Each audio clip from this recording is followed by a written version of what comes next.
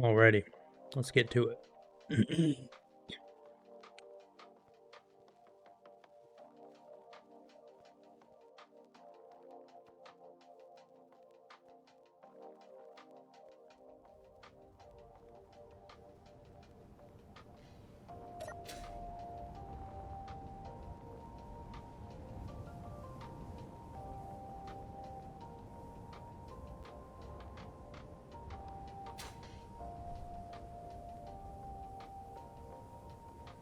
There we go.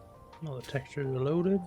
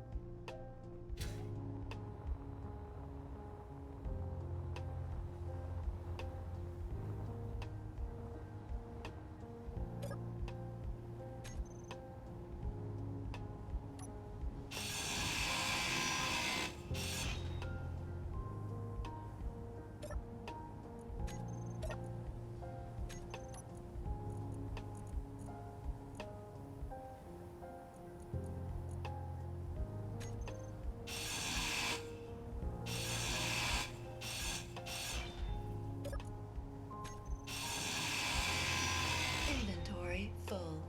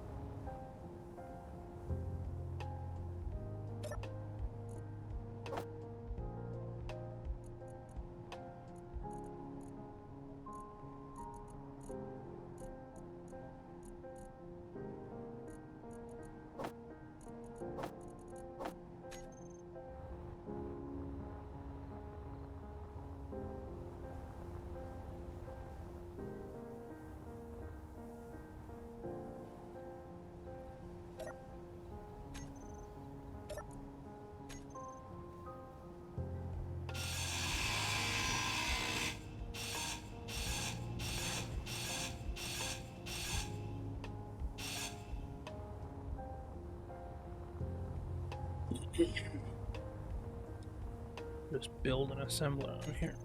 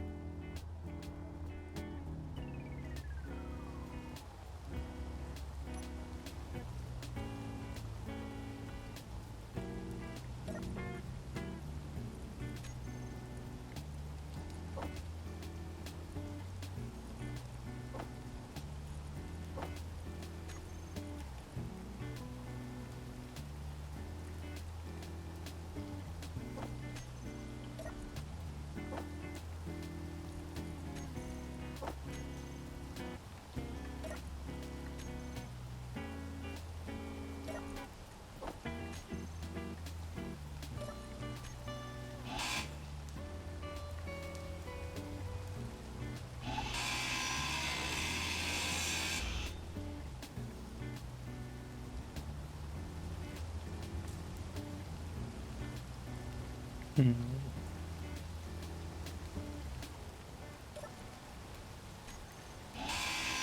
Inventory full.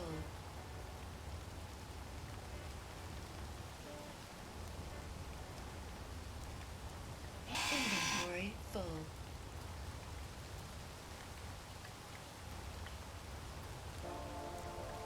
Inventory full.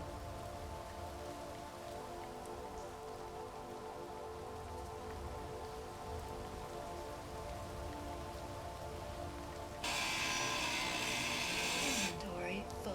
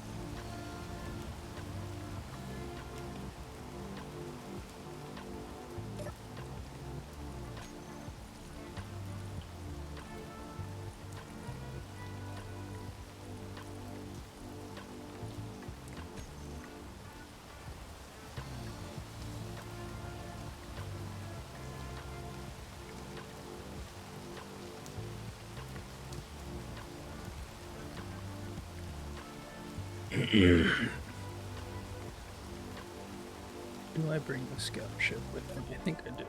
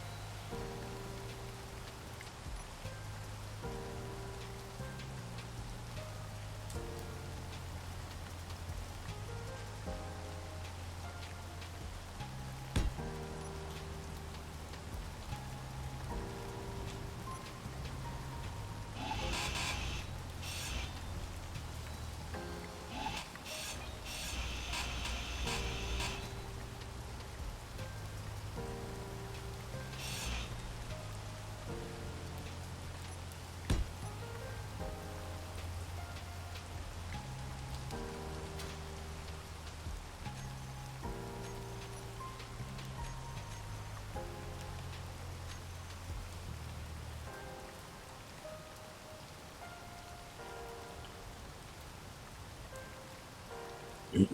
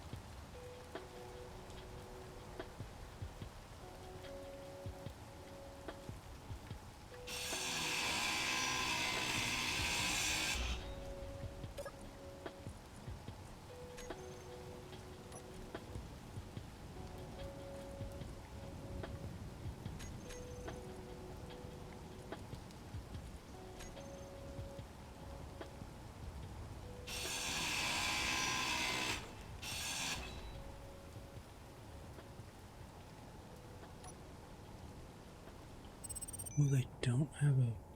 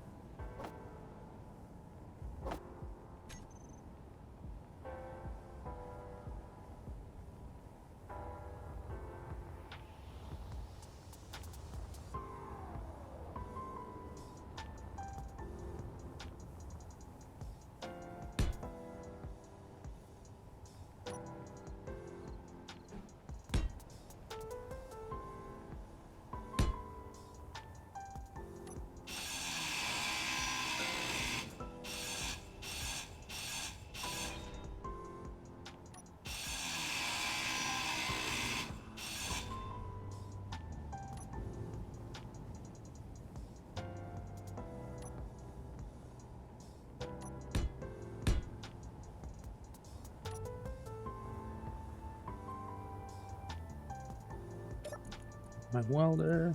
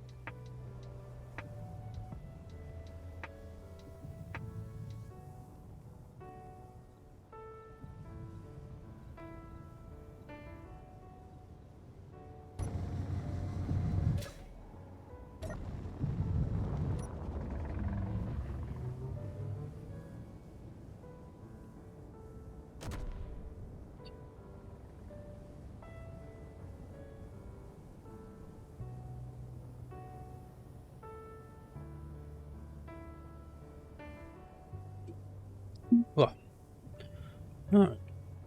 Time to do a little bit of combat.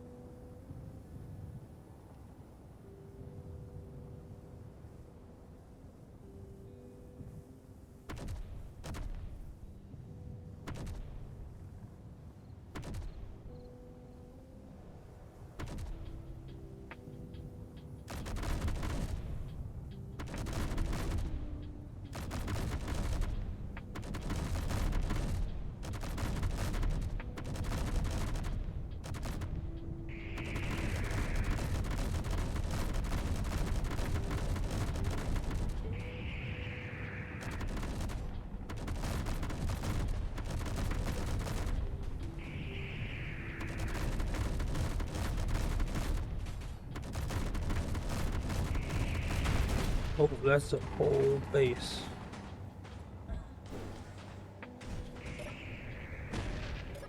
Oh, they damaged the cockpit. Oh no.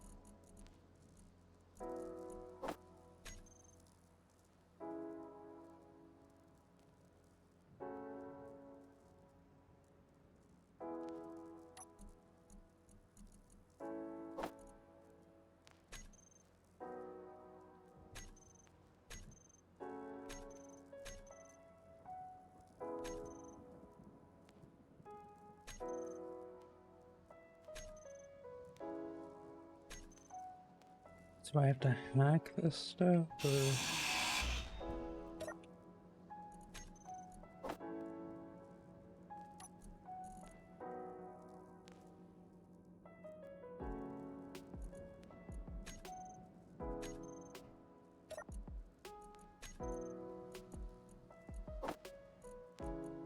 Well, that's the armor.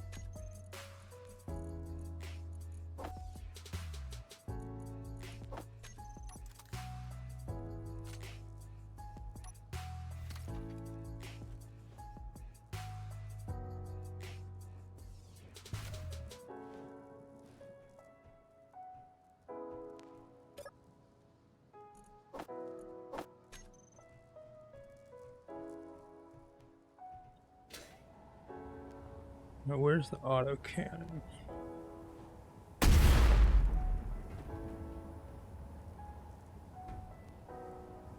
I did it. Oh!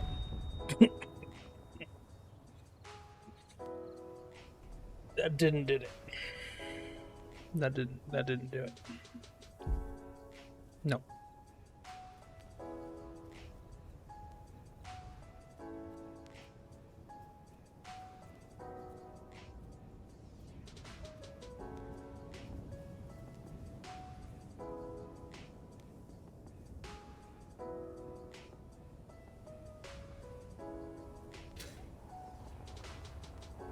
I thought that did it, and it did not do it.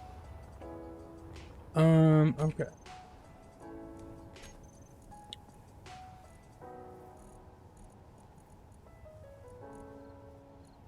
I think I have...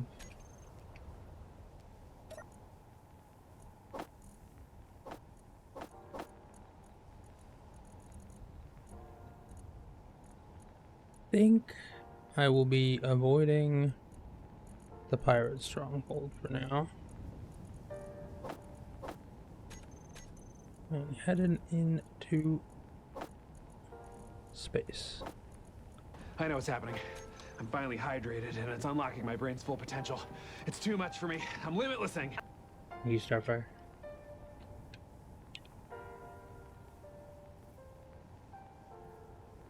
Water drink.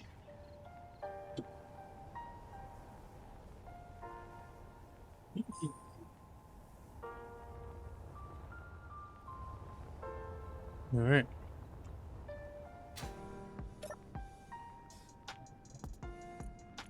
This. Close the door. Secure all passengers for transport. Oh wait, okay. I need to go to...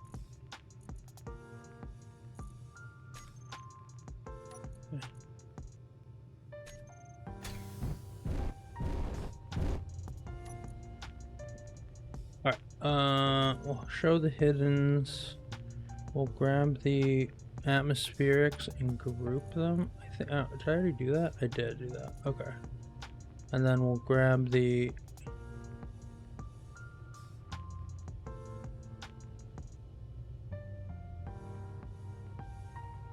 beacon, turn up the broadcast radius. Let's make it 15,000, just for good measure.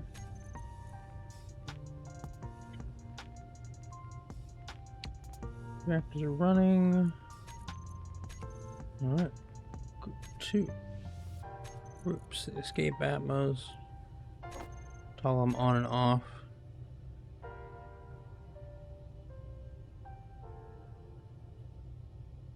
Guess it's time to go to space.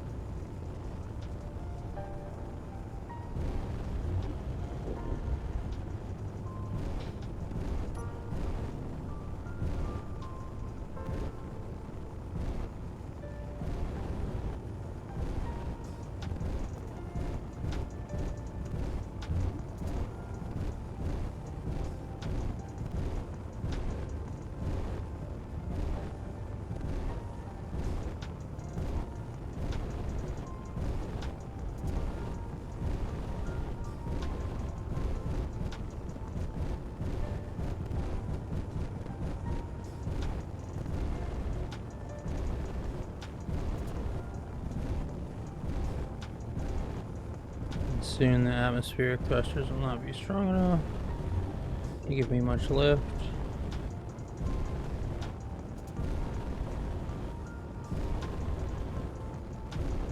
But we're only 7 kilometers up, so. And that's about the time, it seems.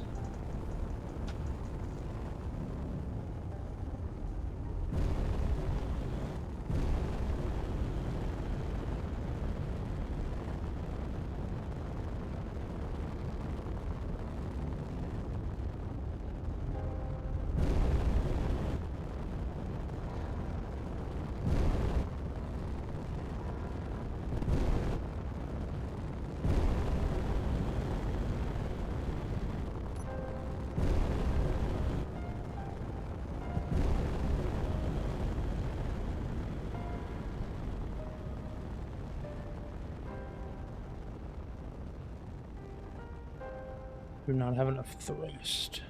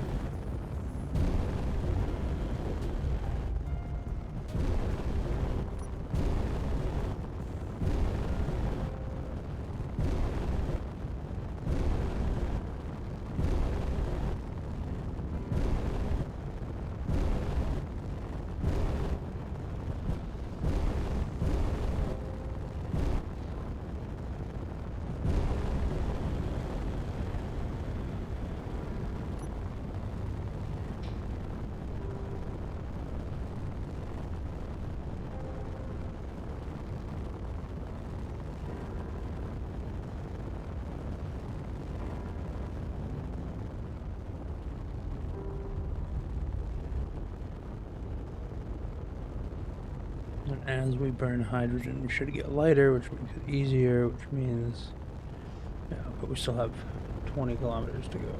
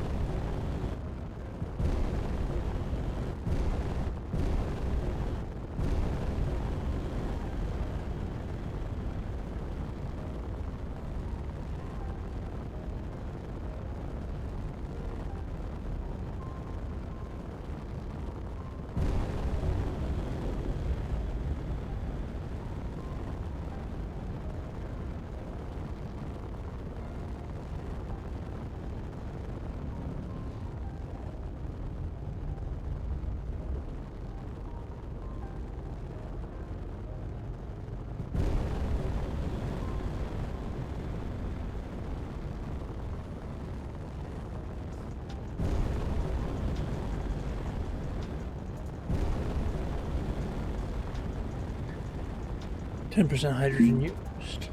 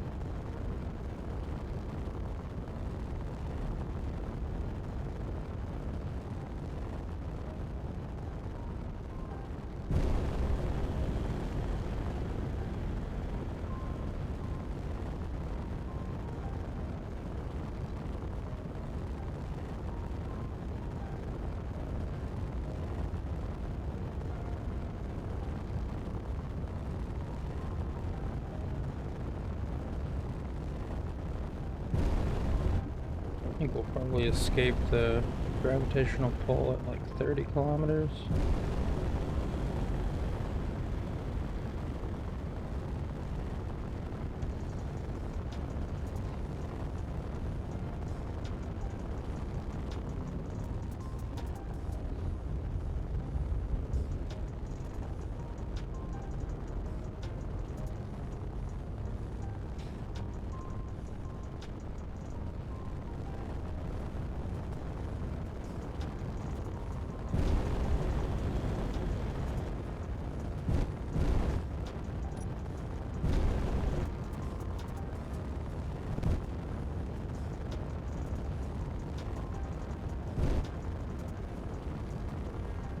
Almost have enough speed to just leave the dampers off.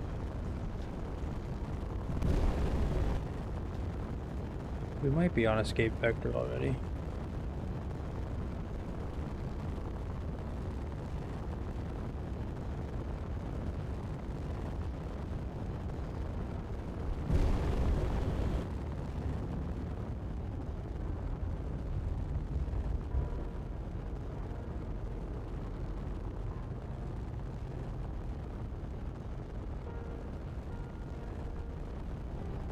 Seems like it. Give us a little bit more speed. But for the most part, I think we are out of the woods.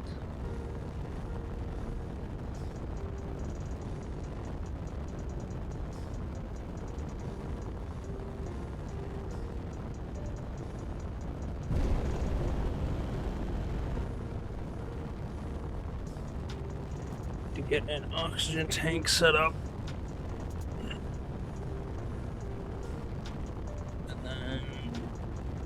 Yeah.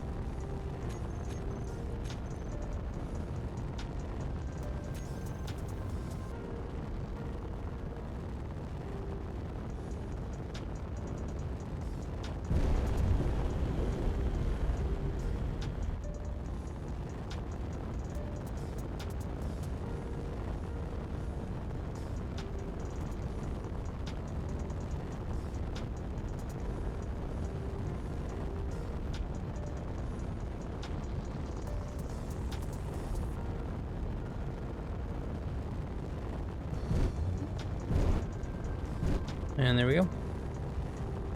We've escaped the gravitational pull of the planet.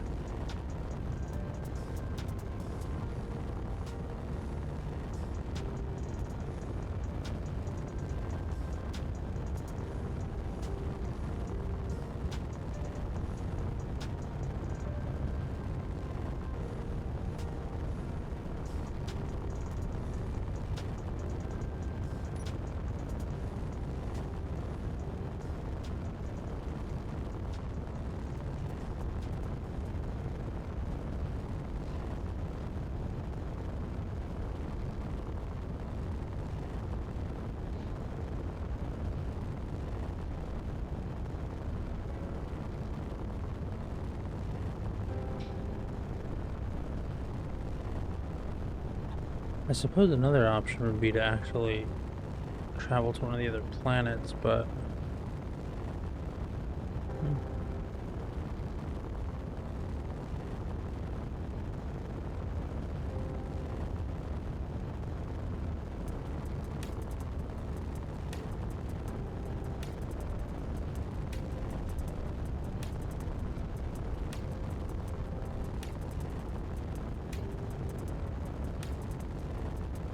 okay, maybe don't head straight for the big asteroid.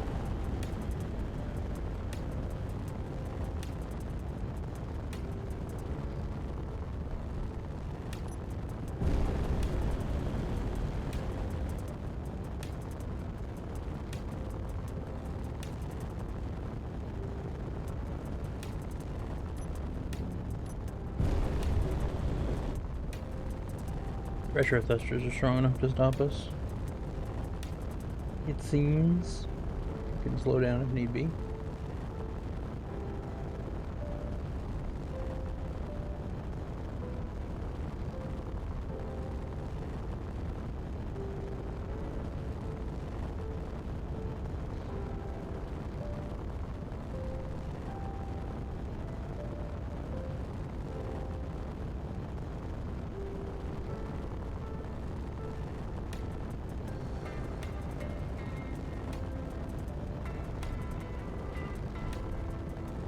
Alright, we have nickel, silicon, gold,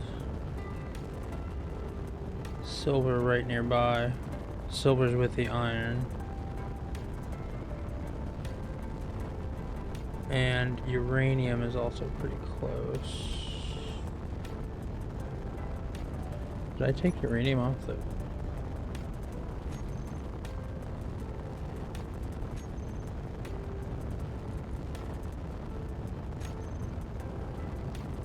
Oh yeah, it's right there. I don't know what this one is though. I don't know.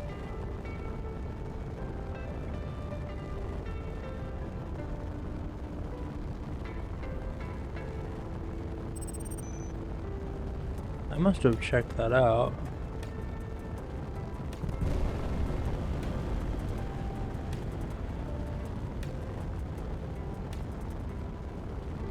Pretty big.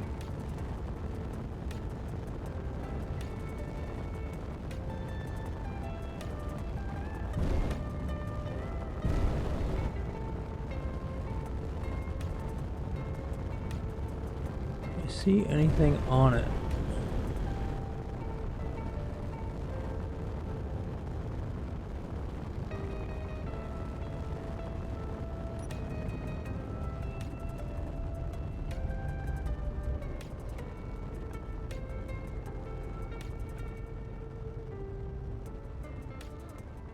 Not seeing anything on it.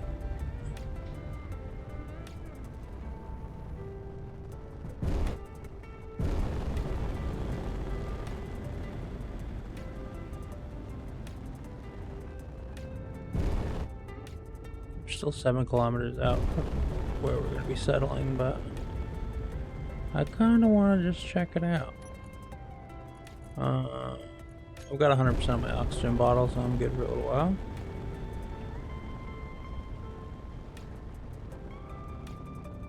Got 18 days worth of power. Plenty of fuel.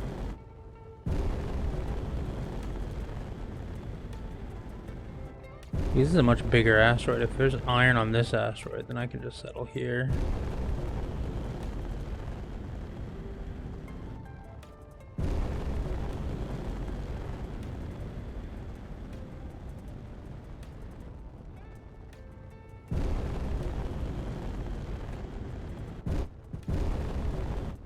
Also, finding magnesium somewhere would be nice. Alright. So I'm gonna go with an ore detector on the big grid. Means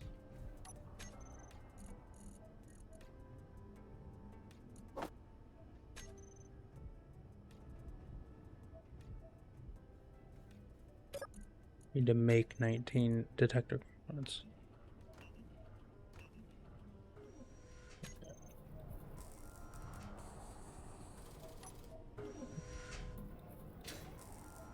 So just put it right here.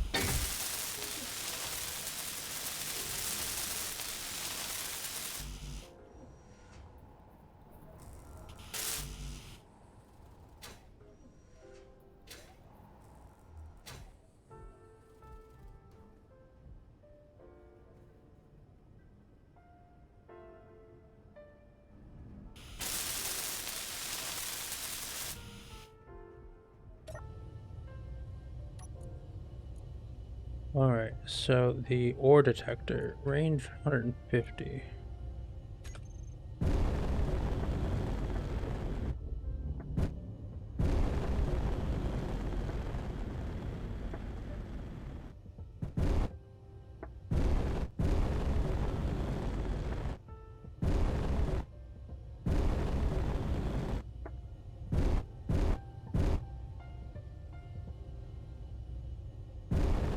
No, not detecting anything on this asteroid.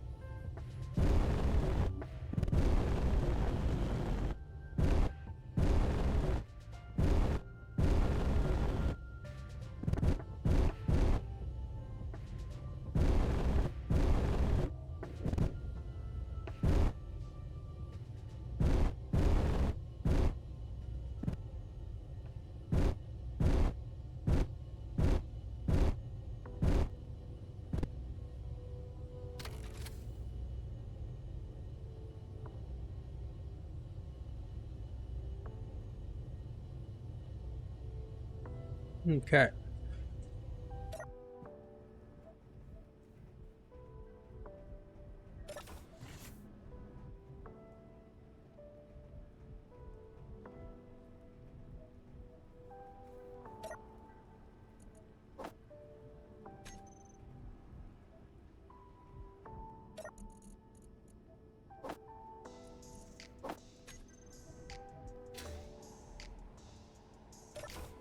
I'll just start building, I guess.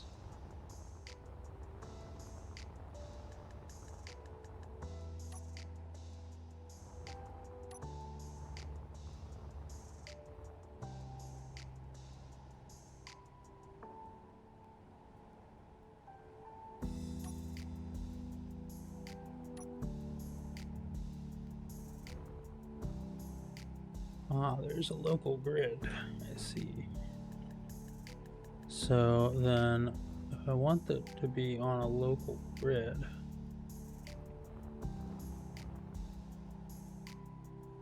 well,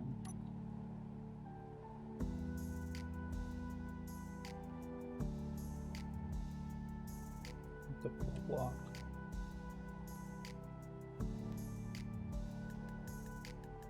Kind of want this. Is that right? That kind of where I want to be. That way.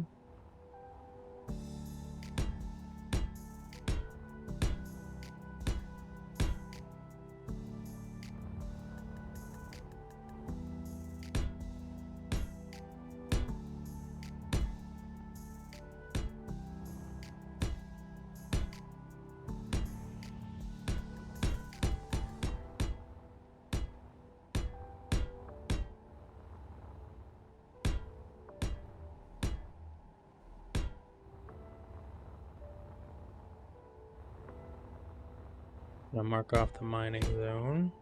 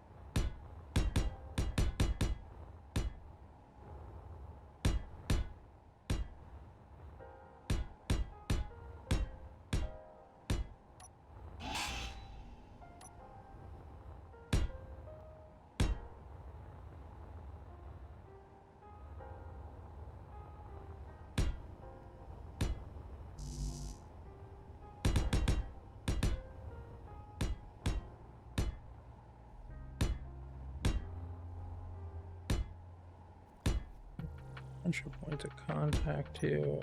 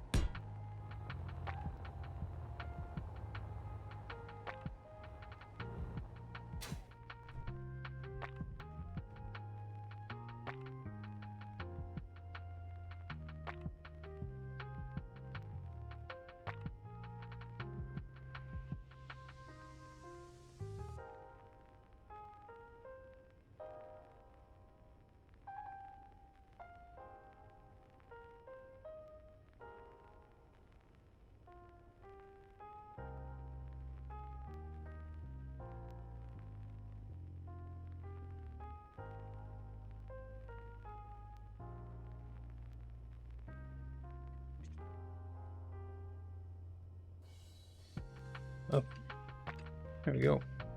All right, now we're just, I guess we're just building the base.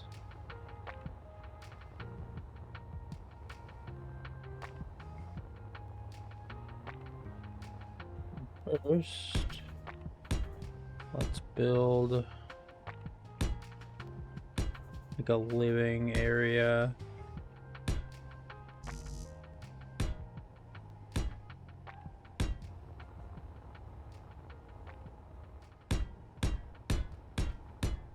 Separate from the little mining thing.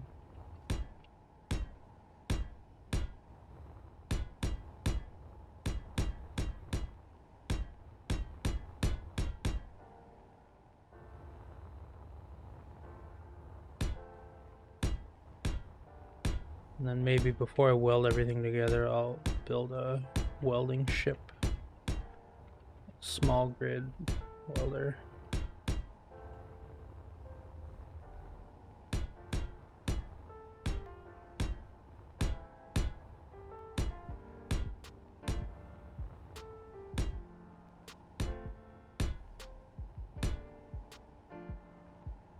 All right.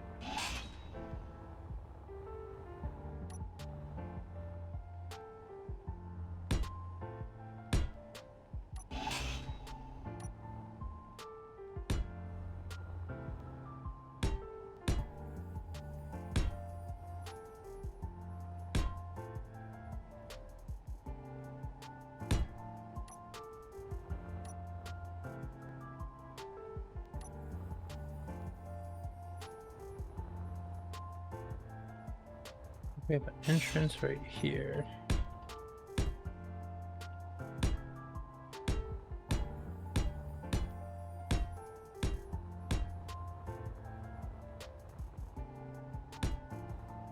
I want to make it airtight.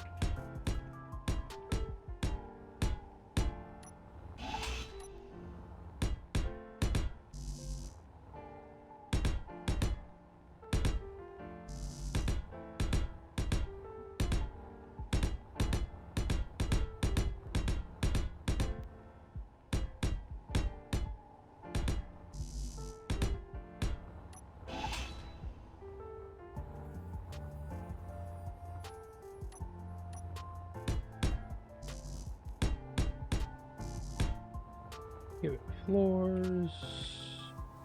I don't want any rocks showing through the floors though, so I want to make sure that this is going to be flush to the ground. Oh wait, forget that this is a voxel game. I can just dig the floors away.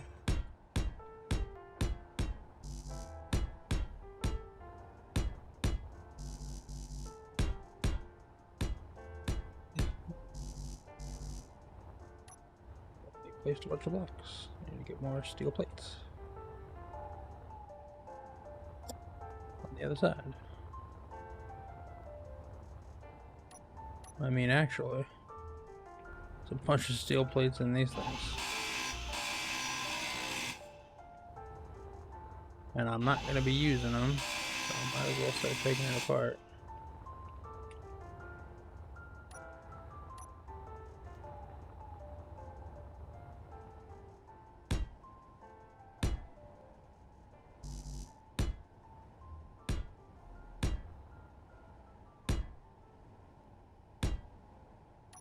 Alright, that's going to need to get dug out.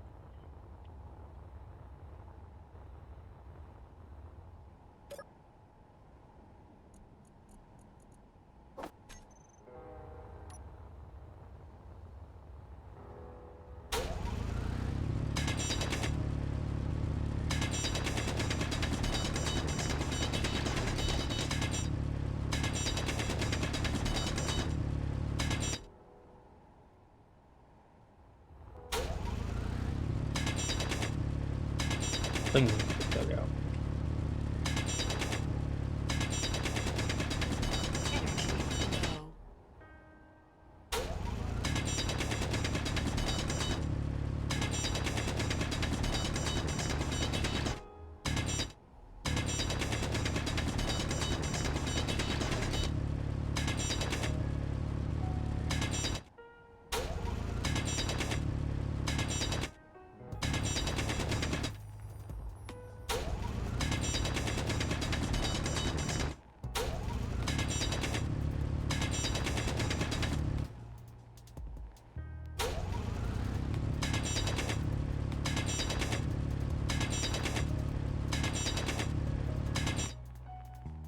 Alright.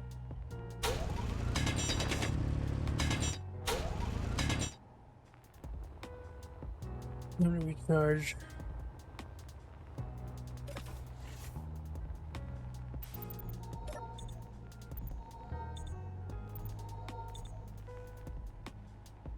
Need it. Oxygen tank.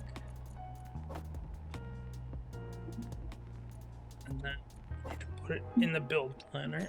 And then I need to grab all the parts I need. I need to plug it into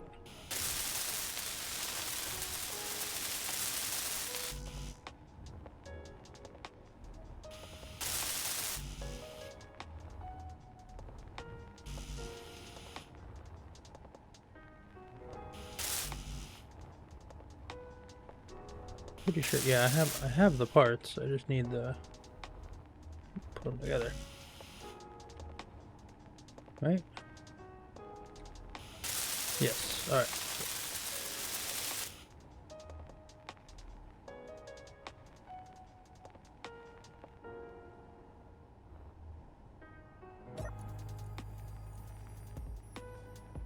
Oh, there's no ice left.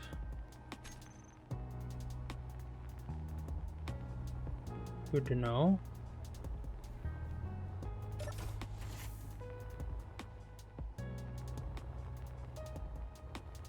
Hmm.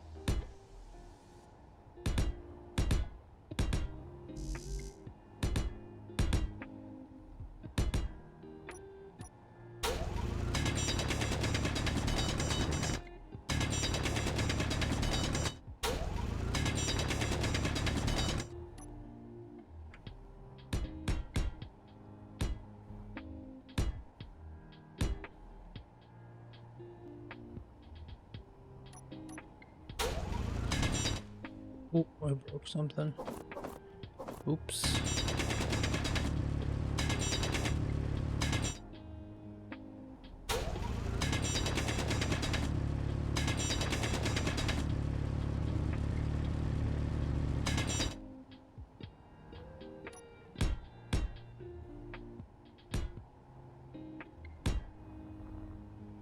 Alright, so this is supposed to be a closed off section. Yep.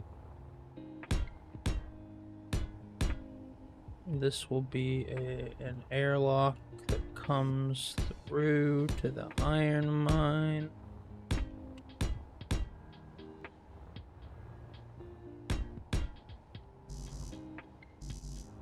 Need more steel plates. Which means I need to grind down more of those guys. Oh, I don't need that many.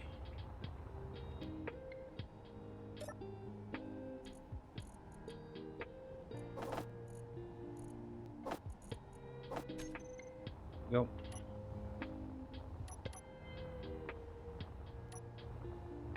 Oh, I should have kept that. Dang it.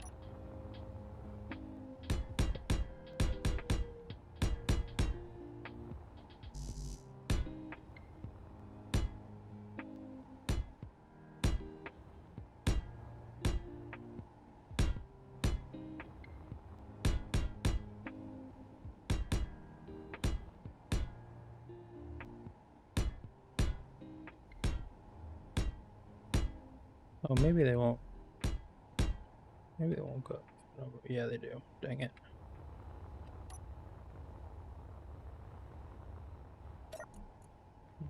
Well.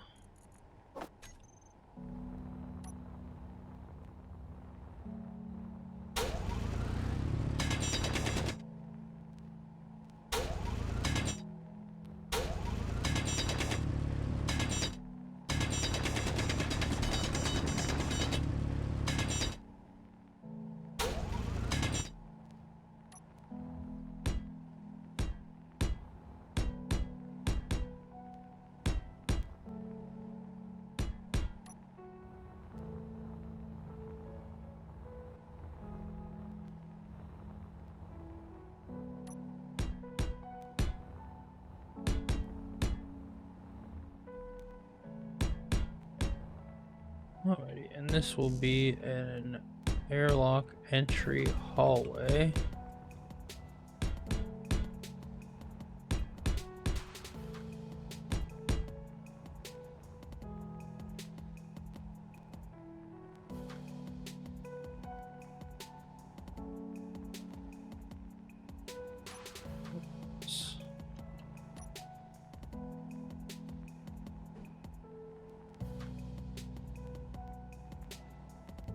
Like this, I guess.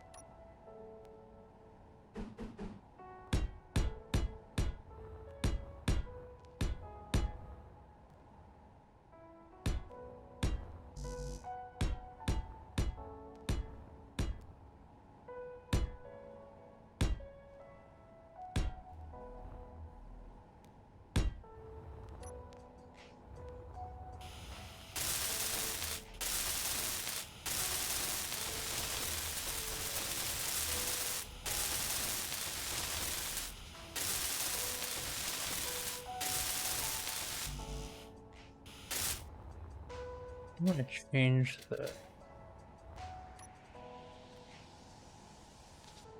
I'm gonna change the color. I forgot.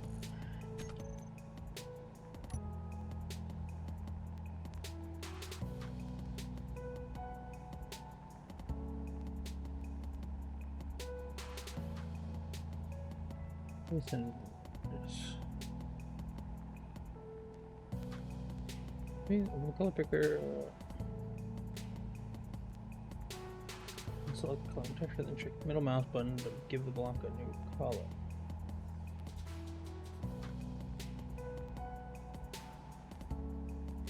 Control shift is 5 by 5. Control shift is the whole grid. Okay. All right.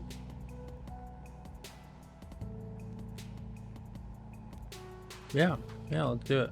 I don't want black, really. Oh, but I get all these sweet new dusty armor, disco armor, corrugated armor, frozen armor, war-torn armor, weldless. Weldless is kind of cool. So it is control shift middle mouse. Energy low. Whoa, that is bright. Gotta get more energy.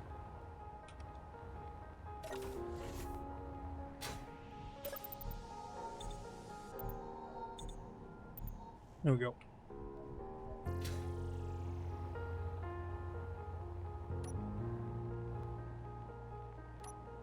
That might be a little too clean.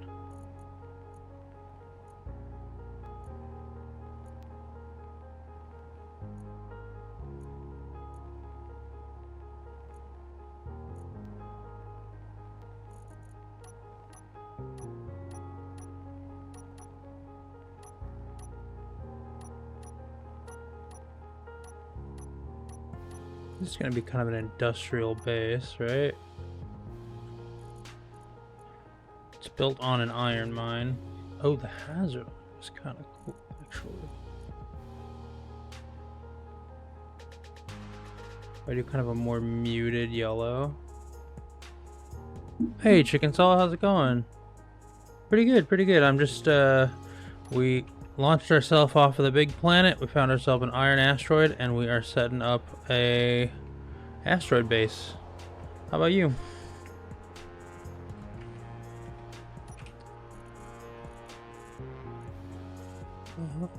Okay. I want kind of like a more muted. Oh shit. That's more of an accent. Very cool, very cool. Well, the weekend's just starting, right?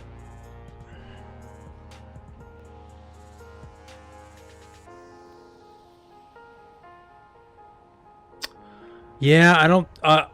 It'll probably be a hot. That's rough that it's over. It'll probably be a hot minute until I hit the new content. I do want to though. It brought me back to the game effectively. I haven't played in about 3 years, so I'm getting my bearings while I kind of play a survival game. And already there's a lot of stuff that I'm new to that has been around for a hot minute, but I do want to check out the new content really bad. It was my #1 complaint with the game when I stopped playing about 3 years ago. It was like there wasn't enough endgame content or cool PvE stuff to find, or like you kind of have to make your own content, otherwise, you know, you just kind of like are floating in space doing whatever once you get to the end game. So now, kind of carbon fiber, clean, plastic. Oh, that's the DLC.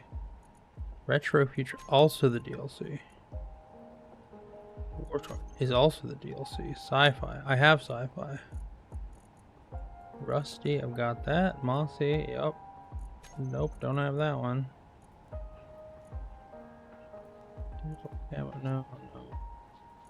Corrugated's pretty good. But I do like a corrugated, like darker red, like an iron. Yeah. Okay, I can get behind that, and then we'll add accents later. Which blocks do you mean? The Prototech ones?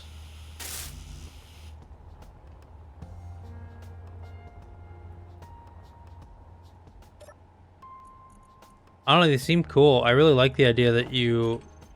Yeah, I like the idea that you have to, like, salvage them in a legit way, I guess. Like, you have to bring in, like, little tug ships and stuff. I think that's pretty neat. I know there are mods that, like, kind of do that as well, like the Aw Scrap mod and stuff. And I'll probably end up playing those. I really want to check out. I do want to see the content, like, not even necessarily the blocks. I just like the idea that there's, like, wrecked ships on all the planets now that you can, like, land at and find these things on, and it just kind of gives you incentive to explore, which the game didn't have before, I thought.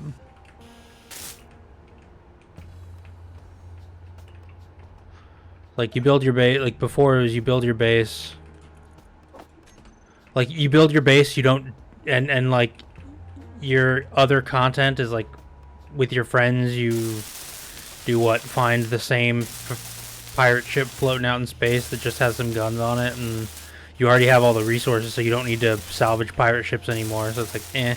But now you get these, like, pretty rare blocks that save space, / yeah, I think so too. Like, it'll make for some really conflict-heavy areas. I'm playing solo right now just because, like I said, I want to get my bearings on it, and I didn't want to, like, start a server.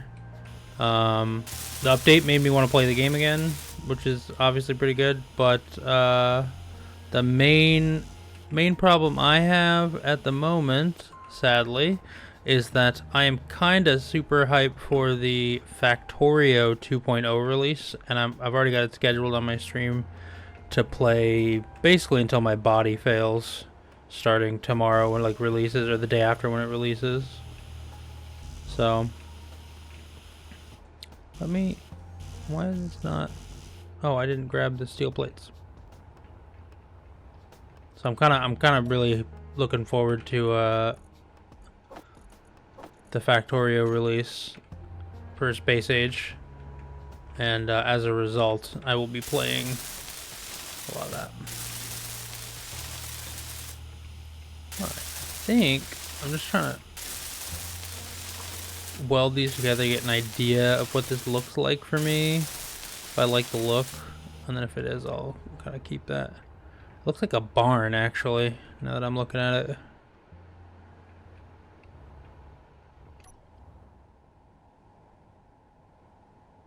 I don't know if I like the barn look.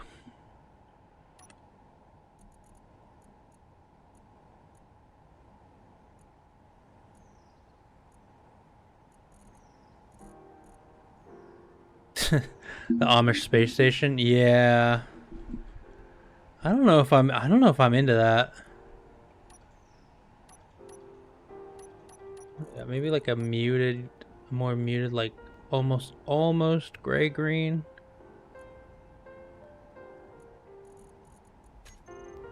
Would this be the way to go? All right, I can kind of get into that. I just want to know what the color's gonna look like before I dig too deep into it. I'm just kind of, like I said, I haven't played in years, so I'm just getting my bearings while I figure it out. And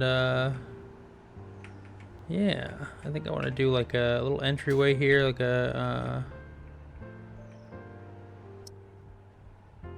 airlock, an airlock entryway right here into kind of a living area. The space cows, they can graze on the green grass. What's up, Arnar? How you doing, bud?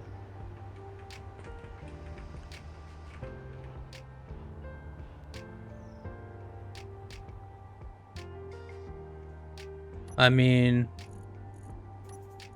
if the people demand it. What do we got here? Oh wait, I gotta. But you already own this one at least, right?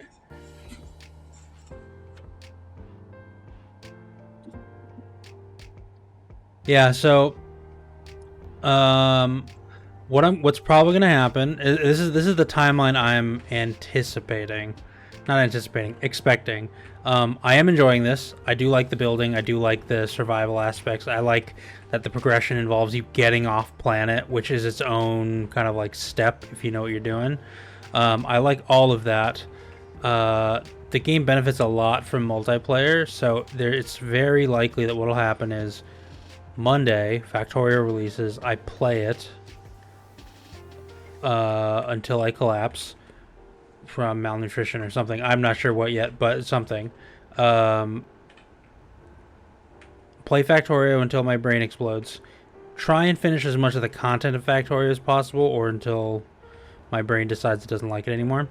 And then, likely, pick this back up and maybe do like a community server, like get a server, throw it up in the Discord for people who, you know, follow or hang out, and then get some like moderation tools, and then we can like jam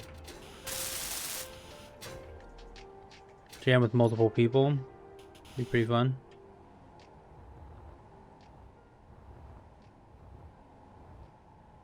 Oh, my dampers are off.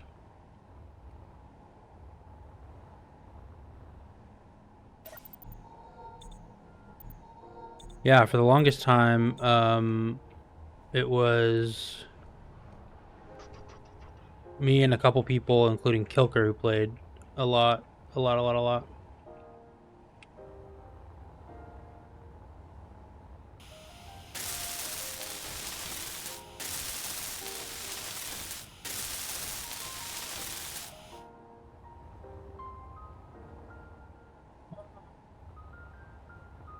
Yeah, I think that's where I want to be here with this.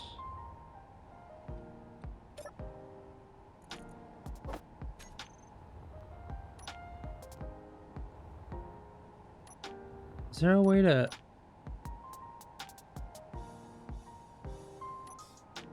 picker? How do I?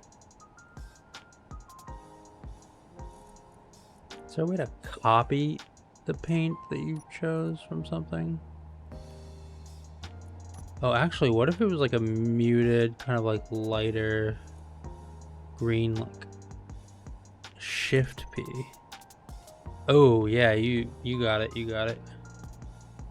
All right. So I think, how do I want to do this?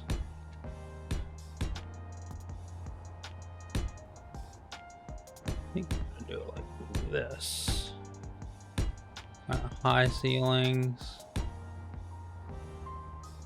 or multiple floors. But I think I want to like angle it. Oh, ow. Oh, that did a lot of damage actually. Whoops. Angle it up. Yeah.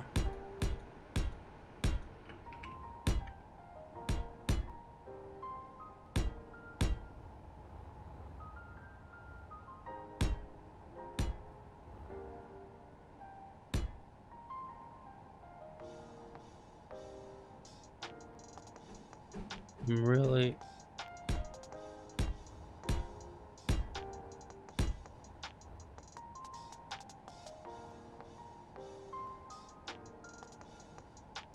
Make 3 interior walls to 1 light armor block in terms of iron. Interior walls.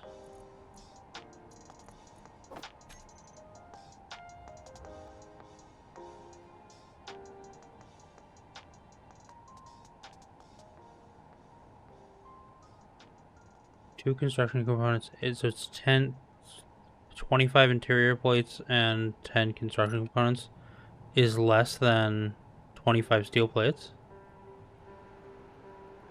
Oh, I'm not really, the price is kind of irrelevant because I set up specifically on an iron patch. But yeah, for sure.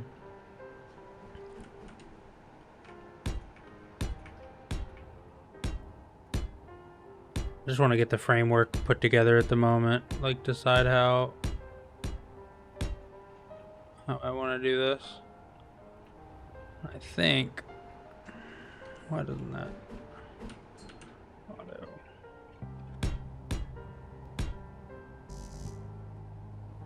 Oh, man. I have...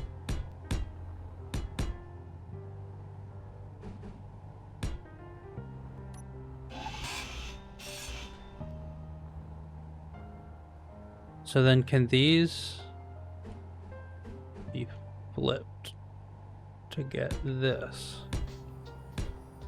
Yeah.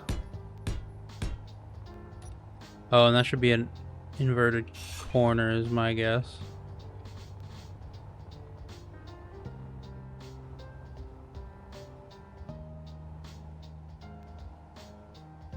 Yeah, that's probably how I'm gonna run it, if I'm honest.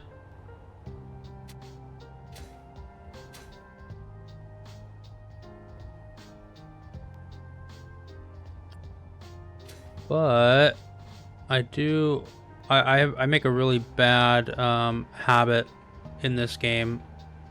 I always have of like Minecraft brain, right?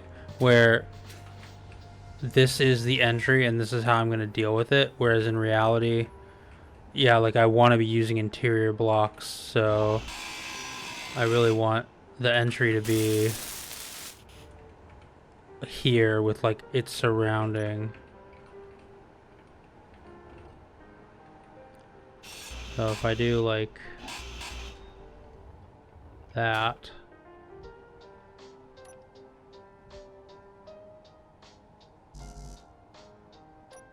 Oh, I need so much more.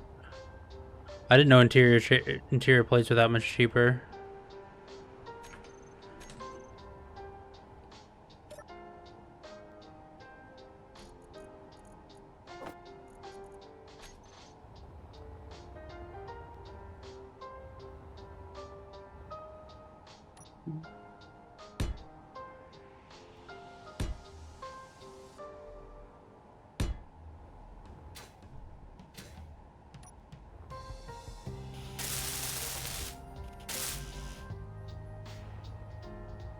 So for interior,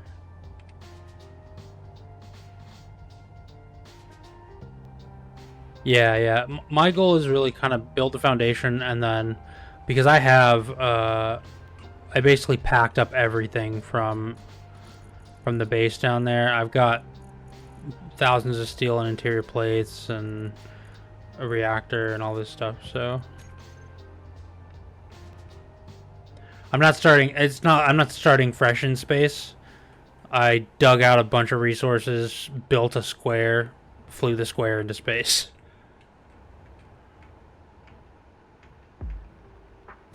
So, one door.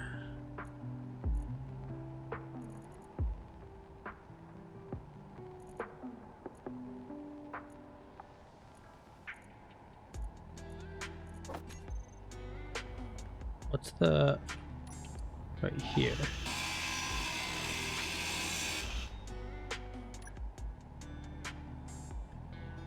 Oh, this is a sideways door. Okay.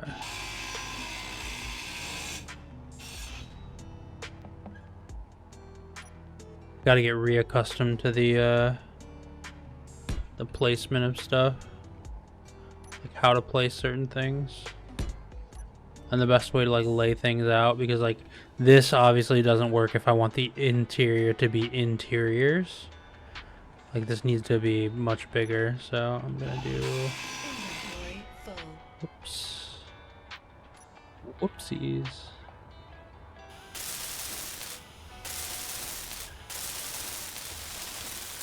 I'm gonna try and build the exterior and then work with it from there.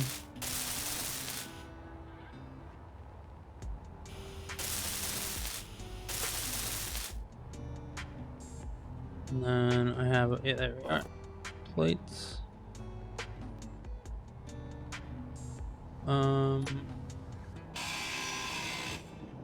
Oh wait, no, this is fine. It needs to be widened out though. Get out of my...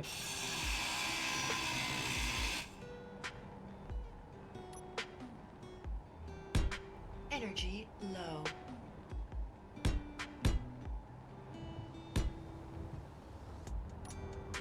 Man, you use so much more energy in space.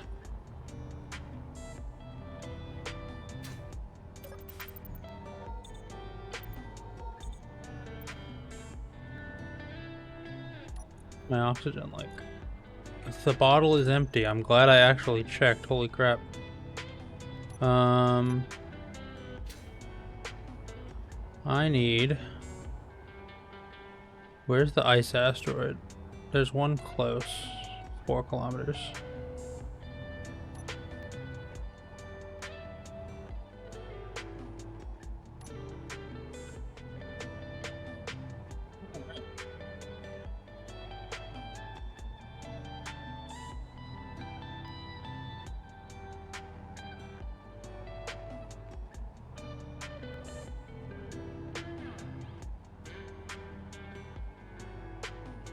And I came all this way and I forgot my mining drill.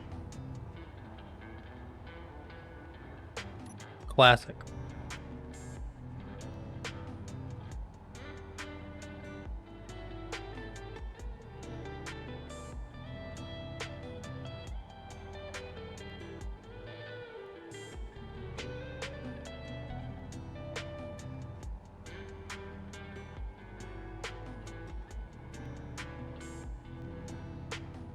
So Chicken Saw, do you play other, I mean, do you only play this, or, because it's funny, the last time I was on with a handful of people in chat, there wasn't a single person who had less than 2,000 hours in this game. It seems like people are very, kind of, connected to this game in a way.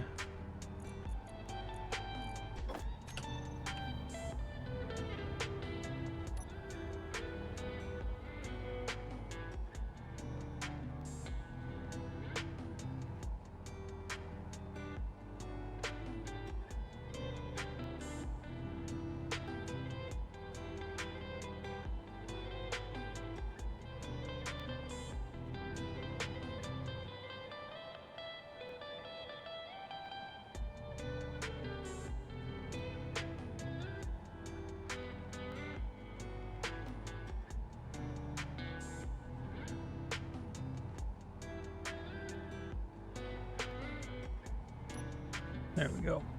There's the lice.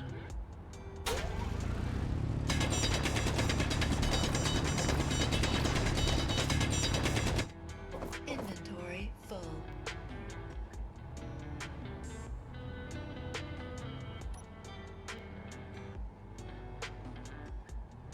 Just get enough ice to make sure that the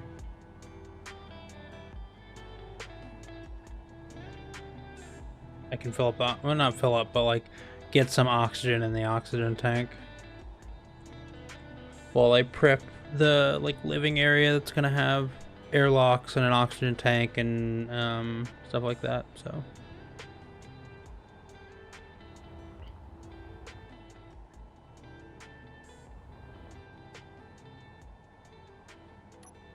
alrighty.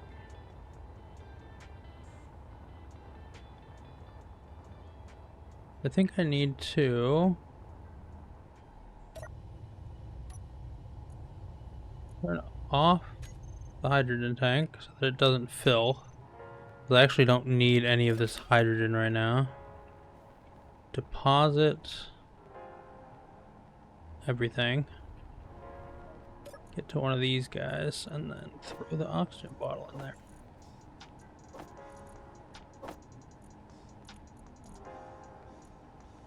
Oh, nice and easy.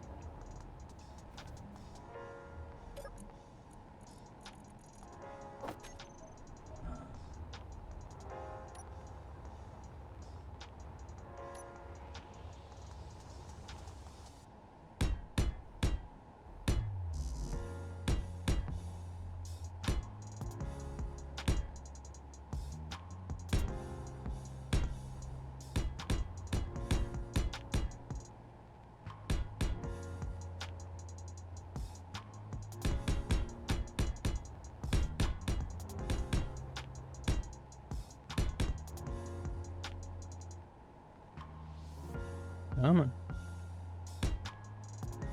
There we go.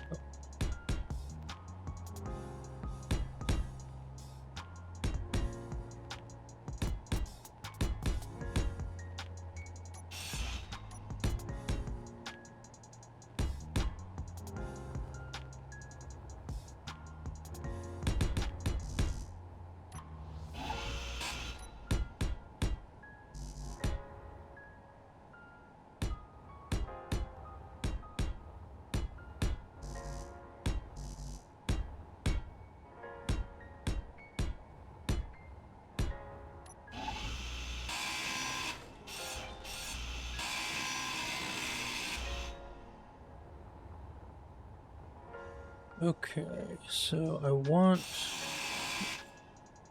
the interior to be an interior wall.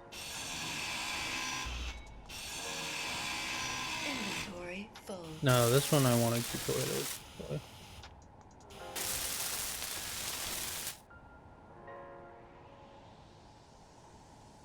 But then I need to go like this. Right? No. Not out this far.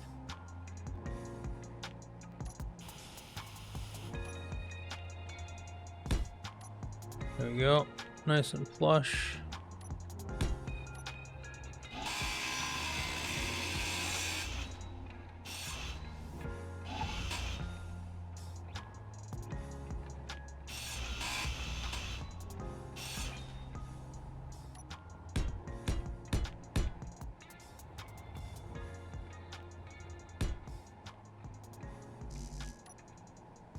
Well, that's cramping my style a little bit. Inventory full. Come on, man.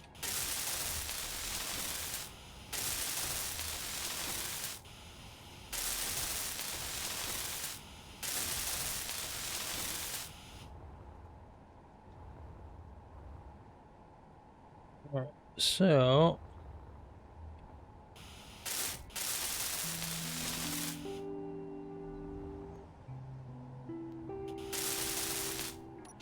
oh no, I want to take this one down, and I want an interior one.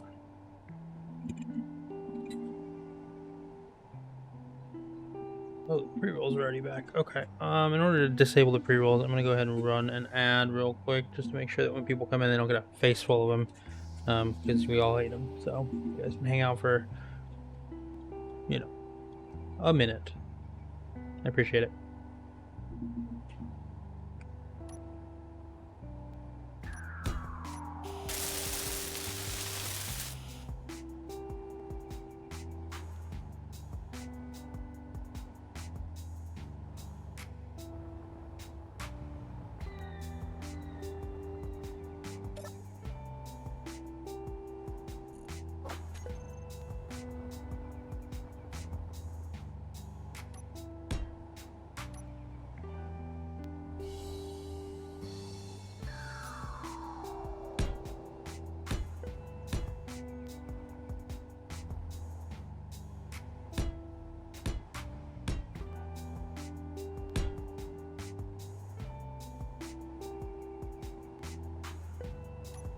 Oh wait, I have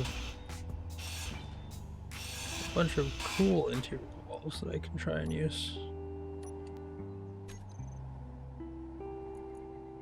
Right? Angled interior wall A.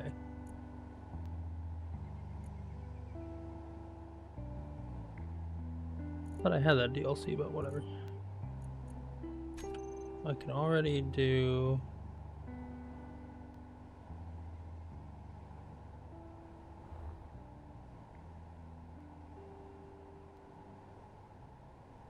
Inset wall pillar.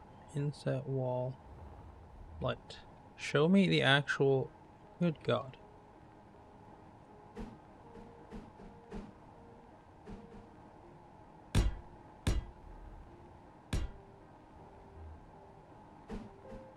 Does everything in Canada not show me the actual face that I'll be using?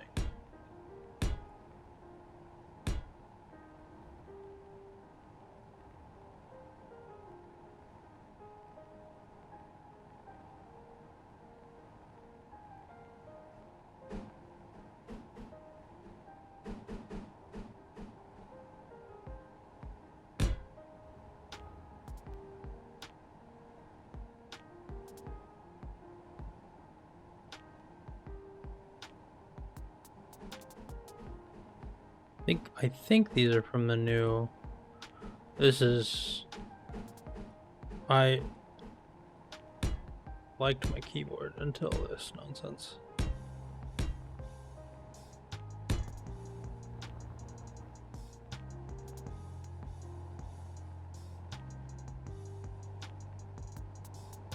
Oh wait, I can... Oh wait, no, I like the turn.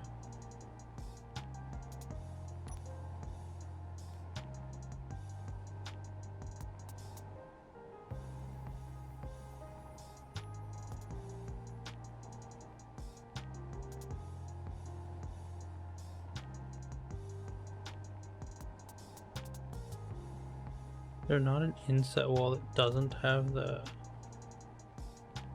I guess not.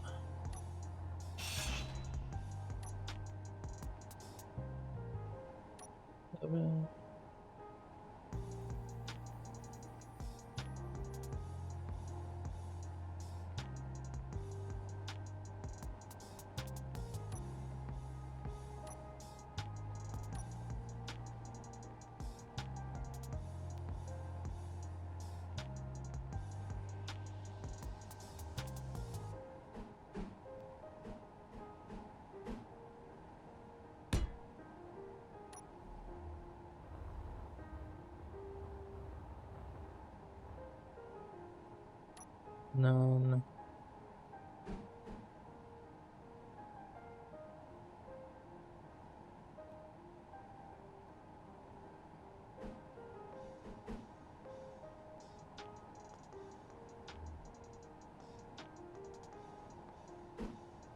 This is the corner, but not really.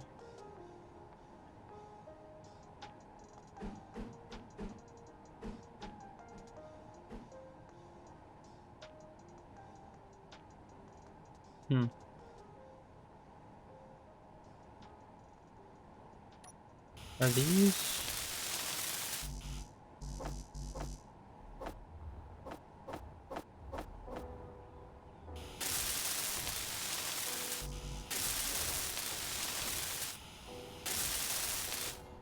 I'm Energy probably low. have to do those.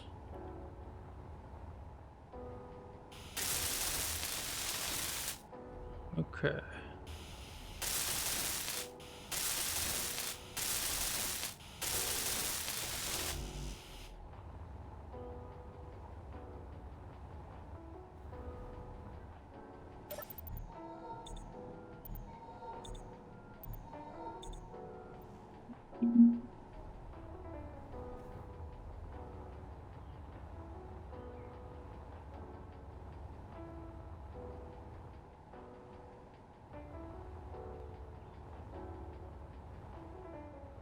I don't want to know what these corner parts look like when they're all built. Like, the inset walls are nice,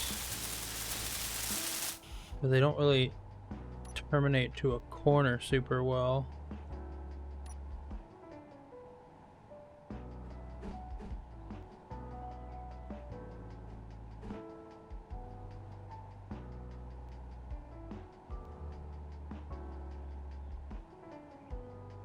Like, that doesn't do it.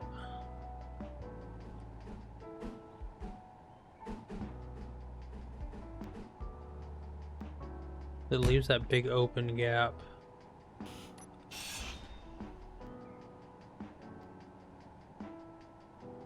Oh, because it's inset, it would be going the other way. Okay.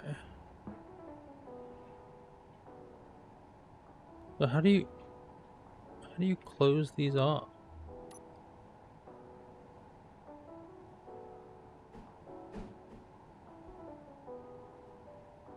The corner, I guess, is the way to go. This keyboard's driving me nuts.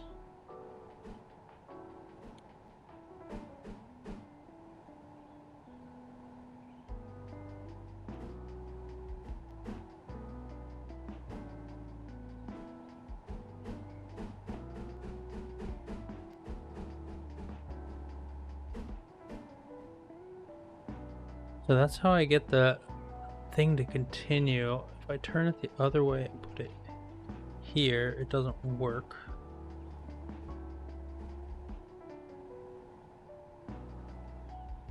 Because there's still...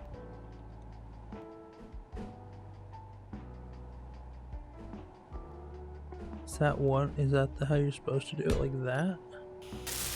Wonder how that looks.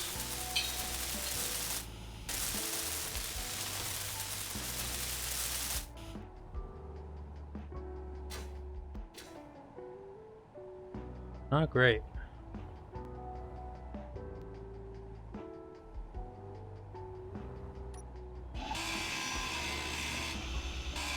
Maybe I don't use the inset walls.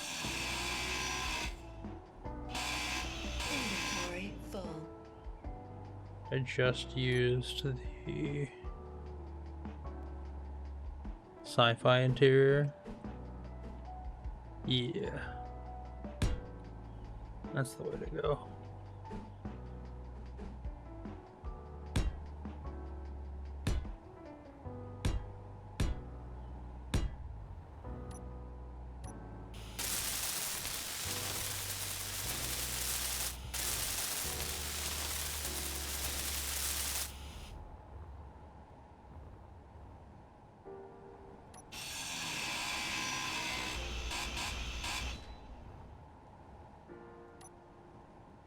I wish it would give me a better...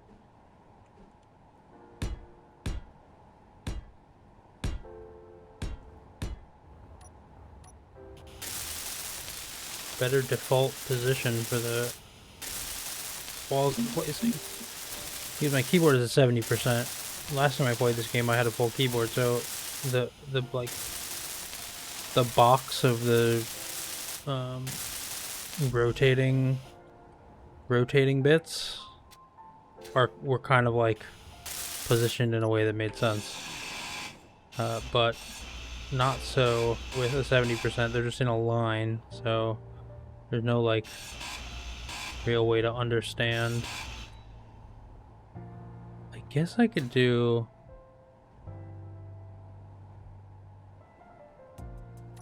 I guess I could do the inset here.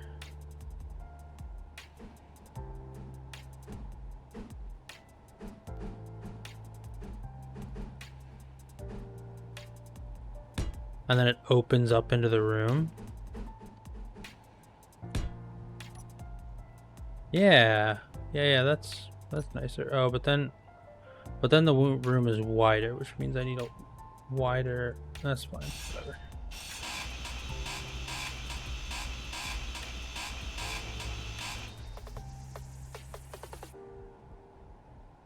That was already the game plan, actually. Oops.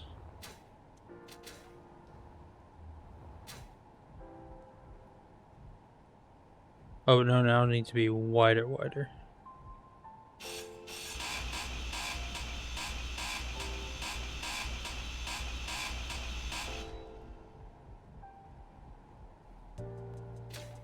Oh. Anything for the aesthetic.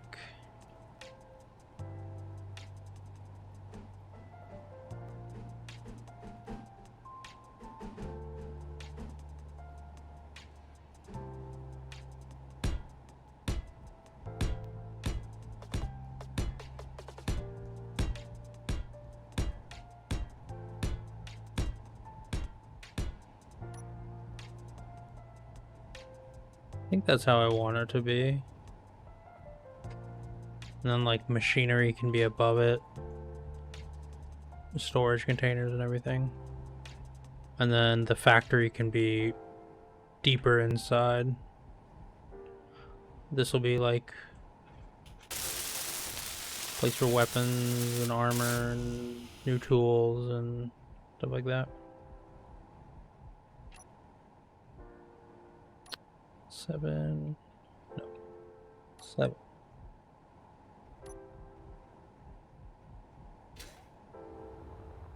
Grab interior plates. Interior plates. This is bound to be a mess by the time I'm done with it, and I'm just gonna, yeah.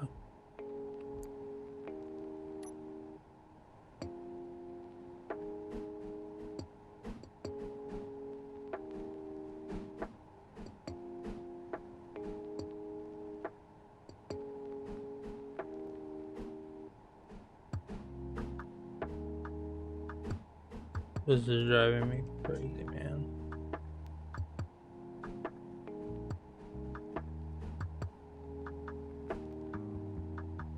So these are these not gonna line up properly? That's gonna happen.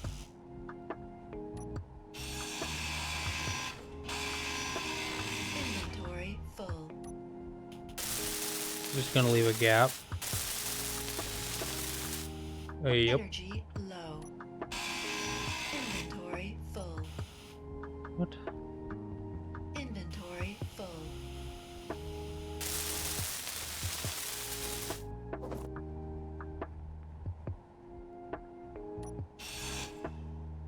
Inventory full.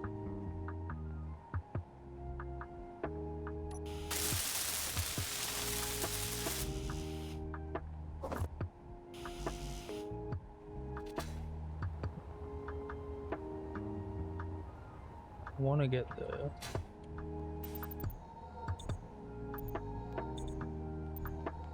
just want to get the framework done because then I can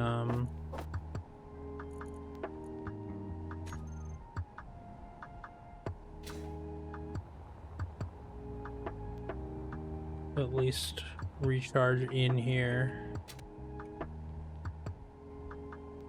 7. This is the diagonal inset wall.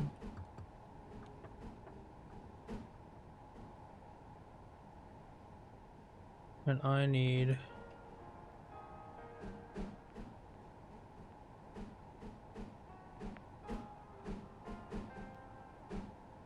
oh, this is the inverted corner wall. Okay.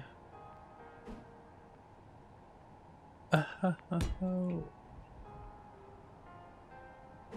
Wondered where that was.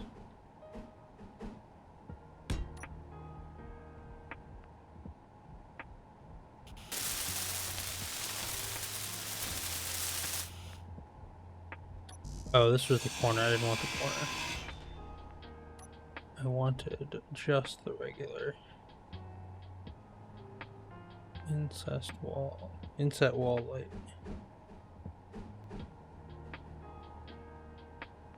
This.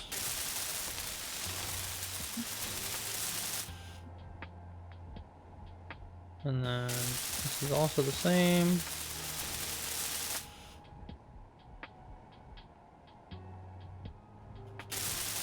This is the inverted one.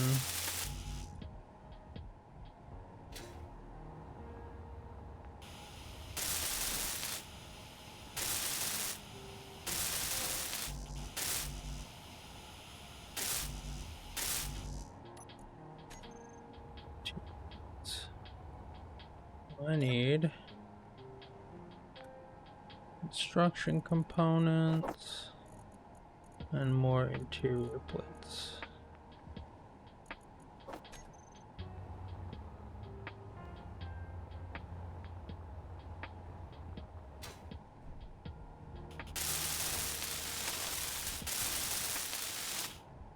There we go.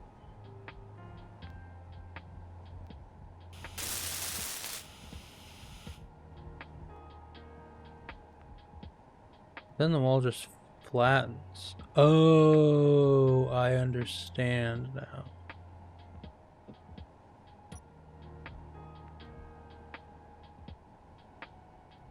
Wait, I don't understand.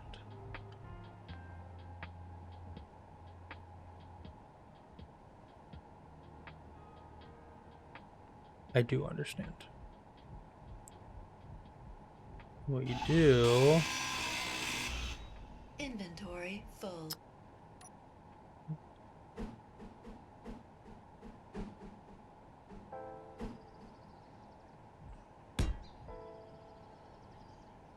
Go like...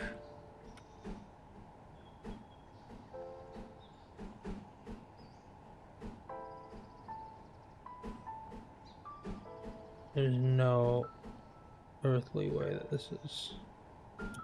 There's no... No, this isn't even where I wanted it. Inventory Damn it. full. So I want the corner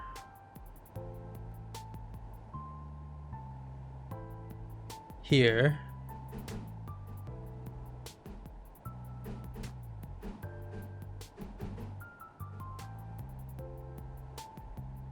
I want it right here. And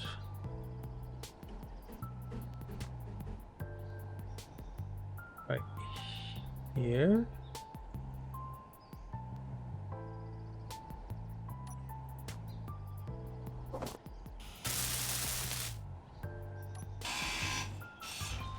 Oh, no. What? These interior wall things are messing with my brain.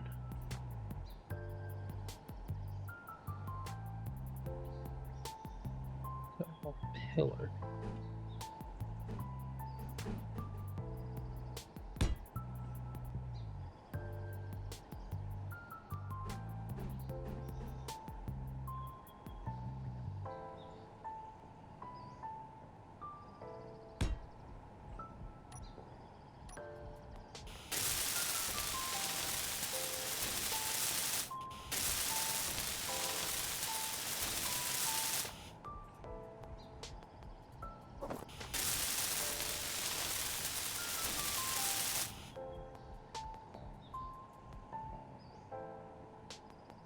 And then I can place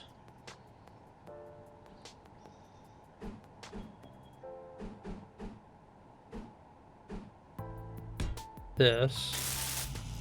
Oh, I don't even need the corner piece. I just need the inverted corner.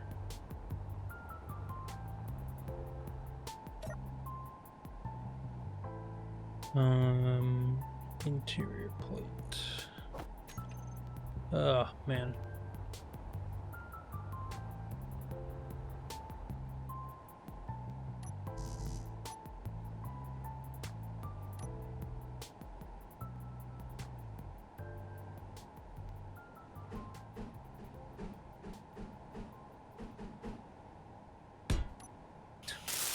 That's all I needed. Way thinking. Yep, I was.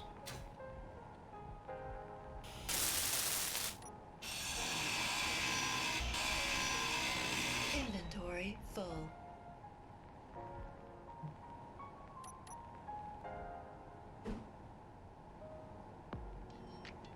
We want just the inset. There we are.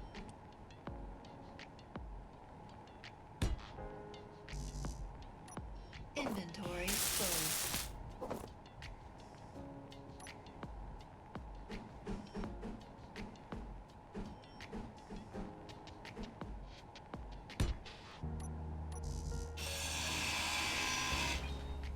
Inventory full. Inventory full.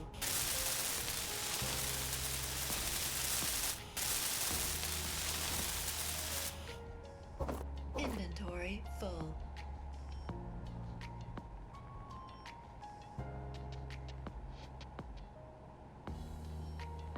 Just some light. Inventory full.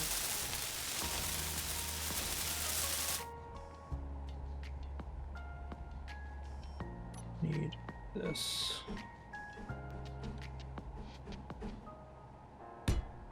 Bam, bam. Okay. So this opens the room.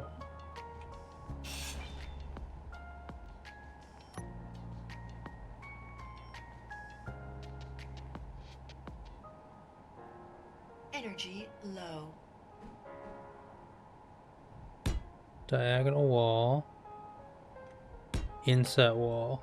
Yes, there we are. Oh wait, I might as well.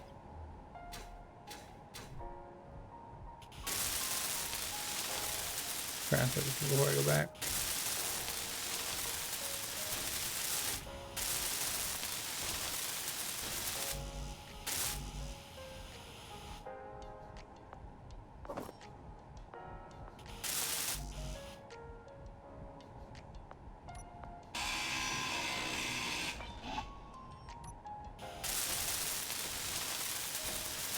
Oh, that is how I wanted it. Yes. Okay.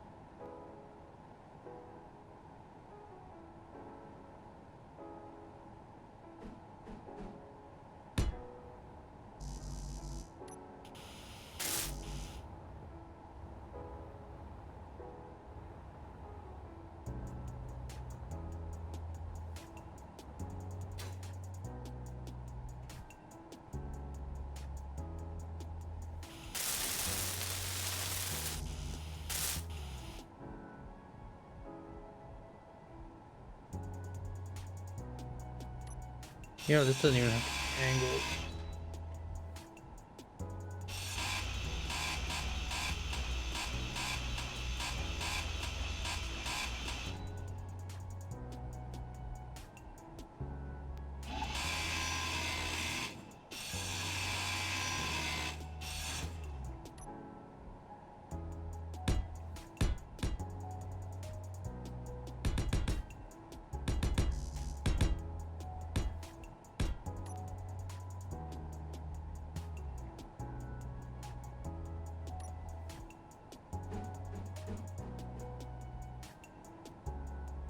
The inset wall.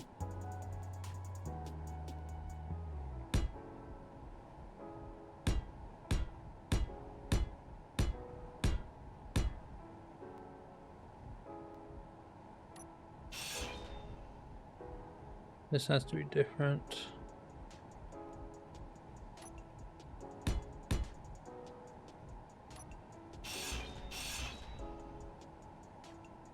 ceiling. How big do I want to be this room to be, actually?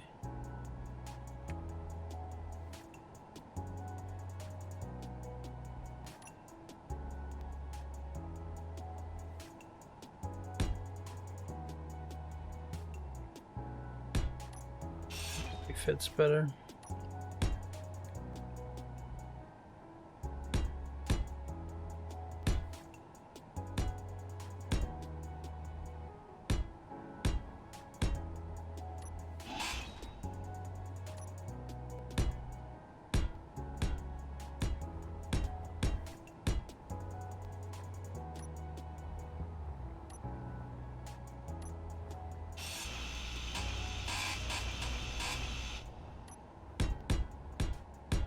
Alrighty. I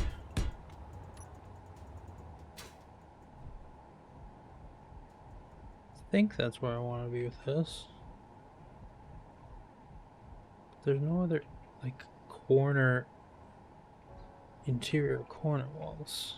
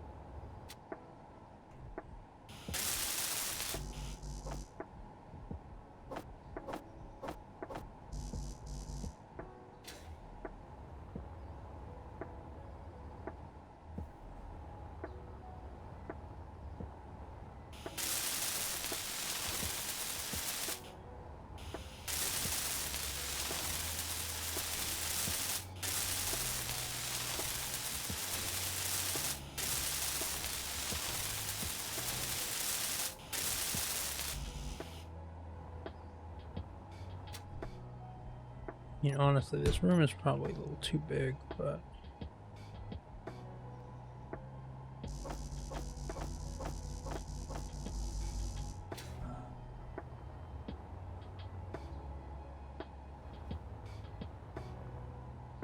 want to finish the room and then I'll build the airlocks.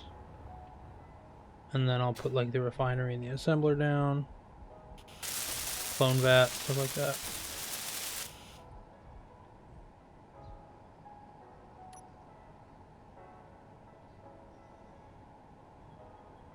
That's that wall. There we go.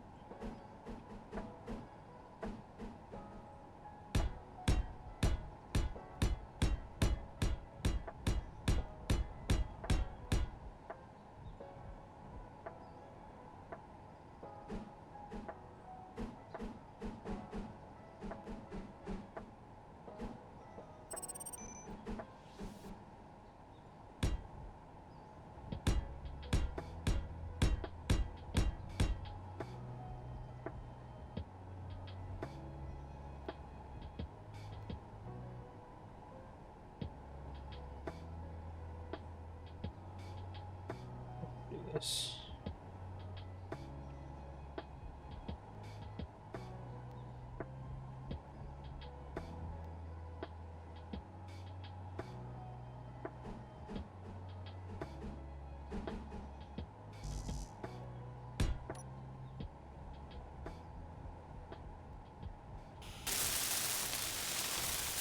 There we go.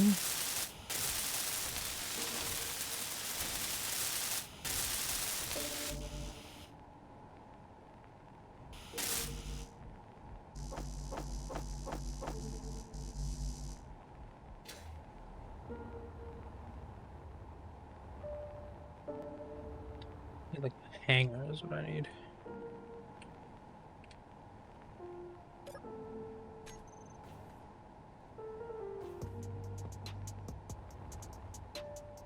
So that'll. Okay, okay.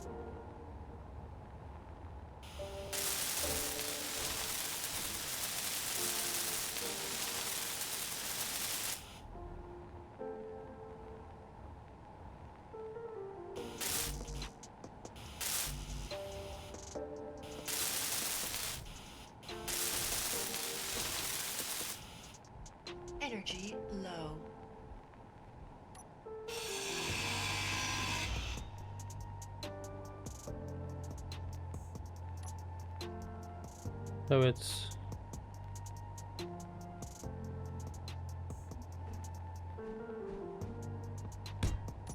just want this.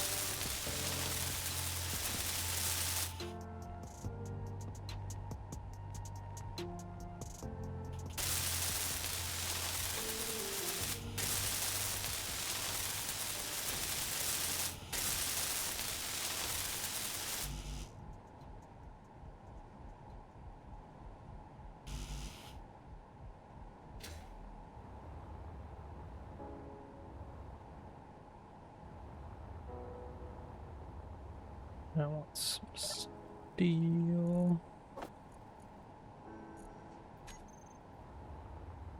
Oh, I should produce more interior plates actually.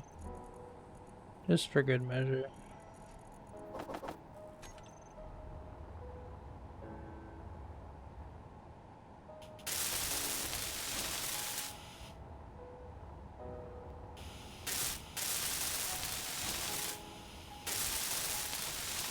Energy critical. Oh, brought up the energy part.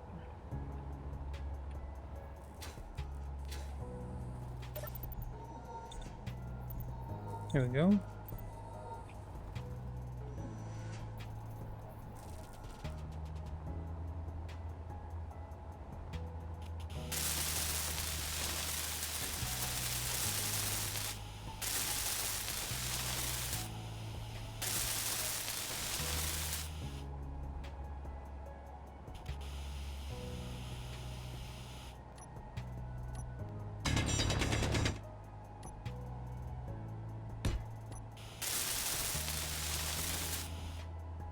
I want to make sure it's flush.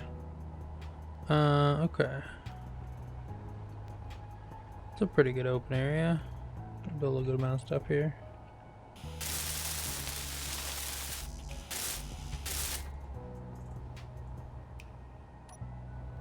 And then with that, let's close it off.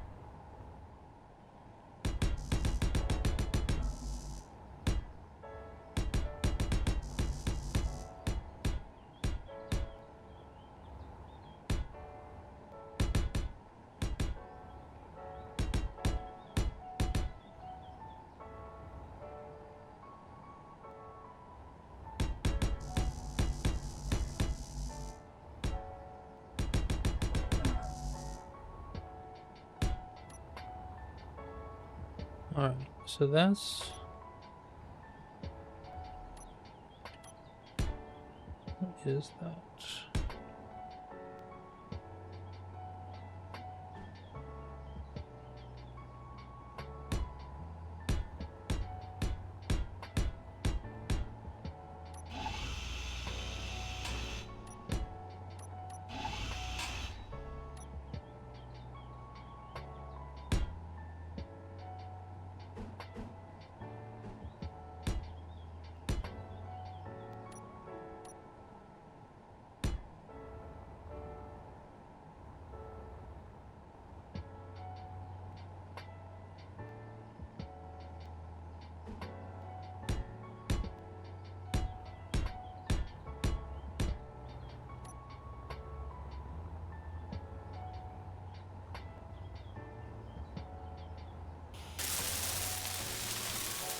Yeah, basically need to, I think, weld everything together now.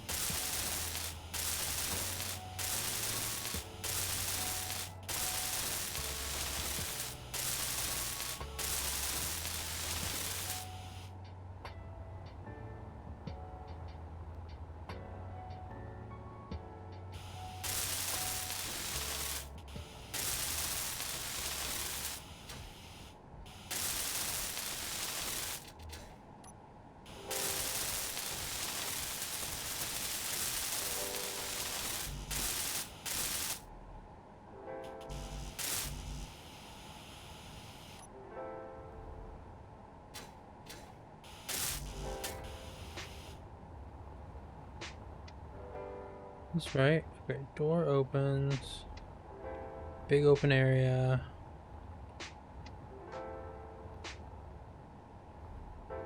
Machinery. And the floor above. Oxygen tank, hydrogen tank. Connections. Down here I need the medical bay. Lung vat.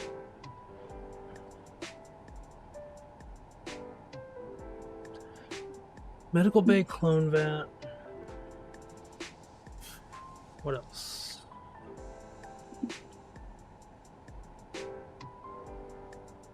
Access to storage, an assembler, refinery.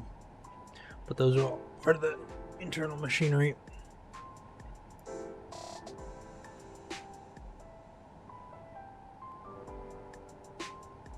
Guess I could put a couple of hydroponics farms, but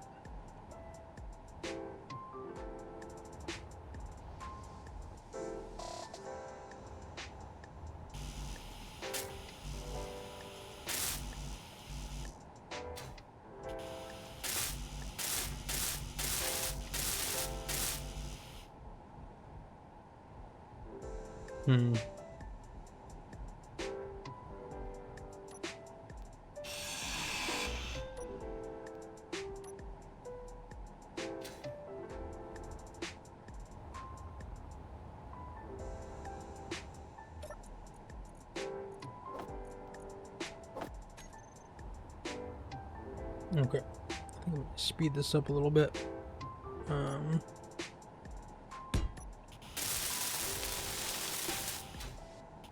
I will replace stuff with the interior later.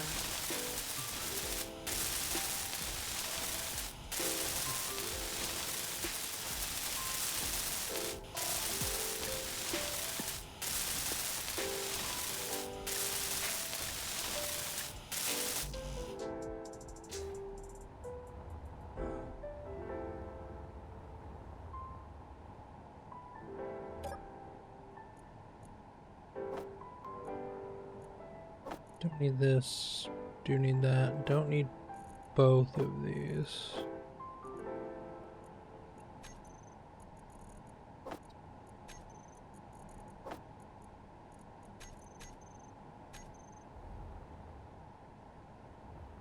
And as a result, I can get the steel plates I need. And then heal up. Energy and oxygen, there we go.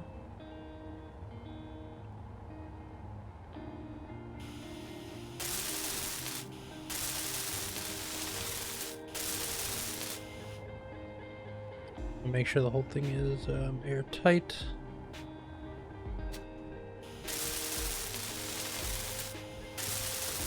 Maybe put some batteries in the floor.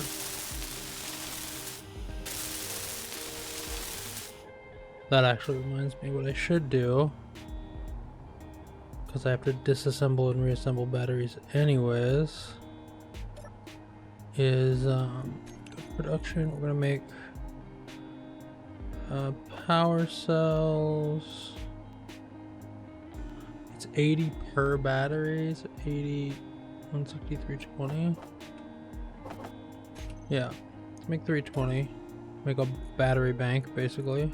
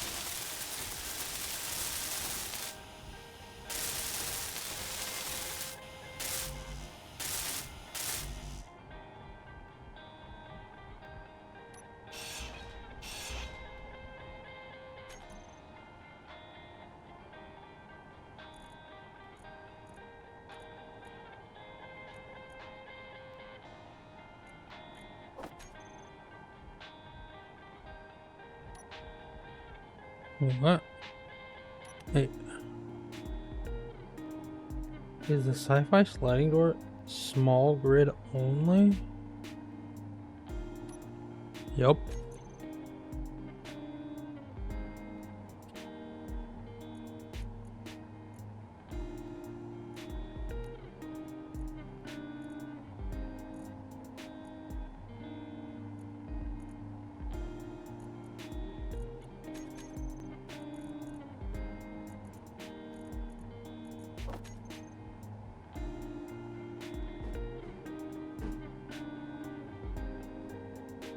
Oh, the narrow door goes like...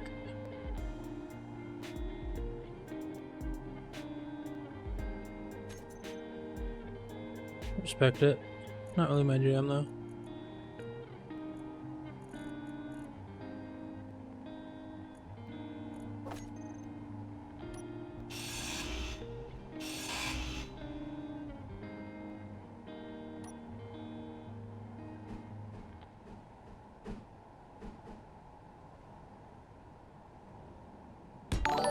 There we go.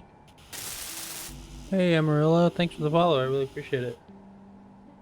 How's it going? Hope you're having a good day. Had a good weekend. I'm just out here building all the goodies and space engineers, you know, however it works.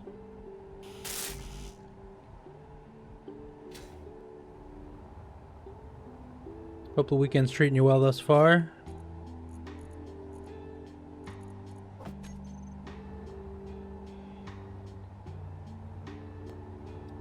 Yeah, I played probably 500 or 600 hours like 3 years ago, something like that. I was like really into it, and then I kind of lost like that. Didn't feel like there was a lot of content to do. Nothing going on. Like once you hit the end game, and you had jump drives, and you could destroy any NPC ship or whatever.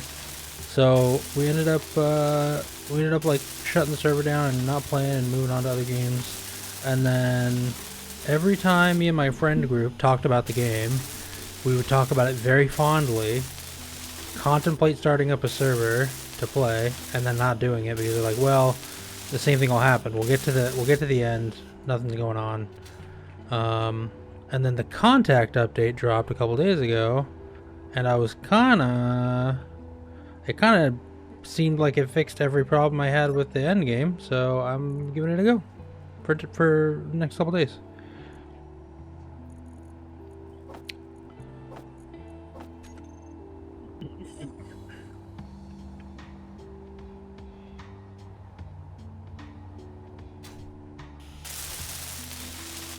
So yeah, it is pretty fun.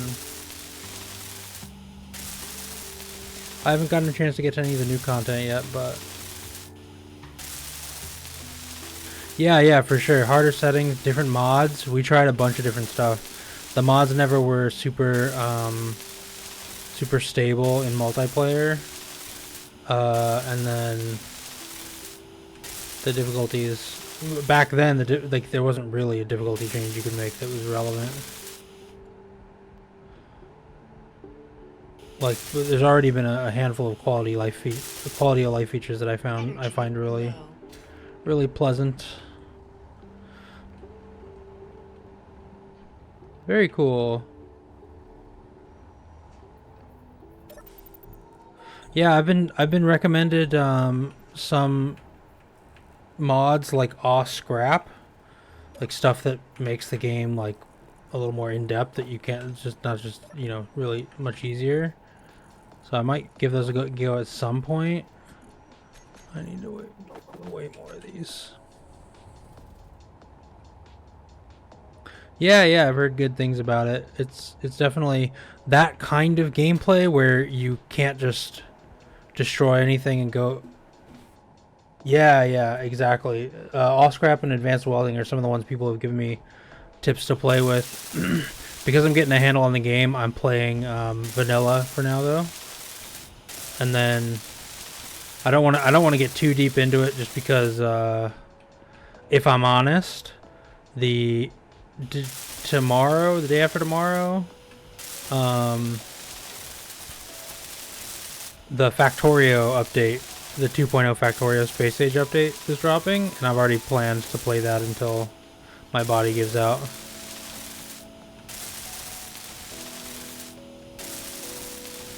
Yeah, I like the idea of making it harder. The thing that got me back into the game, honestly, is the fact that and basically it's what Aw Scrap ends up being is like the prototech stuff that you want to find. You can't just scrap it and then rebuild it later. You have to like, you know, unload it and remerge the blocks and stuff. That I find really cool. Like getting a collection of blocks that you want to use kind of in storage somewhere seems really fun to me. I've always been into salvaging games, like salvaging stuff. There's a game, Hard Space Shipbreaker, which I really like. It's probably one of my favorite games. It's like ship salvaging, and then I've been enjoying salvaging in Star Citizen when I get around to playing that. It's quite fun. Yeah, for sure. Shipbreaker is probably in my top, and I recognize that it's not the best game ever made, but it's probably one of my top 5 favorite games of all time. And how's it going, Witchy? I hope you're having a good day. It hit all the right notes for me. I don't know what it was, and I recommend it to everyone, and not everybody's into it, and I get that, but for me it was like, it's a puzzle game. Oh, cool. Well, I hope you're enjoying. I'm kind of just mindlessly building right now. There's not much going on.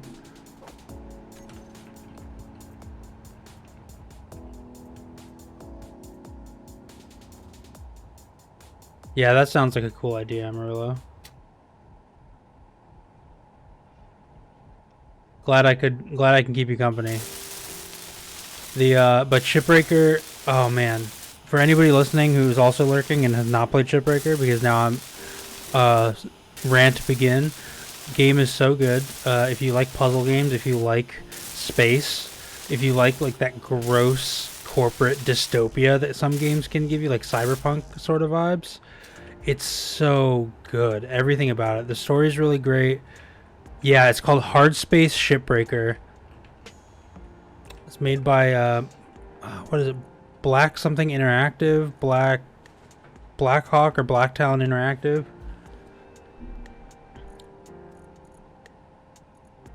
I'll type the full name in chat actually, so people know. Hard Space Shipbreaker. Really exceptionally fun game. It's like a slow burn of a puzzle game. And I say puzzle only because it took me 10 hours of play to recognize that it was a puzzle game, because you're trying to solve a problem on each ship that you're given to like scrap. You're basically disassembling ships, and you want to do it in the most efficient way possible. It's really, really fun. You're like you find this like balance of like profit versus time. So you're like, okay, well, I've gotten most of the profit out of this ship, but I've still got like 4 minutes left. Or I'm gonna blow the back off of this ship with a giant explosion, then huck it into the furnace. Oh, these parts are valuable. I don't want to ruin these parts. You know, that kind of stuff. It's very, very, very, very fun. It's got. It is almost like, you know, Space Engineers, but like condensed into one little area, one little ship to work on. I really, really like the game, and I recommend it to everybody who likes space games.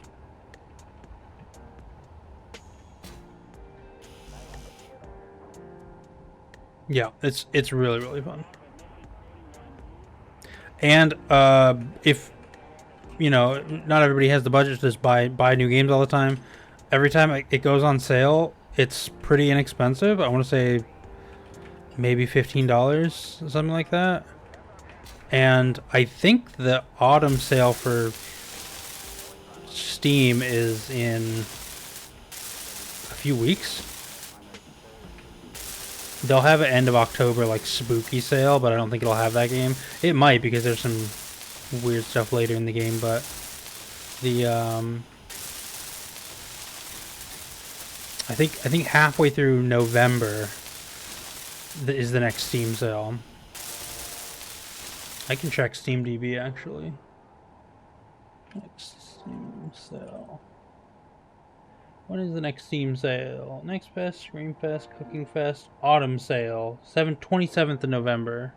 So the last week of November, we'll get the Autumn sale, which will be pretty much everything big will be on sale. And then the month after that, obviously, for like Christmas holiday season, we'll get the winter sale, which is the huge yearly one.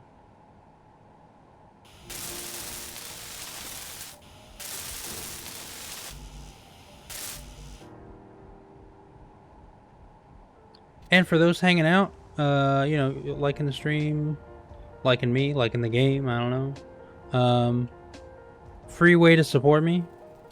Drop me a follow, helps out. Keeps me on my toes. Forces me to do, I don't know, all manner of nonsense to improve the stream. I've only been streaming for like 2 weeks now, maybe 2.5 weeks. So I'm still getting a handle on it. Trying to learn to be entertaining, play games that are fun. I tend to play games that I get obsessed with. So,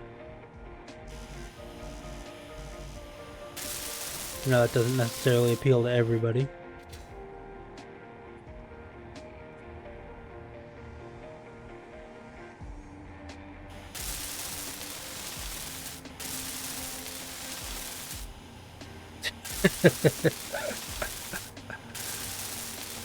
That's funny. I don't think I've ever had a Hispanic doppelganger.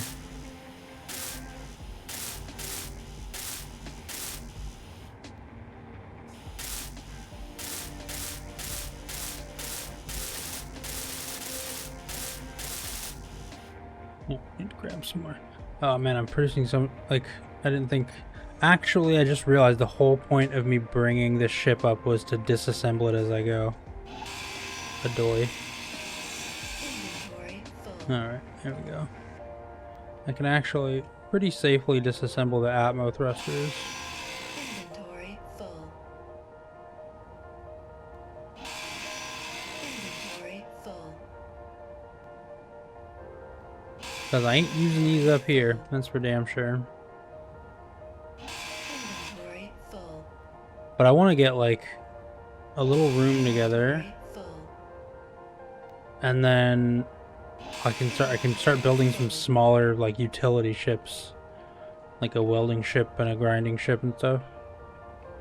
But I want to get this put together, and then I want to get a mining drill, like mine borer right here to like start collecting all this iron.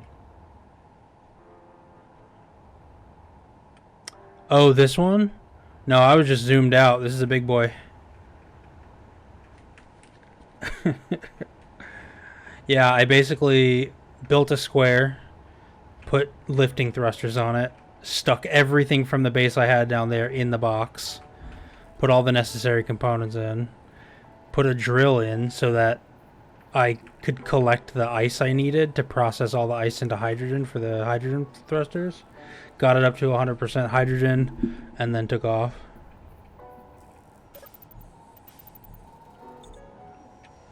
Exactly. I'm always like exceptionally bad about ship design. That's something I'm not very good at. I'm more of a systems person. Um, I used to have a Minecraft world with a lot of my friends long time ago, and they would build these amazingly cool places. One guy was like, "Oh, I rebuilt Giza. Like he just has the 3 pyramids and the city below it, like out in the desert biome he found." I thought, "Oh, that's sweet." And then a friend is like, "Oh, I built a pirate ship, and it's just he had a, a ship that was just like on the water, like looked awesome." And I was like, "I'm gonna build a castle," and I built like a stupid tower. It looked like a square, and I was like, "Okay, well, I'm bad at this. I get it." But what I ended up doing in that world was I built I dug tunnels everywhere, and I built a functional minecart like subway system that went to all of their cool stuff. So there would be a building, you'd walk in and press a button and it would switch a bunch of tracks down the way. Like I'd have like tunnels of redstone running, and exactly, yeah. But I'm a systems person, so I became like the civil engineer of the server. Somebody would go, "How do I make like a door that opens like by stepping on a block?" I was like, "Okay, I'll come build that kind of stuff." So people would build these crazy things and then want contraption for them, and I would come and build the contraptions. Not making enough of that.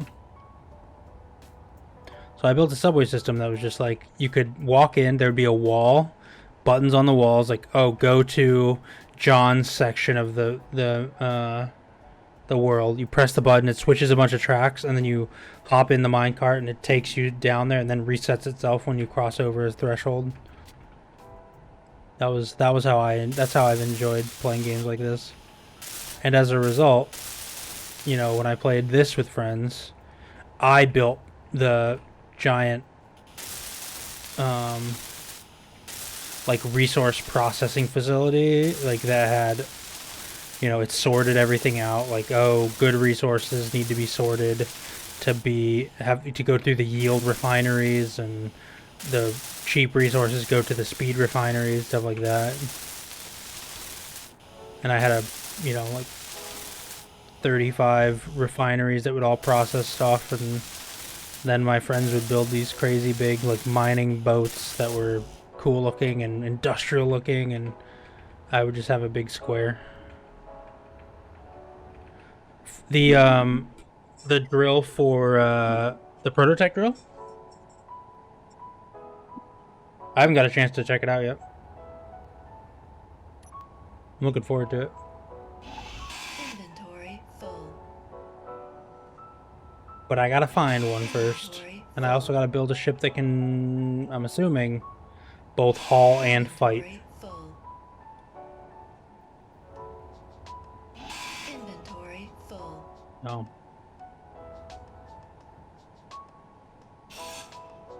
It's 1,100 motors. I forgot that these had 1,100 motors each.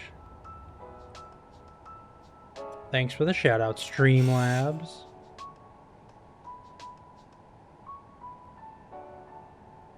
Oh, interesting. Okay, so there's like resource limits on the big server, so people like fight over them, or is that what makes it kind of a little more engaging?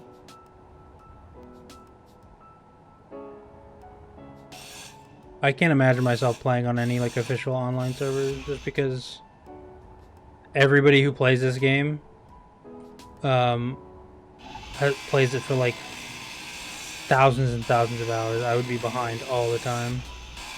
I'm very inefficient with what I do when I'm learning a game.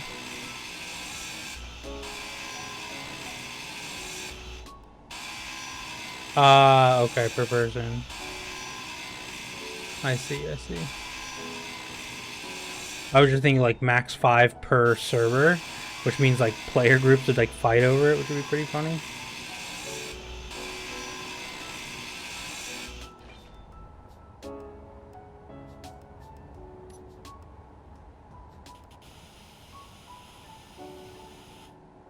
Oh, that's already on. Okay. So I just need to...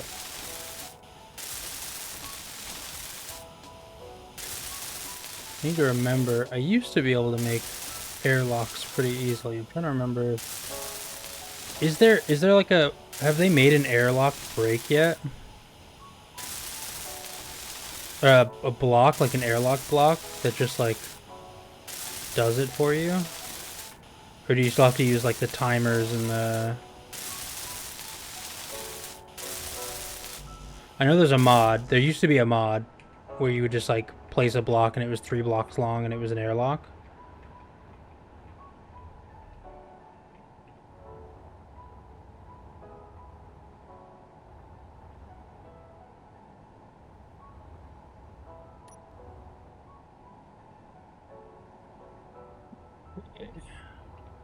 How do I do this? Inventory full. I can imagine you have to get creative when you're pretty limited. Inventory full. The event controller.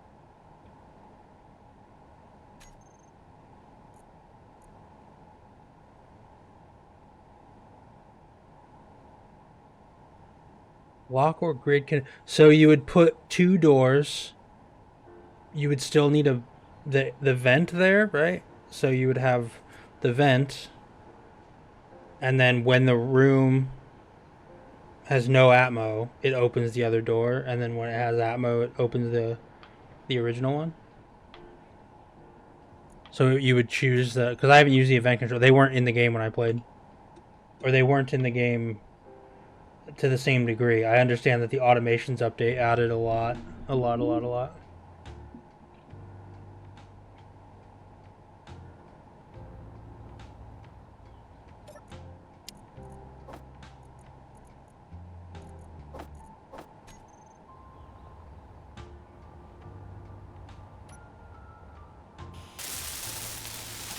Should have built a smaller starting room.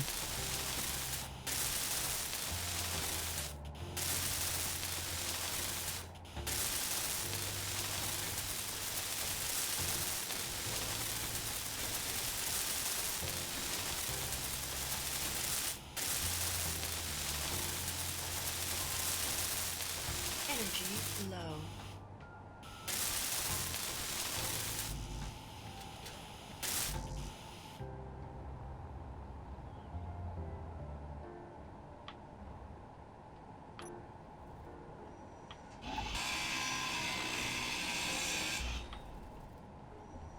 I mean, why don't I just do this? Oops. Free me. Okay. There we go.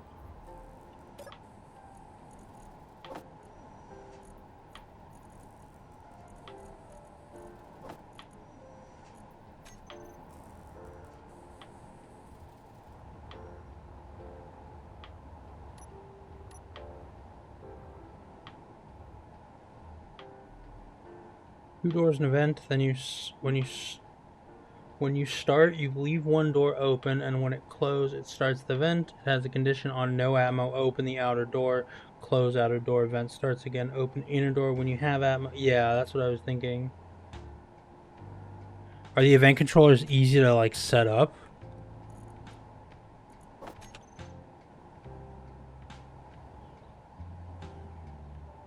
And do these need to be a part of the room, or they just need to be on the grid somewhere? And then you name the stuff and do it that way?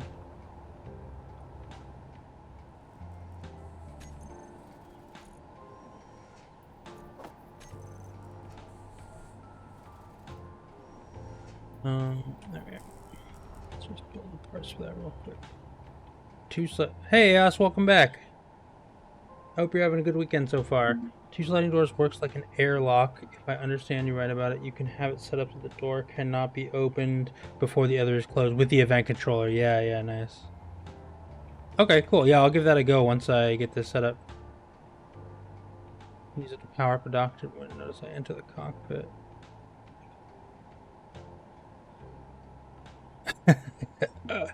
I know the feeling sometimes, Aos, but yeah, it's the weekend. At least here it is. It's Sunday where I am.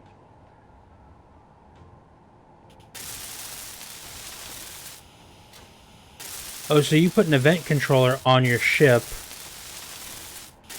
and then when you get out, it sets the batteries to recharge or whatever, and like the tanks to refill, like be on stockpile or something, and then when you get in, it notices you're in and then flips everything on for you automatically. Is that what you're saying, Witchy?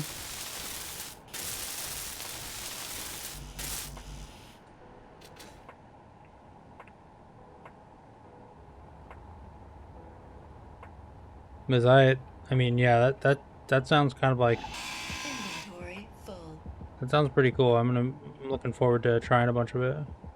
Oh, am I getting sunlight yet? Oh, I am. Okay, so I probably should actually... Timer the event control trigger the timer. Oh, and the condition is like if you're in or not. I think while I'm here, I want to do a battery. I want to do the warfare battery because warfare is cool. How many? I think I built enough for like 8. I want to put them in the back here. Oh, I should probably... Battery.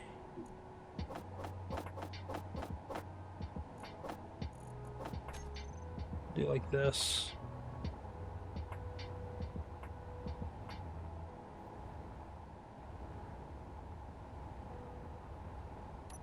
Seven.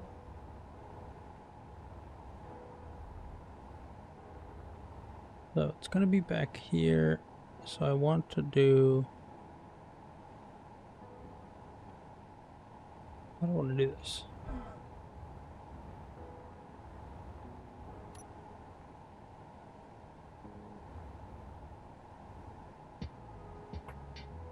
Let's do the back wall be batteries. Probably the way to go.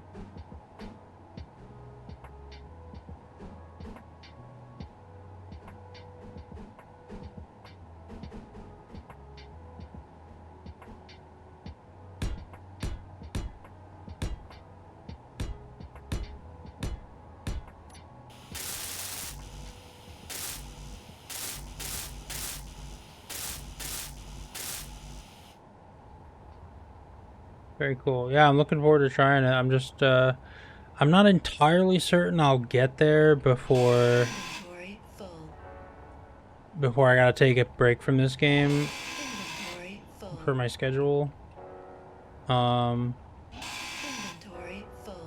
Just I've been waiting for the Factorio update for 4 years and really excited to play.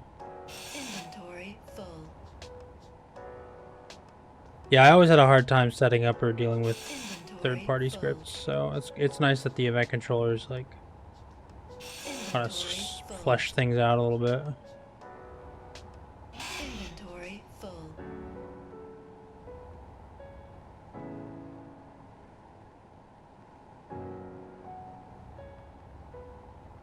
Oh, so do you only play on the the official servers with me?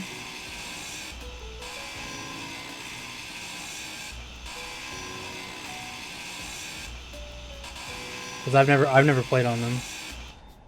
When we played, we always had our own servers set up.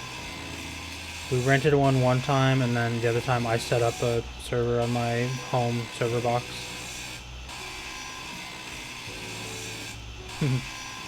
Yeah, I know the feeling. I just had a couple friends who played a lot, and then they stopped, and nobody else played again.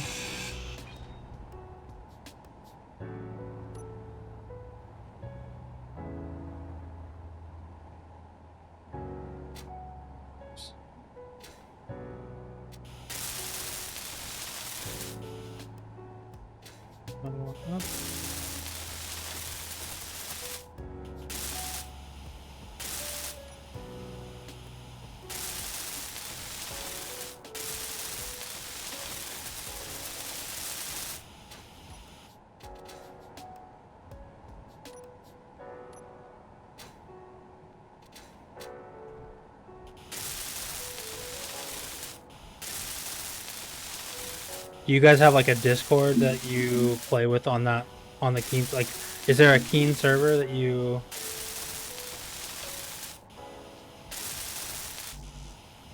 Oh, that's cool, IS. I didn't even think about that.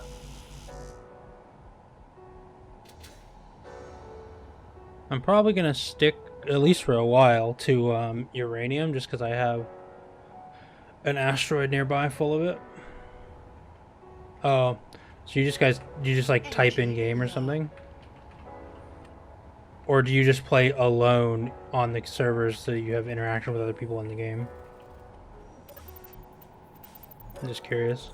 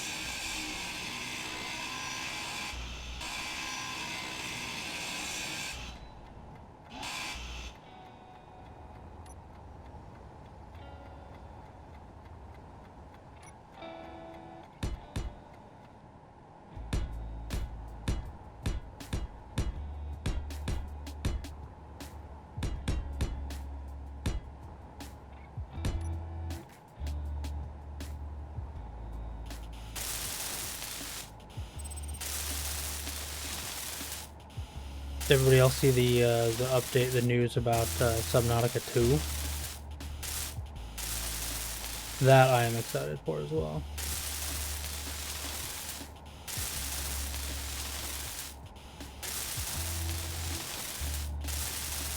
Except for the abject horror that it's going to cause, but besides the horror elements, I'm excited.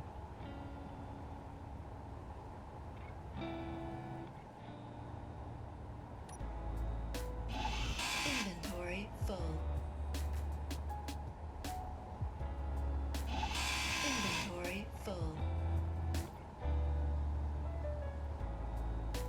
Inventory full.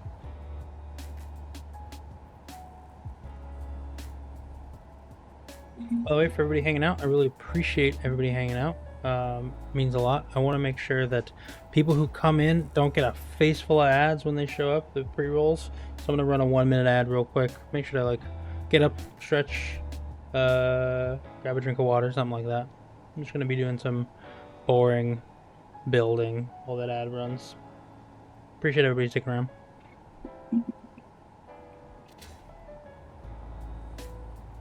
Inventory full. Inventory full.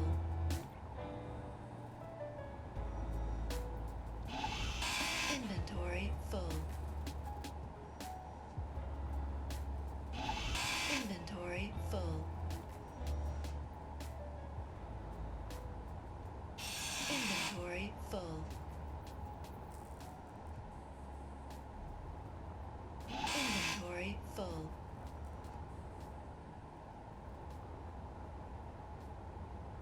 Inventory full.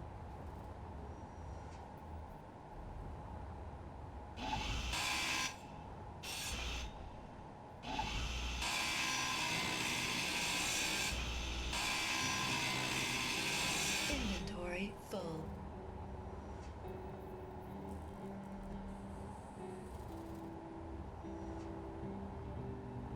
Alrighty, you are back from the ads. Thanks again for sticking around. I really appreciate it. What you missed, I'll tell you, is this sound. Inventory full. Inventory full. So, nothing to worry about. You didn't miss anything. Inventory full. Inventory full.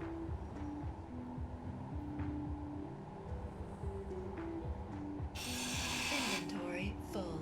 1100 motors. Stop. Too many motors. But they got me up here, so I can't complain about them too much. Inventory full.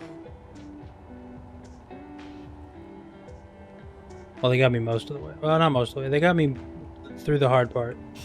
Inventory. The initial bits of gravity.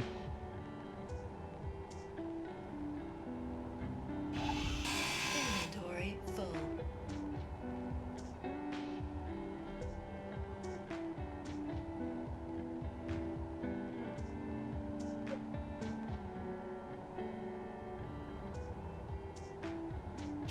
Inventory full.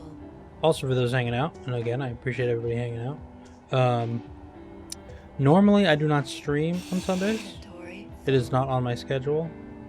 However, like I also said, I've kind of been streaming for 2 weeks, and I'm kind of into it. So I've been streaming like every day just to kind of keep a streak going. But this is around the time I usually stream. Inventory full. 3 p.m. my time, Japan time. So it's usually like mid-morning in Europe, middle of the night in the US. Full.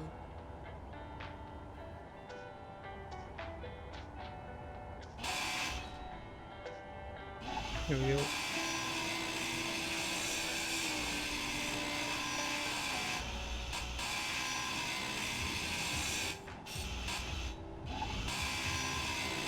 This game can absolutely steal the hours from me. Holy crap, I didn't realize I was live for 3 hours.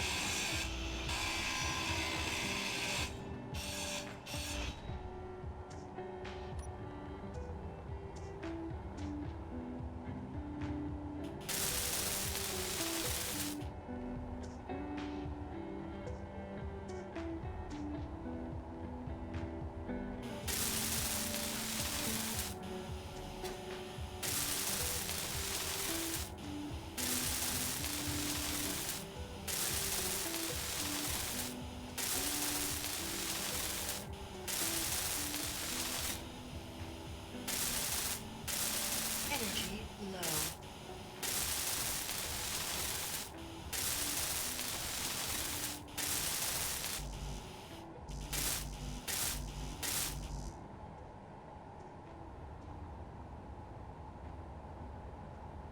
I guess I need to put lights up in there.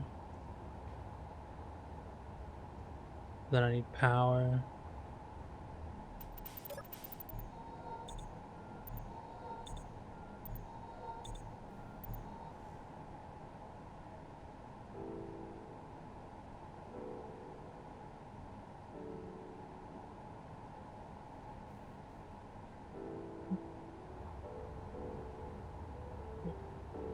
Batteries actually, so I can get them charging.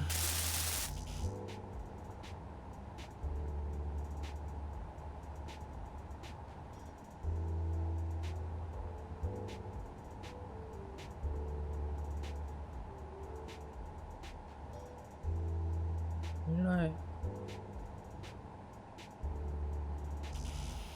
Up here, I guess.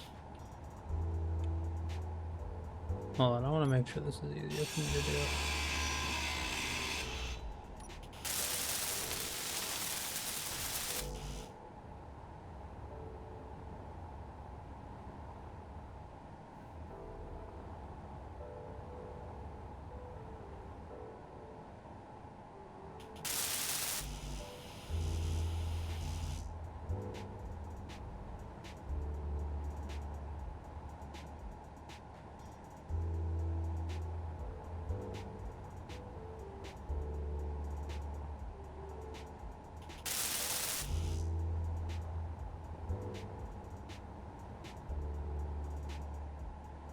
There we go.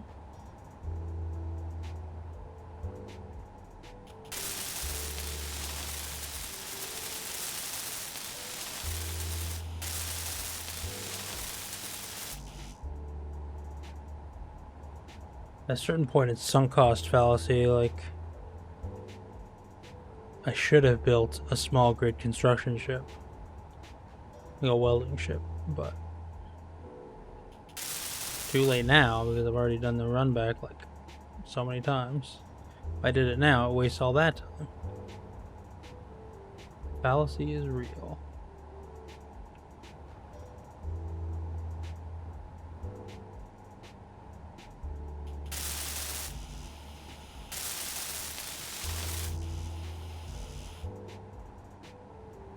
I get a couple of batteries built, and then move these solar panels over to charge the batteries while I build the building. That way I can take advantage of the light while it's on this side of the asteroid.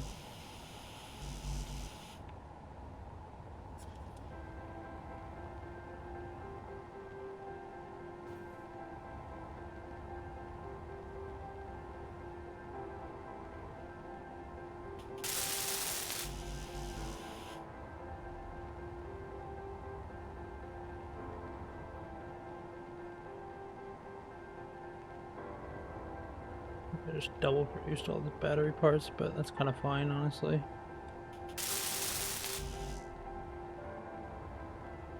Putting stuff into production when I don't need to.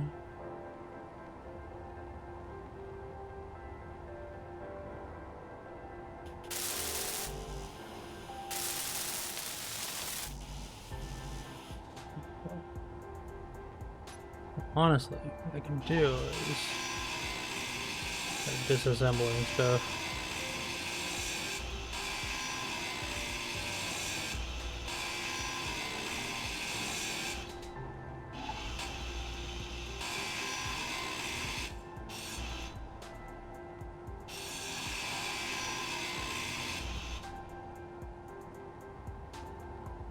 There we go.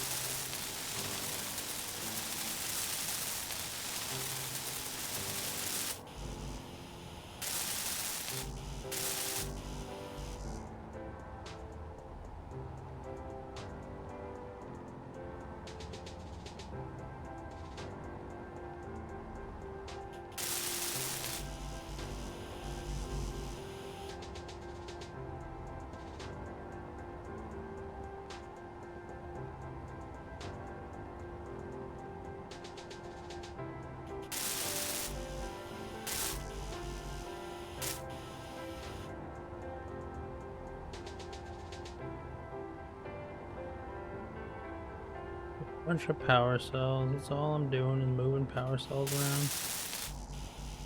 Okay.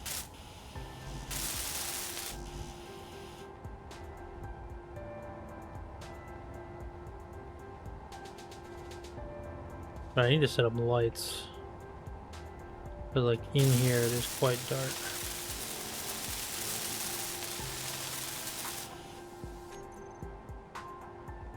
What kind of lights? What kind of lights?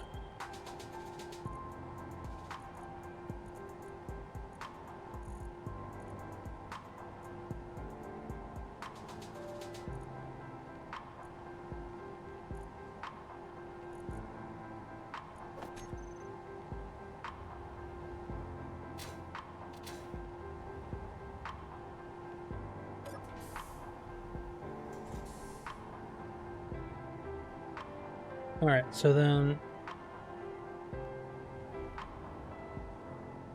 Oh, okay, lights don't go on an interior panel. That's fine.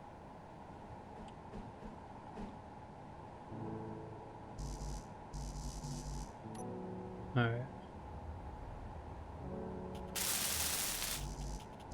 Also mostly fine. I need construction components.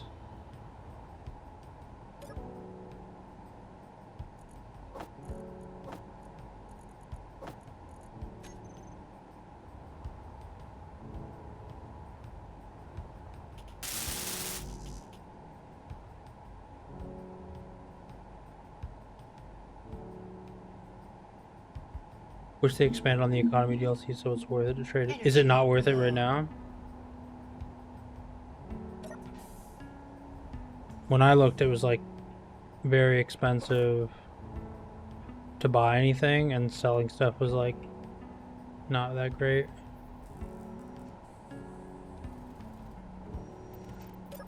But then I thought, like, I haven't really tried to sell anything to them, so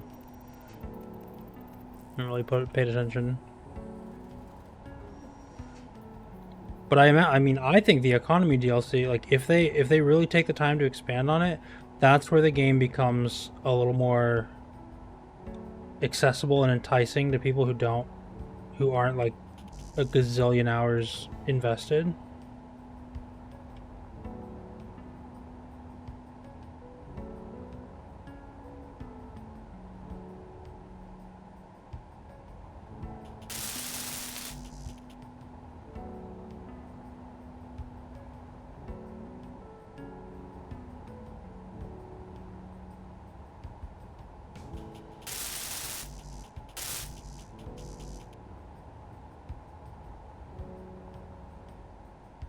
Where's the sun? Did I already miss?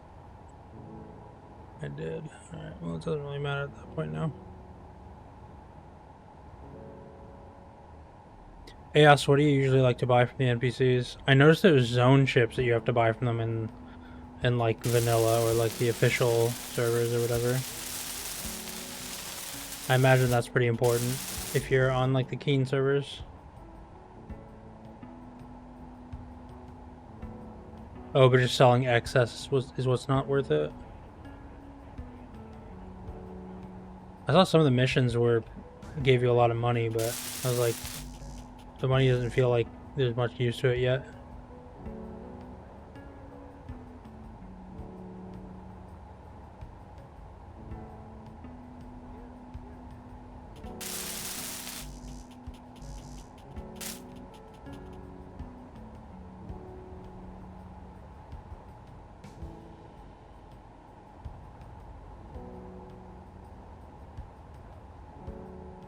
Two, three, four, 5, 6, 7. I clocked up 7 of these batteries, but 1, 2, 3. That's fine.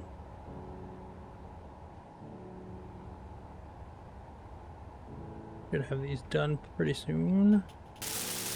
And then I'm gonna finish air tightening everything. And then I probably need to mess with the entrance yet again because I realized I didn't leave a room for an airlock.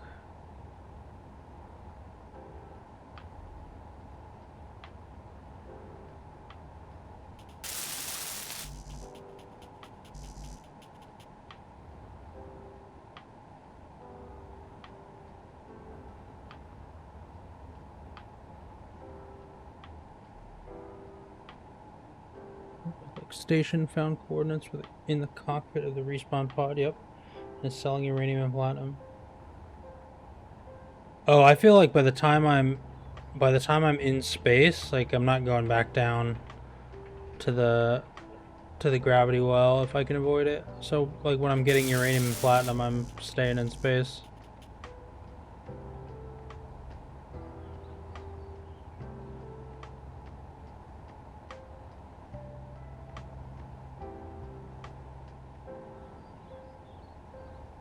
Yeah, that's another good way to do it. Same.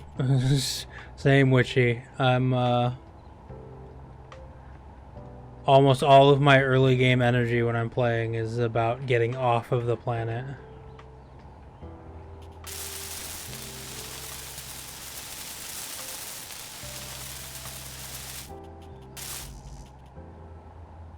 Yeah, it felt like the ships were so expensive when I looked at the prices.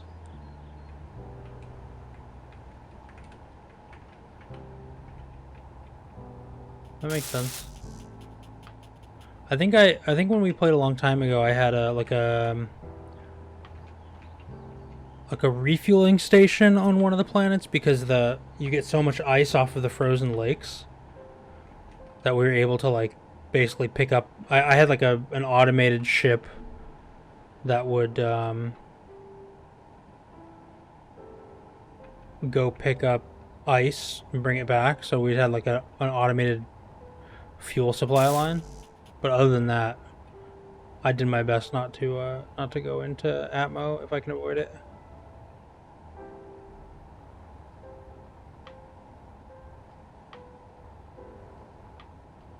I want to be out here in the black.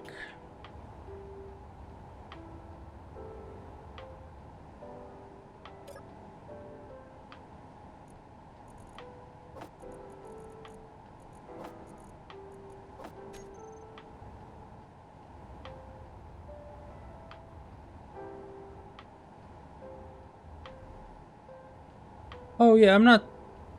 Yeah, I mean, you can obviously work for whatever you want to work for. I'm just, I kind of like if the time I spend on something, like, you know, make a transport hydrogen to a space station. Yeah, yeah, that's basically what I did. Because the lakes are so much hydrogen, like so much ice for hydrogen. It's really valuable.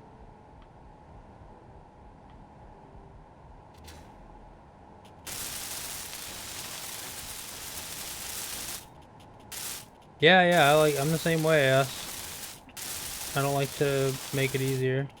I think many Space Engineers players are in the same boat. Like, the vanilla game is kind of tough on its own. When I say expensive, I don't mean I want it to be cheaper. I mean, it feels like the time it would take me to mine the necessary materials to afford it could be better spent just building a better ship myself with materials that I mined. If that makes sense. It's not about me wanting it to be cheaper, it's just like time expensive. Yeah, yeah, I found the ice asteroids, but I don't know. Sometimes you gotta look, sometimes you don't get lucky.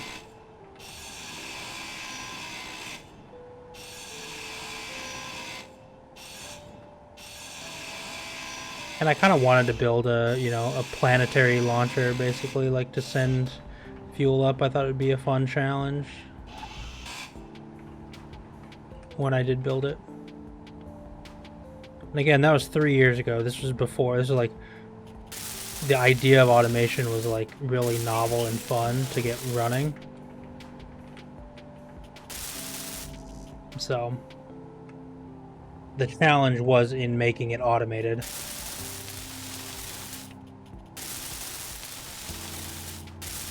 We had to like string together satellites that would carry the signal far enough.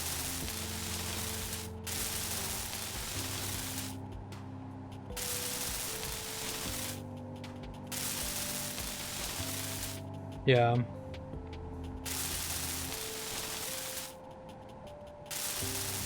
Fair enough, yeah.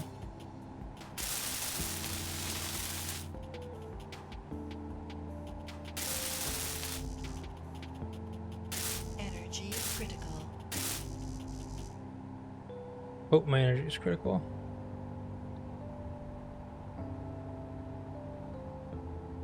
Ah.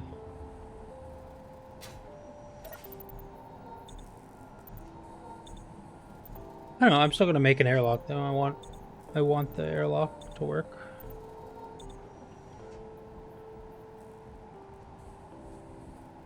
Ah, here we are. On my way out. I should probably grab what I meant to grab.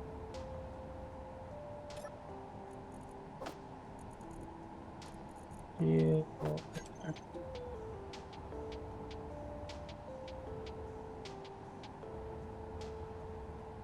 Yeah, yeah, for sure. There's a lot of, I mean, the sandbox nature of the game is what kind of makes it fun, I think. I always like games where everybody has a different way to play. Like, people just play differently. Like, I build my setups a lot differently than a lot of people, I think.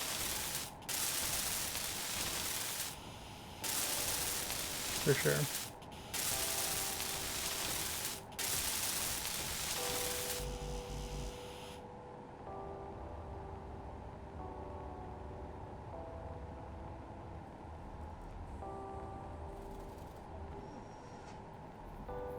Recharge this.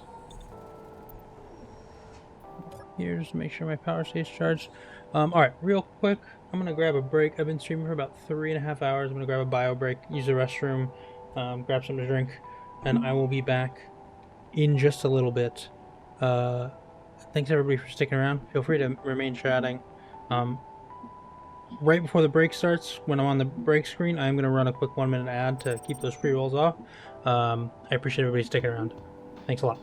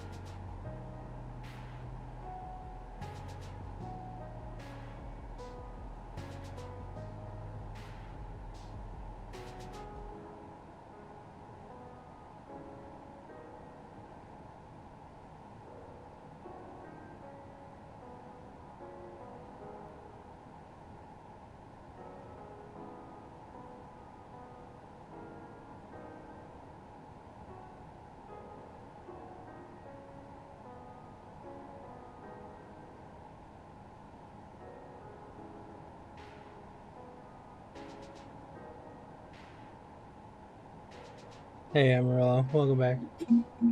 Amarillo, as it were. Okay, what did I miss? What did I miss? Mark this as complete. Always my base is like. Thanks for the support, Streamlabs. I would like to build it neat and cozy looking, and I have no rush to finish the game. For me, it's about having fun and just chill. It is just a game, absolutely, but since I don't have a TV, I can't just sit and watch. I can't just sit and watch what others do. Gaming is one of the ways for me to spend my free time. I totally agree. It's a way to do it. It's a good way to hang out, chill, have fun, enjoy yourself. Thank you, thank you.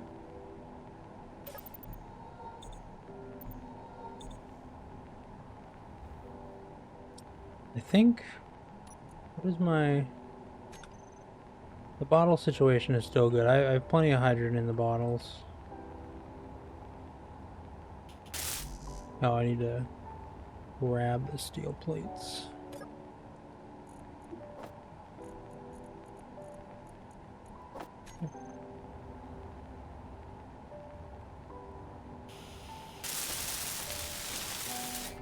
A handful of these are just going to get deconstructed anyways, but I want to make sure I get like an airtight setup.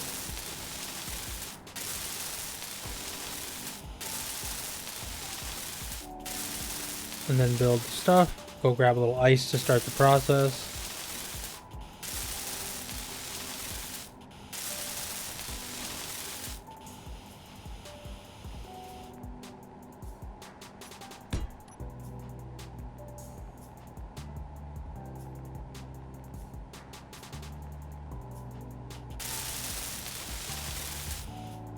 Man, the weather here is finally getting like bearable. It's been practically summer all October.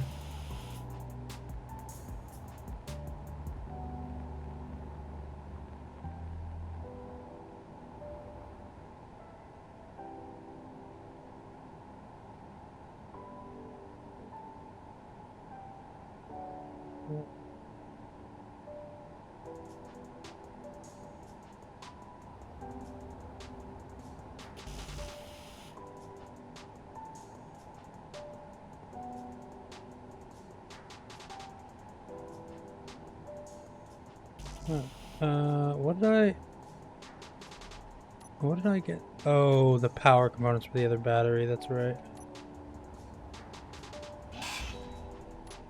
The last battery. There we go.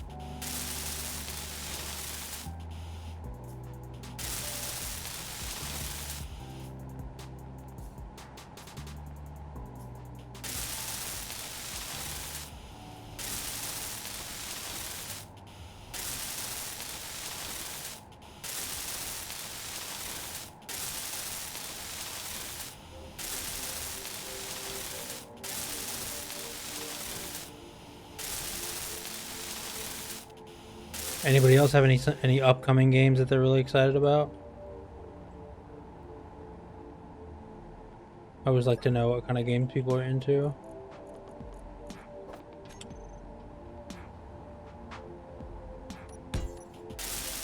I have a handful like in the next probably 4 to 6 months that'll look really, really exciting.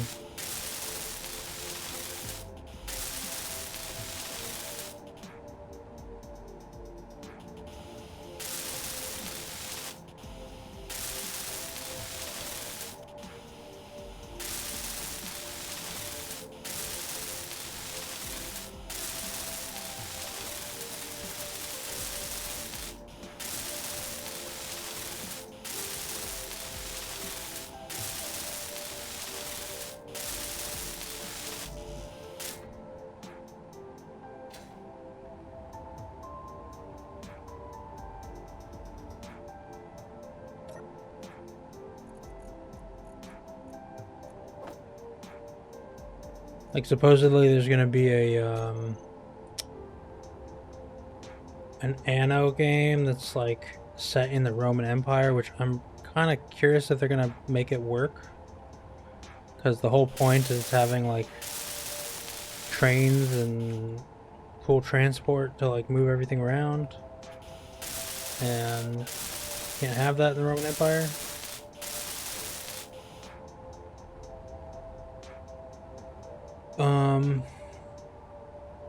Monster Hunter Wilds is coming out February 28th?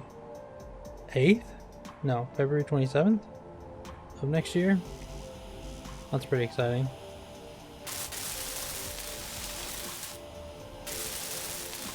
I'm looking forward to that.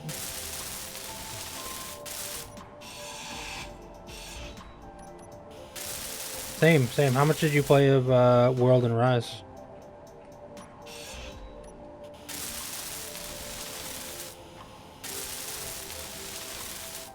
Energy low.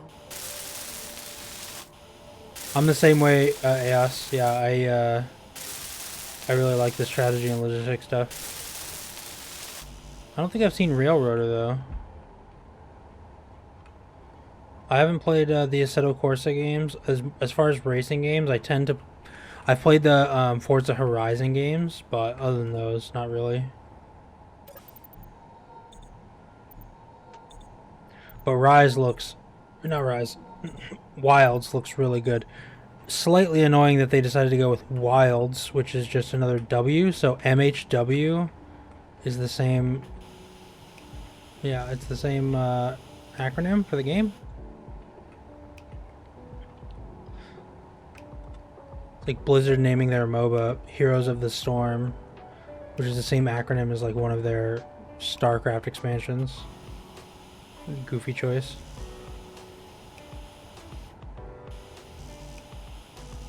Oh, I went out, didn't grab any of the stuff I needed.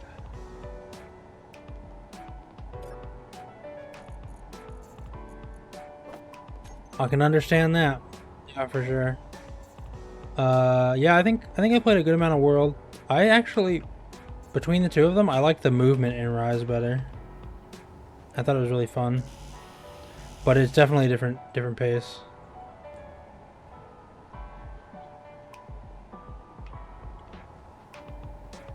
Oh, so it's similar to Railroad Tycoon. All right, I'm gonna have to give a look at that. Let me bust it out on the old Steam wish list real quick. Railroaders. Railroader. 3,400 yen.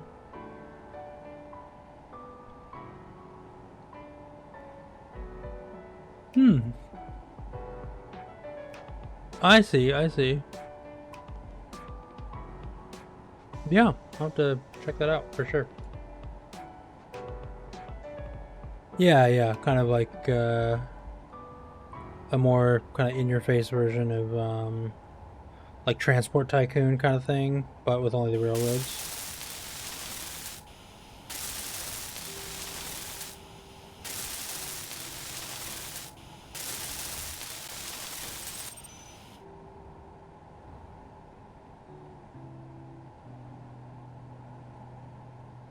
Definitely. That makes sense. See, games I'm excited for. Oh, Dune Awakening. I'm pretty excited for. The idea of survival crafting in the Dune universe is really enticing to me. Path of Exile 2 looks pretty good.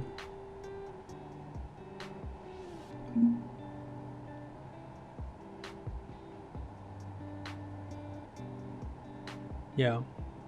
A couple of games that just came out that I want to try out.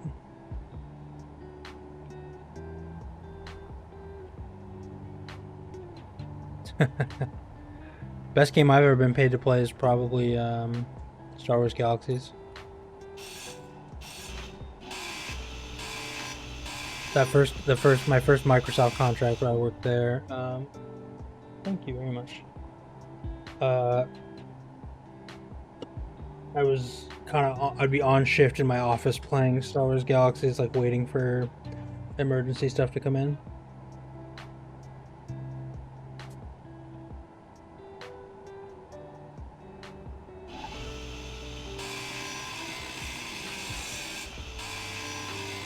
Yeah, I think the first Monster Hunter game I played was probably the DS one, like one of the DS ones, the 3DS ones. And it felt really clunky to me, and I was like, why do people like this? I just couldn't, for whatever reason, it didn't click for me until World. And I played World a bunch on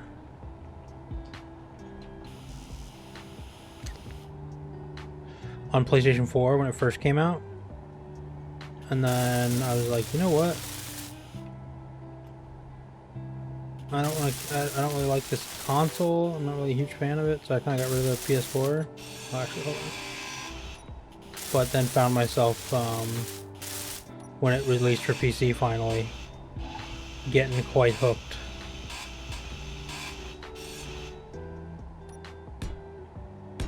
Like, I had finished the game not having done any of the jewel systems or anything, like doing none of the advanced stuff, just finished the game. Like, didn't dive into builds or like what weapon was best, and I would switch weapons between missions because it felt like it.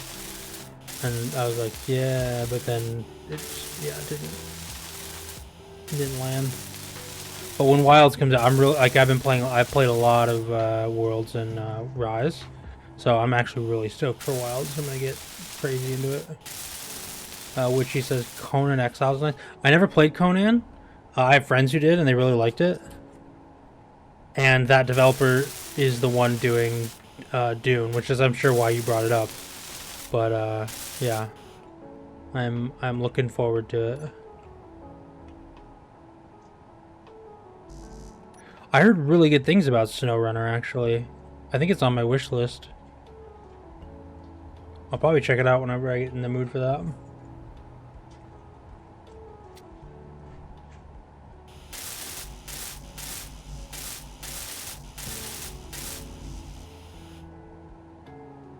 Did their EULA to read your mails and totally have access to all your PC throughout the game, same as Logitech did years ago, so that was it with Logitech for me. Yeah, I still use Logitech stuff, but I think there's a lot of stuff around EULAs that people don't really realize.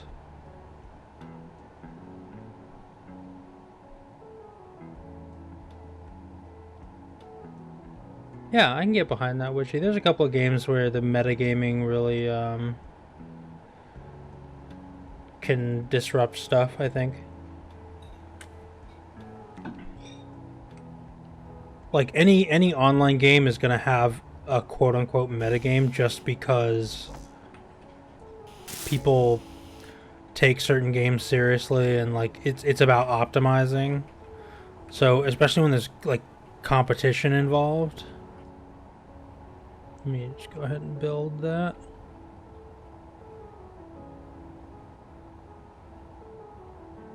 Energy low. Oh yeah, I guess that could be part of it.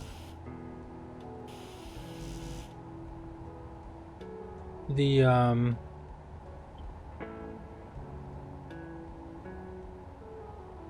oh, in like MMOs and stuff, like you like groups will be like, oh, you're not running this type of paladin, so we don't want you to come. Yeah, I totally agree. That's such a BS. Just let people play the game how they want to play, because every build in a meta was once a build that nobody thought would work, but then it worked, and somebody's like, oh, okay, we see now. I totally agree with you. I don't know how many times, like when I used to play EVE Online a bunch, somebody would come to a fleet battle with like a certain build, and everybody would be like, why the hell are you flying that ship? That's so stupid. And then it would do really well, and they were like, okay, wait, hold on.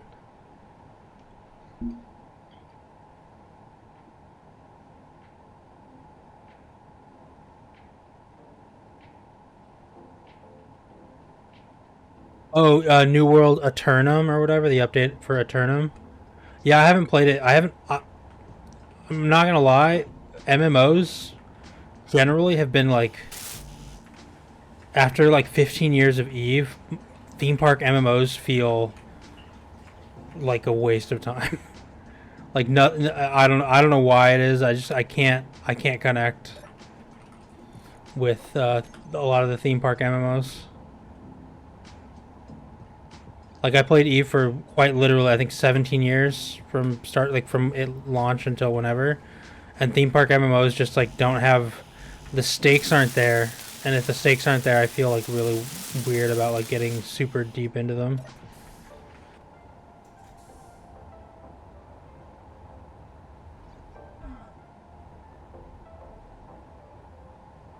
Like I think my character is birthday is like 2005 or something.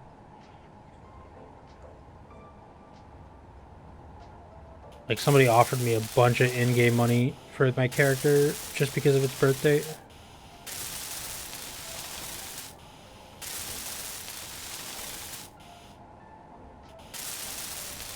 Dude, torp frigates were so sweet. I loved me some bomber runs, man. Stealth bombers were super fun.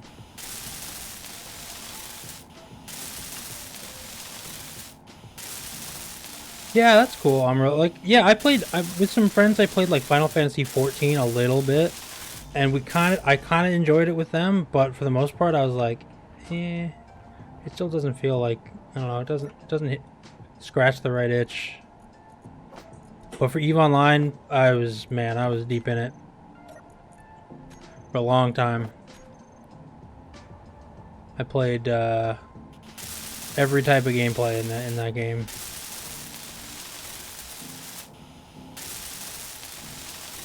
Very cool. Yeah. The game doesn't eat your time. It's just like it incentivizes you to like spend all of your time playing that game, which can be kind of rough.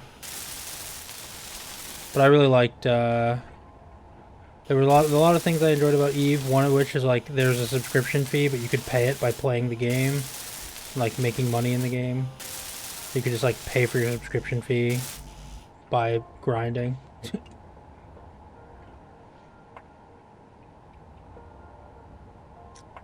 Yeah, I think I'm at like 600 right now. Something like that. Not a whole lot. Dude, can flipping is so funny.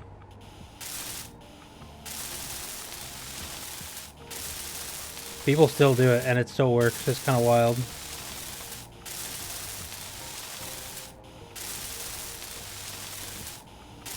But yeah, I played griefing in high sec for fun. I did like just boring mining and mission running in high sec. I played, you know, low security faction warfare and got involved in one faction. And played. Most of my time was spent in wormholes, doing wormhole space stuff.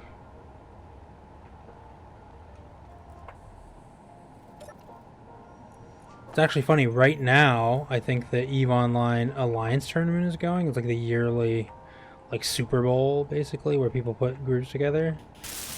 And I ran an Alliance tournament team as well, like, from our wormhole or low sec group or something.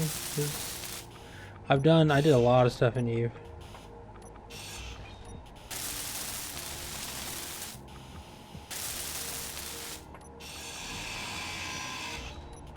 Yeah, you're not wrong, ass. I'd rather spend my time gaming with cool people than going outside with the rabble.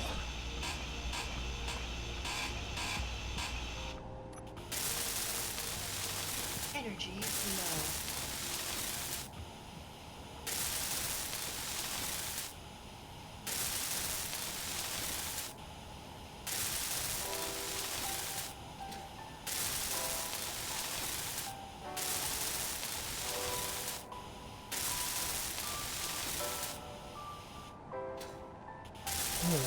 Okay. Oh, I have turned myself around. I don't know where I am. There I am.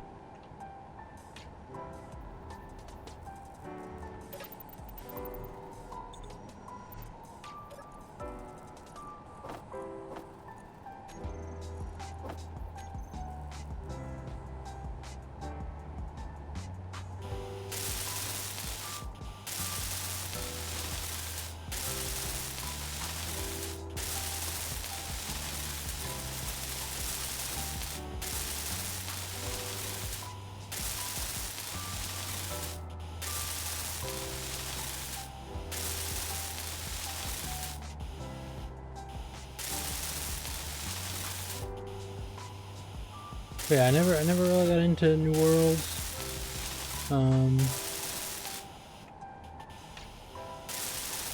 haven't MMOs that I've played. I played WoW when it came out, obviously. Yeah, for sure. Which you like grabbing a drink and like, you know, kicking back with friends, like playing some online games and stuff.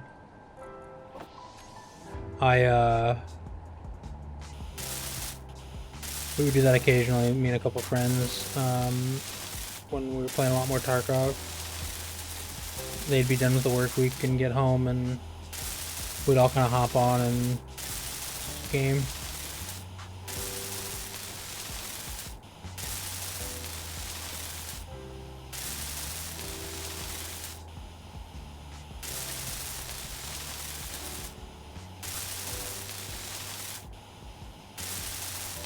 Yeah, honestly, I'm not nearly 60, but I was playing games on those modems as well when I was very young.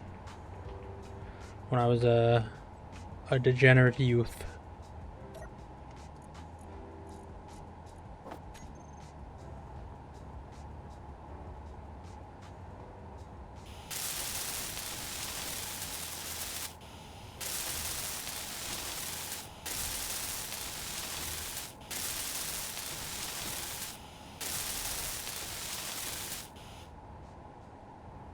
I vaguely recall messing with my parents' phone, so they would always hear a dial tone when they picked up the phone. Like they would pick up the phone and hear the dial tone, even though I had taken over the line with the modem when I was a kid.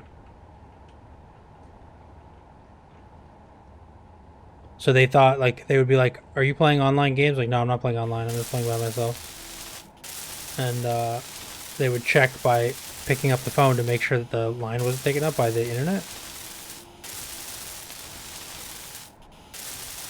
So we wouldn't get any calls, but it's because I was using the internet and I had messed with the phone to where they would get the dial tone by picking it up. It's pretty funny. Oh, big time, yeah. ADSL was great.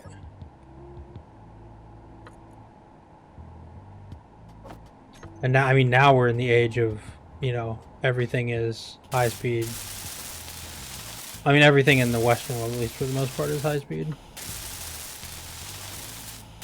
I've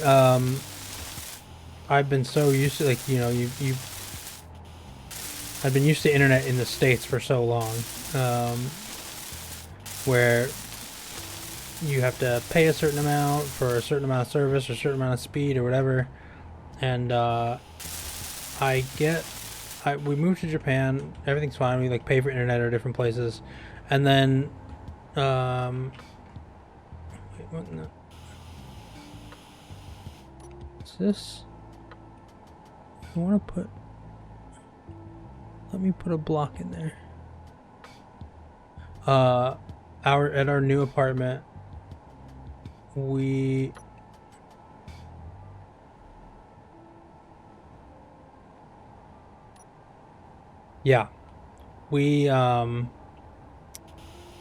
moved into this new apartment in Saitama where we live now, and I had scheduled an appointment to get the internet to come get installed. but the free internet that came with the apartment, and I thought it was going to be like, you know, junky free. They're like, oh, it's free Wi-Fi that comes with the apartment. I was like, okay, cool, whatever. I don't really care. The free internet that comes is like, is practically fiber.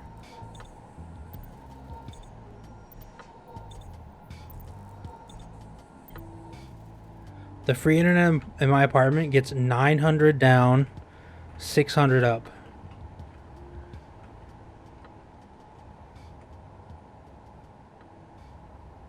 It's wild for being free.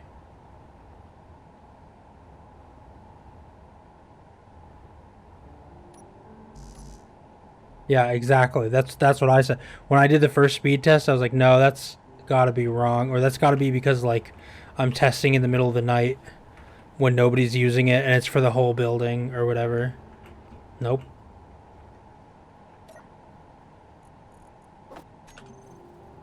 And it came with a tiny, like a little like wall adapter wireless router that you just plug in. No, only for me. That's not shared. I thought it was shared. And even if it is shared, none of the people in my building use it then because it never dips.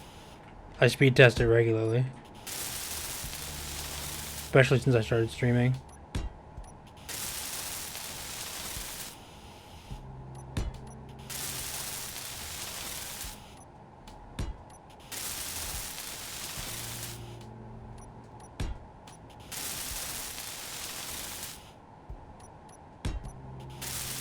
And it's funny, we're on the we're kind of like east of Tokyo a little bit, like northeast of Tokyo, like north of Chiba.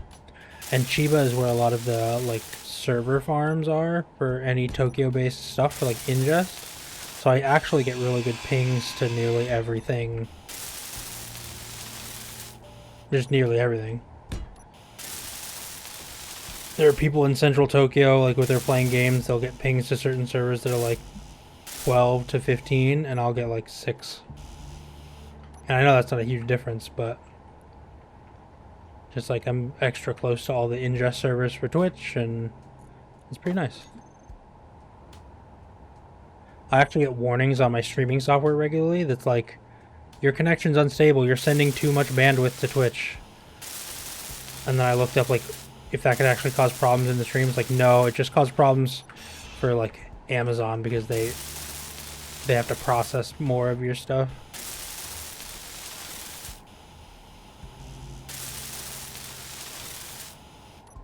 Oh yeah, 300 is great. Like, I'd be happy with 300. I just don't have to pay, and I get, you know, 900, 600. The craziest part about it was that it was free. It was included. I was certain it was going to be junk because it was like an included internet.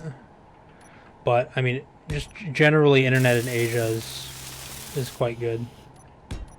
Korea is very similar.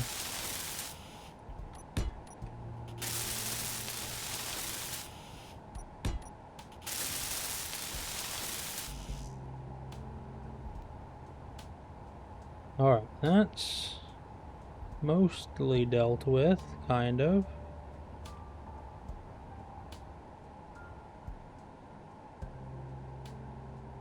Guess I need to put another door up here. I already have the door in my thing. No, I don't.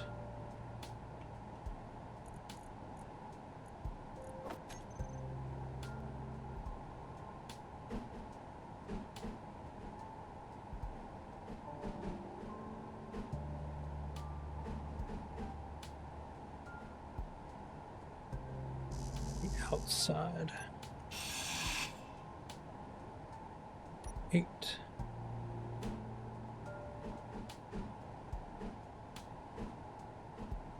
This is driving me crazy. Okay, there we go.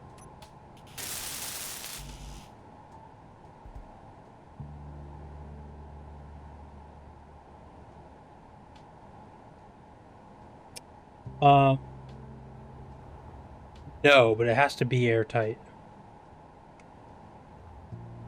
Like, it just has to look effectively airtight. And it should work.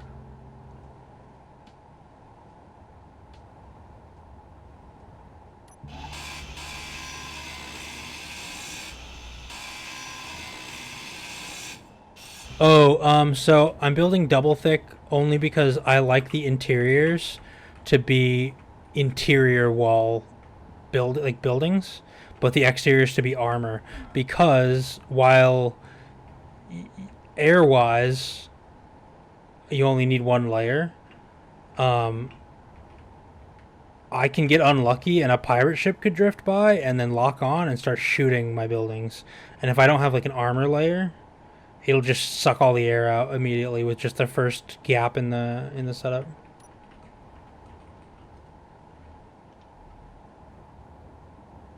So I want like a layer of armor over everything. It's sort of defensive. It's unlikely to happen, but it can happen, and it has happened to me before, and that's the main reason. Is like I'm mildly traumatized from past experiences.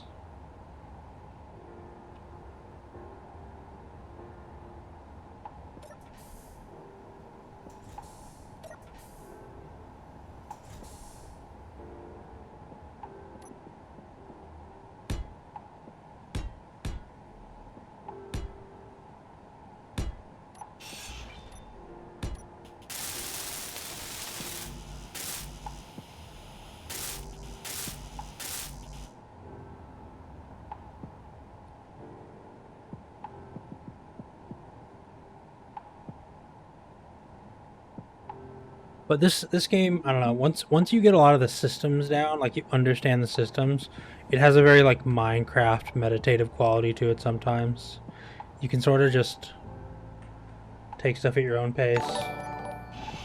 Hey, Witchy, I really appreciate the follow. Helps a lot.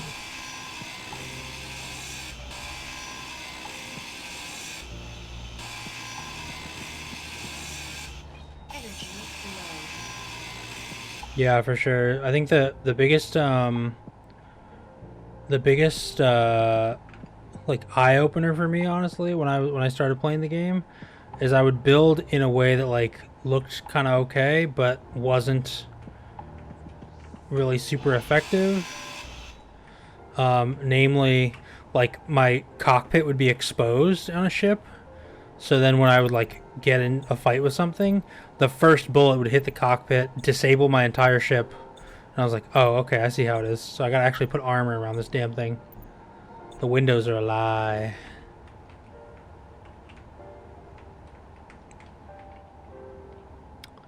But yeah, so I that's what I think. I think this game is slightly more mature Minecraft. Not saying Minecraft is immature, because I've played plenty of hours of that and I enjoy Minecraft a lot.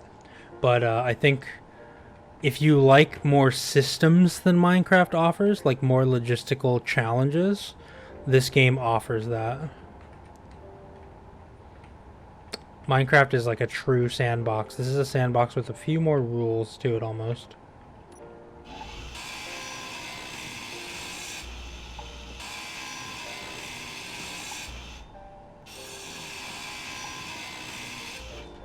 Very cool. Yeah, when I got Minecraft, it was the first 6 months that it had come out. The whole gaming industry was on fire about it. They were like, "Oh, this game is insane! Everybody's playing it, it's so good." Uh, you know, it's a brand new experience. It's a brand new paradigm, whatever shift, all this. And I was like, "All right, I'll give it a go," because I worked at Xbox at the time, and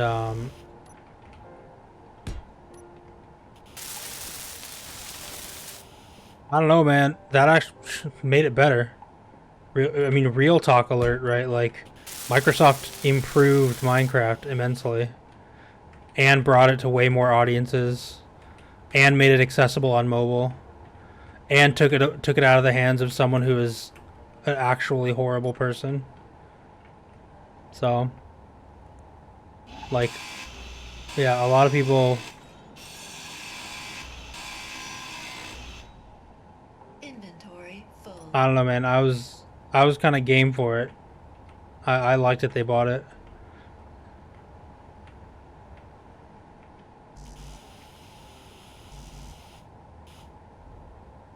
Why do you say that? I'm curious.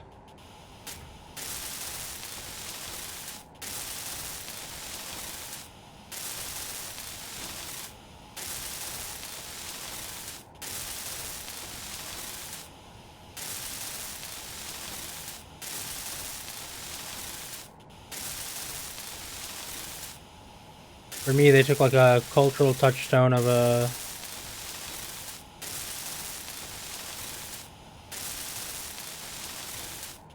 I mean, yeah. Every game is commercial in a way, right? Like, kind of have to, but they didn't... I mean, they didn't touch the Java version of the game, really. Like, they let people do what they wanted to do.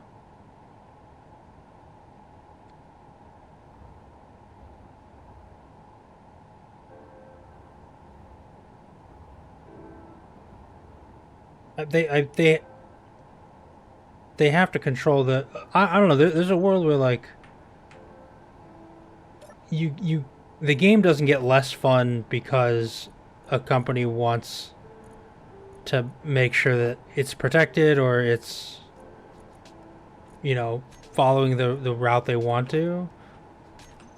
I don't think it was disgusting. I think it was mildly annoying for a lot of people, but I don't think having to migrate my account from, you know, Mojang services over to Microsoft services was necessarily disgusting.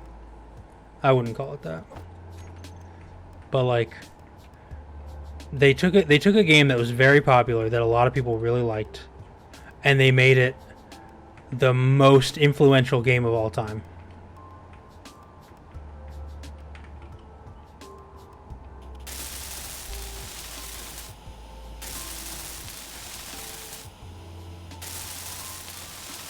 Yeah, and I think to this day Minecraft is still quite loved.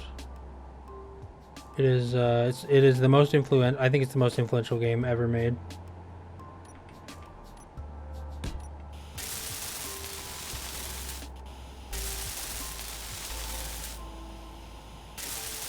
Yo, Vintage Story is so fun. It's so rare to find anybody who knows that game, but Vintage Story is super sick. It's Minecraft cranked all the way up to 11.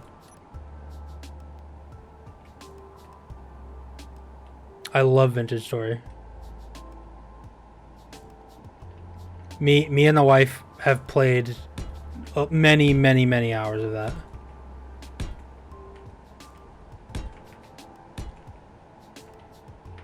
Yeah, I'd absolutely agree. I don't think it's for everyone because it has like some really intense survival elements to it, but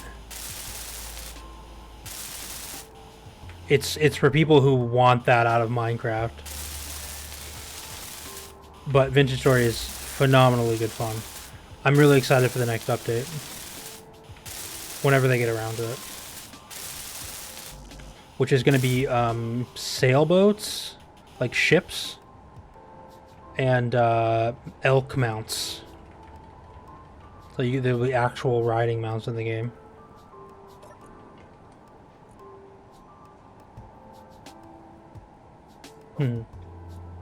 I don't think those games would fly these days.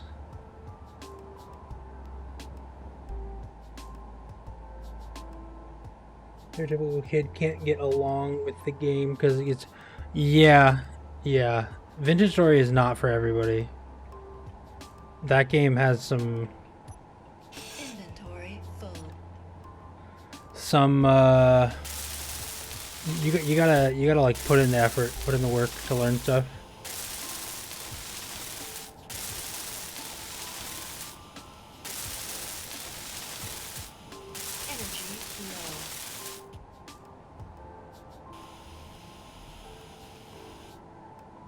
Can I get this, like, in here and flush? Yes, I can finally.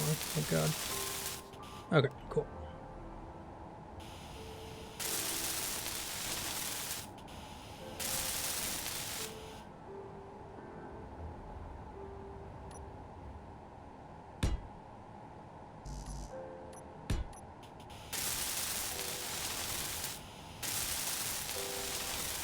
But yeah, Vintage Story is great, and it's made by such a small team. It's like 3 or 4 people.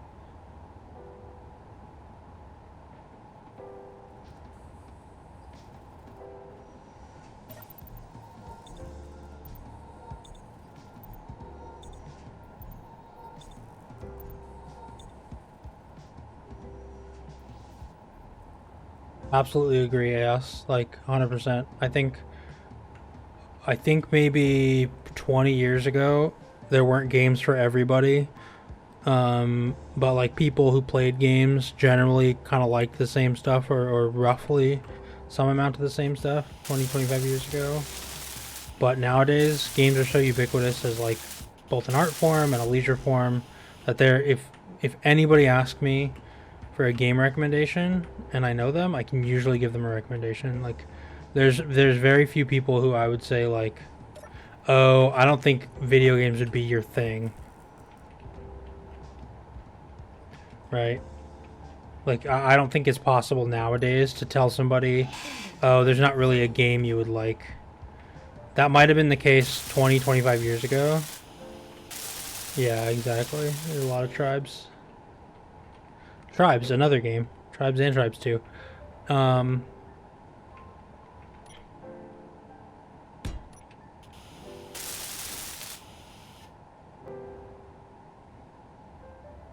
yeah. Early Need for Speed was sweet.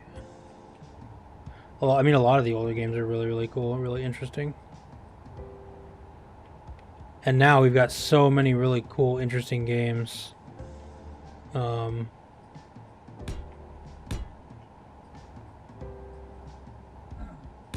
Across so many different genres, which I, appreciate.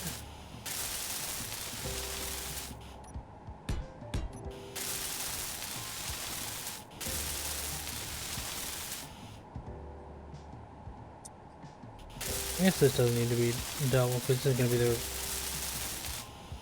the industrial area, so I don't really care about having interiors.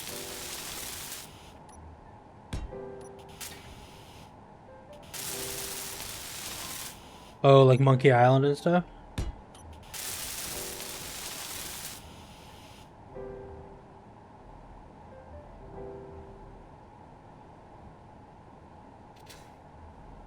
I played a, frankly, criminal amount of Diablo when I was young.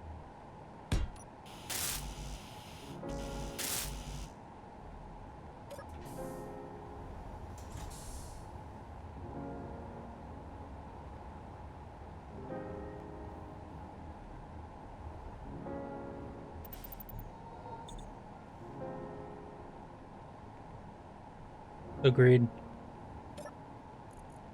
And then Diablo 2 came out and was like mind-blowingly good. Yeah. And then like what a good example of like an expansion that made the game so much better and stuff.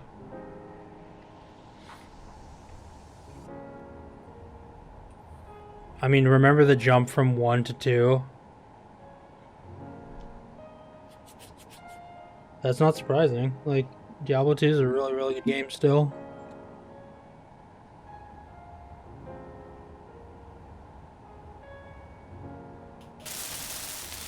Yeah, the runes, the more uses for the cube, like there's so much to really, really like about Diablo 2 versus Diablo 1 or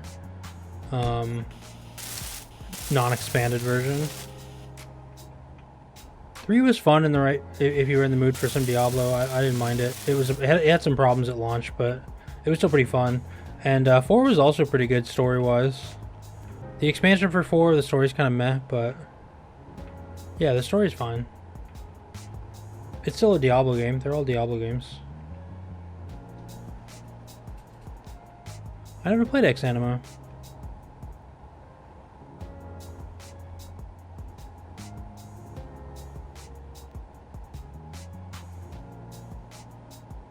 Yeah. The fact that they made the controller play much more doable is, I think, what kind of was a saving grace for the franchise. Like, opening it up to console players is really, really helpful.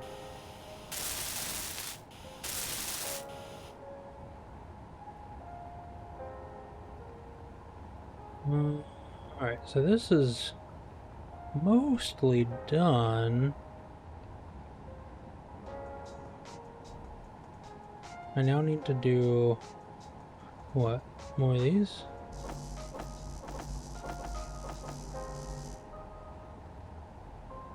I don't think there's any more.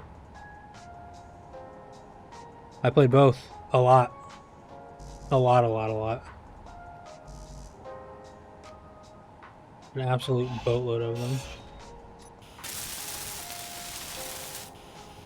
EverQuest 1 was my intro to like online, like not online games, but like my intro to interior wall.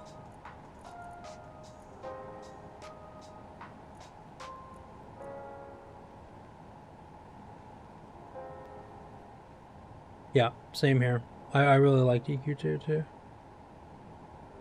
EverQuest 1 was one of those games, again, it was like such a touchstone in gaming. If as a youth you played EverQuest 1, it was something it really set something ahead. Like it got me started on, like, after EverQuest 1 and 2, I got into Star Wars Galaxies.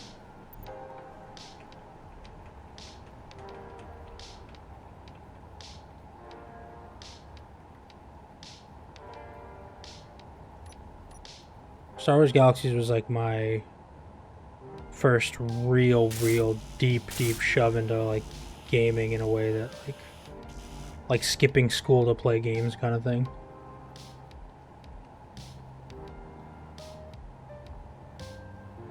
I've played it. I jump back into it once every, I don't know, 5 years or something. Like, check it out, and I'm like, oh, this is kind of neat, and then I just, it's still, I don't know. Does anybody else remember Earth and Beyond? If anybody wants a real flashback game recommendation, Earth and Beyond was funny.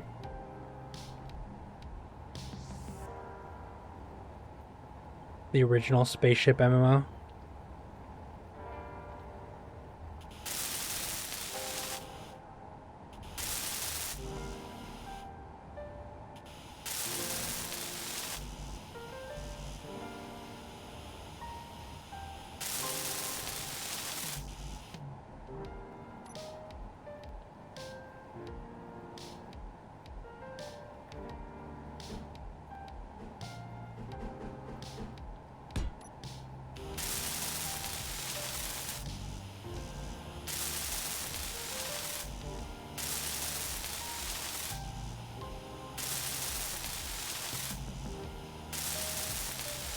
I played WoW on release. I think like most people did. I think I got to level 50. And I was like, you know what? This is kind of lame. And I just kind of dipped. I never got into the game. For whatever reason. Like, it just didn't click for me. I think I was early on and like really getting into EVE. So the theme park like game style just didn't fit for me.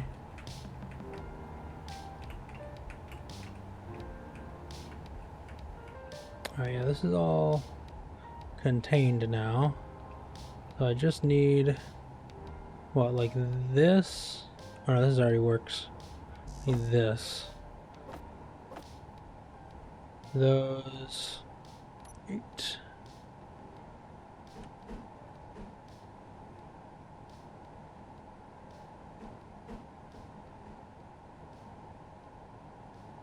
Not that. Not that.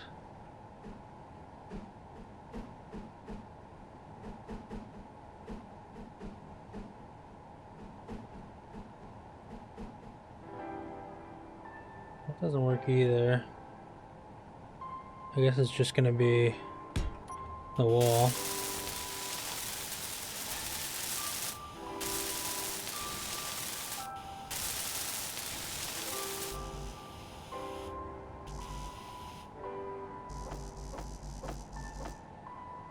Oh, whoops. Those are only partial completed. I want this.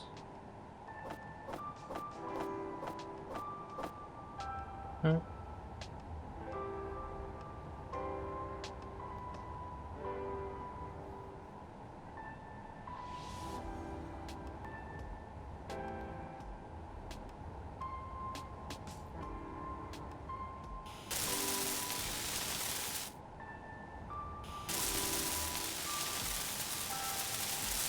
Go.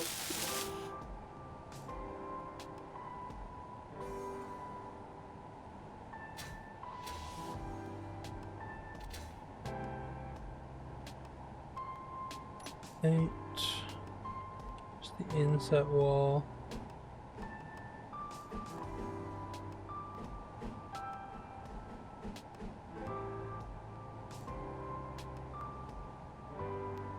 I've heard a lot of people had this the very similar experience where Classic kind of like brought them back to the concept of why the game could be fun. I think I can do the corner here pretty safely. Yeah, I can.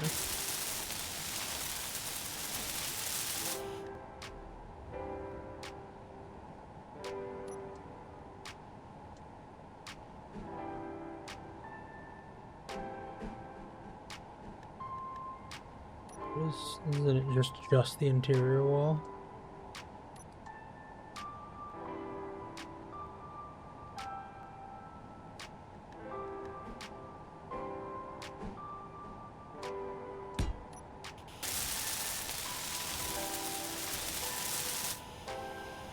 Oh, real, that's funny. Is hardcore how I think of it? Like when you die, your character's gone, like deleted?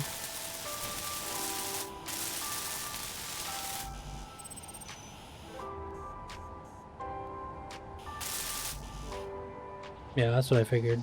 Just wanted to make sure.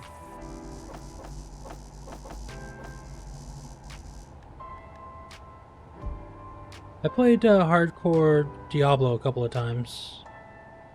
Diablo 2 and 2, 3, and 4 I had hardcore characters in max level. Yeah.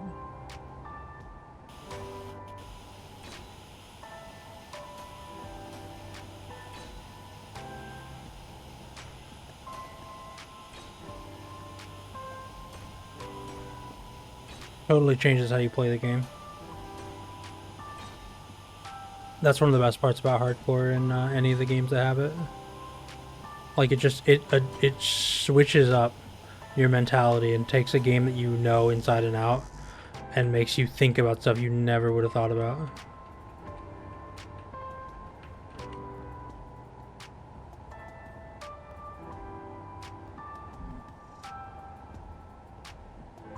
For sure.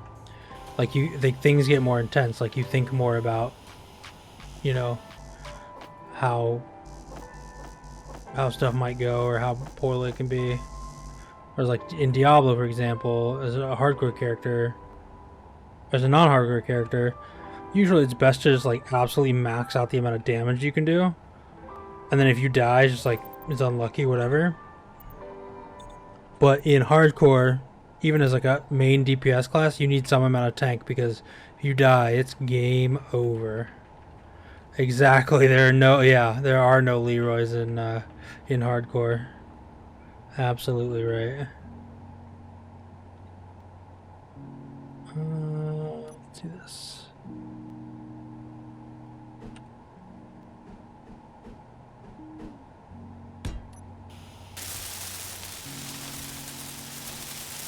That's funny.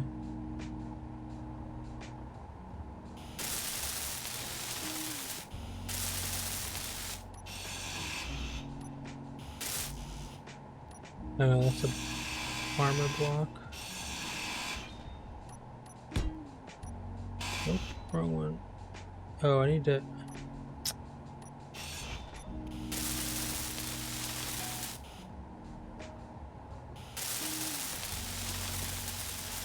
Well, I need to make sure I don't have, like, framework stuff behind walls. Which I am currently making with this wall, so oops. Mildly annoying.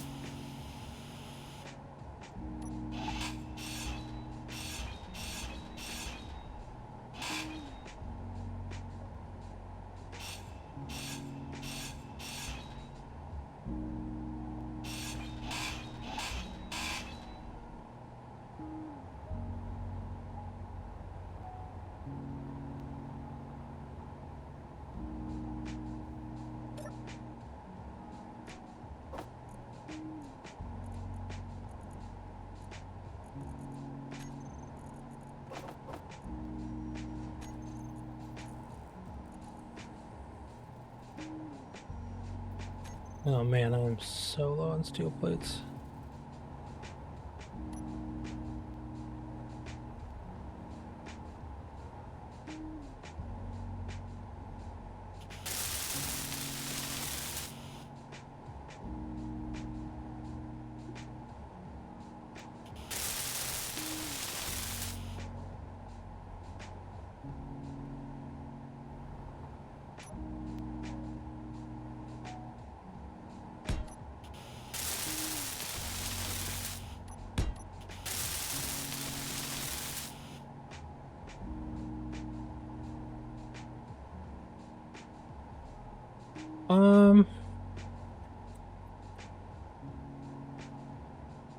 Kind of the same as a lot of the theme parky MMOs.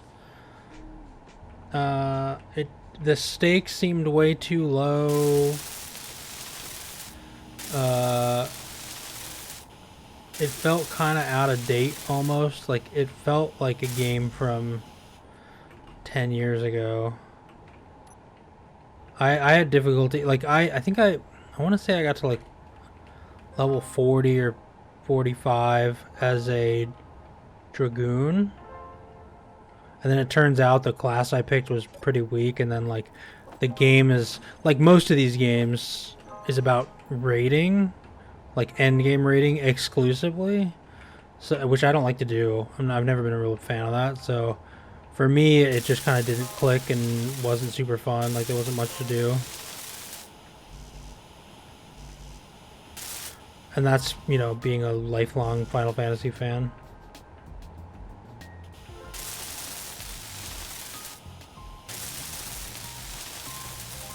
What I want is I want Final Fantasy VII Rebirth to come to PC. Because goddamn it, I want to play that. But I refuse to buy a PS5.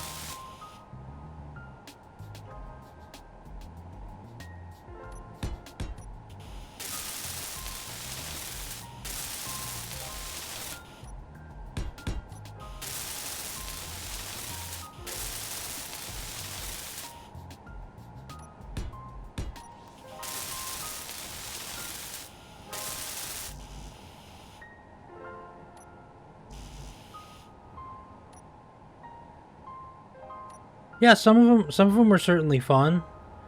I just couldn't. I don't know. It was maybe it's like the look of those kinds of games doesn't do it for me.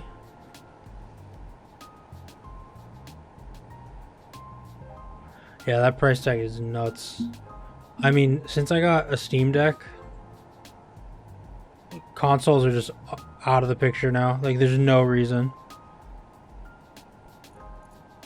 Like, since I got a Steam Deck, and also since you can now take, you know, a really junky PC or something, like anything, and stream over your network the gameplay from, like, your PC plays it, and you can just stream the actual game to your TV. Like, the fact that I can sit and play. Yeah, I played Monster Hunter World a lot when I was in Germany for like 3 weeks, and then I've played like most Metroidvanias on it now. I played some Elden Ring on it. I played a lot of Balatro on it when that came out. Balatro was a lot of fun. Yeah, Steam Link. That's what I was thinking of.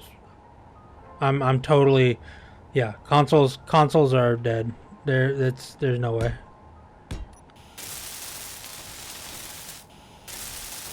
Like, especially the PS5 Pro. What did they say? It was like $900. You can get a game. You can get a PC that plays most games on it for that. It's not going to be great. Like, a lot of people are like, oh, I can buy a good gaming PC for that. No, you can buy like a middle of the road one for that, and you still need like a monitor, and mouse, and keyboard and everything. But to be fair to that, like, nah, you just don't need it anymore. It's like you can either buy a PC for the same price as a PS5, or you can just get a Steam Deck that's like $3.99 or whatever it is for the cheapest version.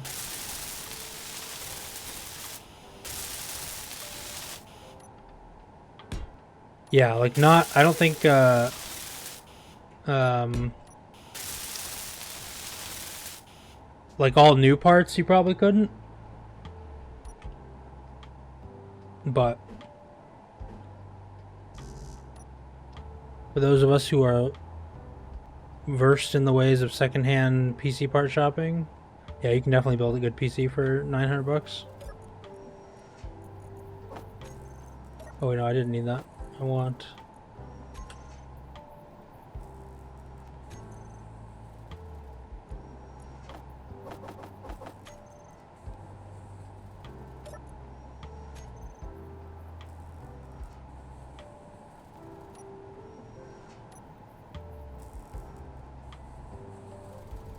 Hmm.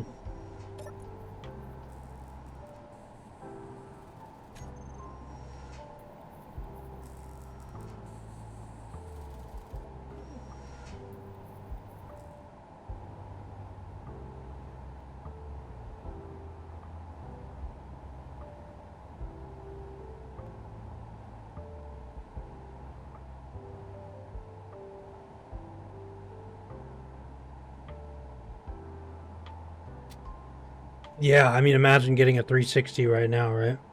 It'd be not great.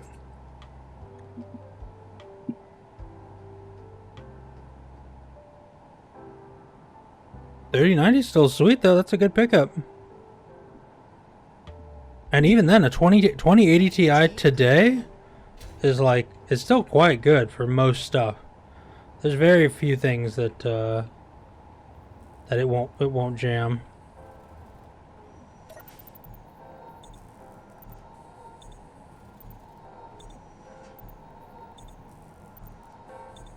Nice. Yeah, same. Honestly, same for me. I built every computer, every gaming PC I've ever had. I built myself. My family bought like an old like Hewlett Packard or whatever. Yeah, but I mean a 2080 Ti is still pretty good. Or like the T. I mean, it does it does everything. It plays any game right now. Very cool, Witchy. Yeah, I'm on a 3080 myself because I had a buyer lined up for my 2060 or something, and I got a 3080, and then I had a friend who needed an upgrade for their PC because we played a lot of Tarkov together, and they had a really bad CPU combo, and somebody else was giving them. Oh, jeez, that is a nice upgrade from a 980. Somebody was giving them a 3060 because they ordered one on Amazon and got like 3 of them. So he basically was like, "Who needs a graphics card?" and gave like our friend group like he gave out a couple of 3060s because he got like 3 when he ordered one, and so he was giving him a 3060, but he had a really out of date processor. So I was like, you know what? Here's the deal. I was thinking about upgrading my processor anyways, and we were playing a lot of Tarkov at the time. So I was like, for like basically what the cost would be, I'm just gonna ship you guys out my old processor CPU combo, or my processor motherboard combo, and I'm gonna upgrade to the 5800 3DX. So I upgraded to the the new Vcache processors. Really like it, and sent him that, and then that's the system I'm on now. Kind of does everything I wanted to do. Well, I guess I need to make. I'm waiting for those to craft.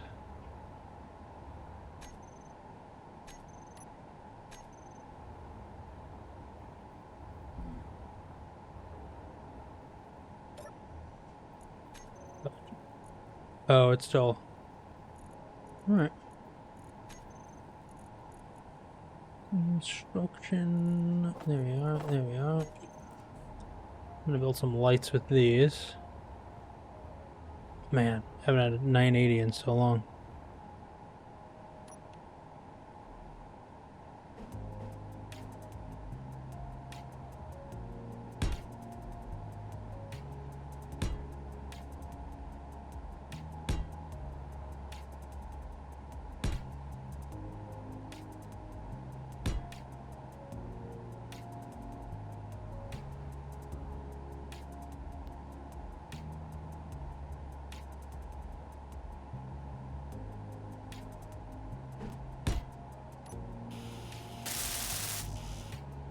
Oh, those need interior plates apparently.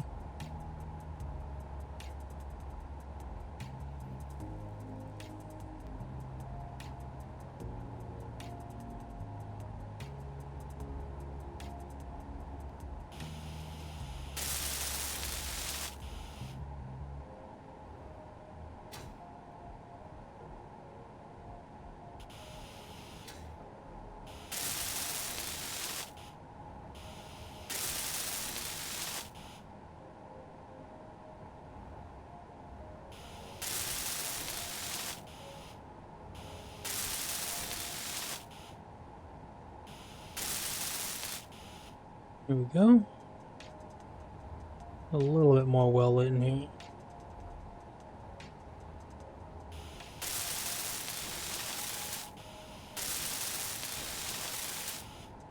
They require power, but when you build a battery, it has like a default amount of power. I think it's like 20 or 25%. So building the batteries gives me enough power to run the lights because it's a pretty negligible amount.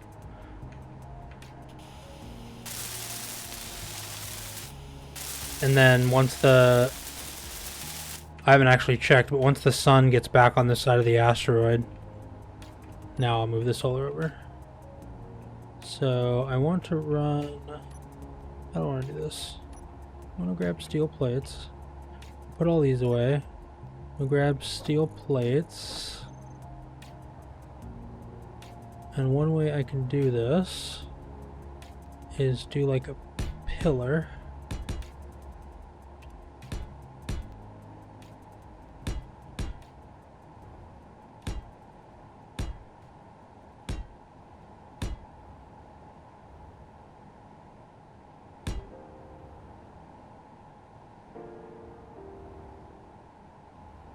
The 7800 is a good card. Great bang for buck.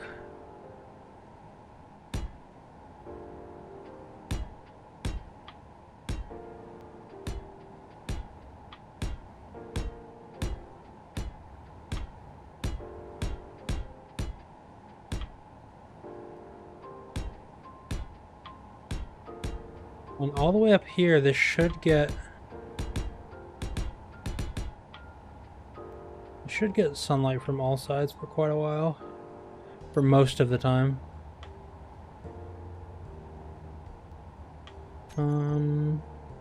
Solar. Oh, that's right, I didn't get that panel.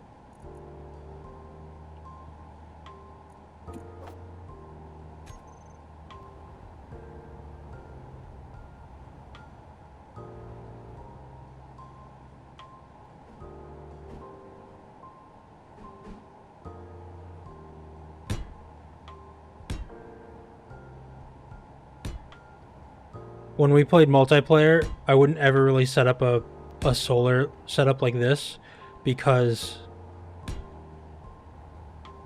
I had a friend who piloted a little bit recklessly, and I knew that if I set up the solar like this, he would run full speed into them.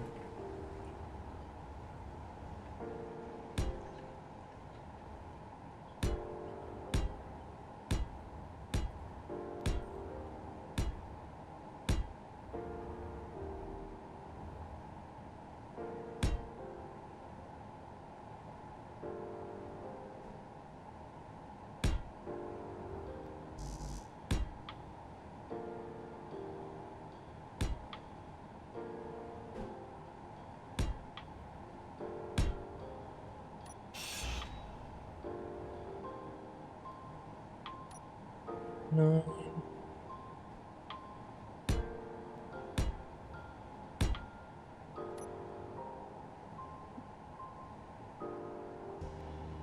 Wait, huh? Like, just setting one tracks the sun?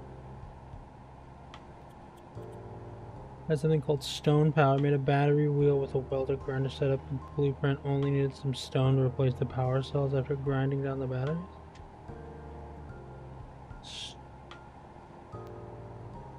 Oh, I have to use a turret controller. I just want to set them up and kind of like leave them alone.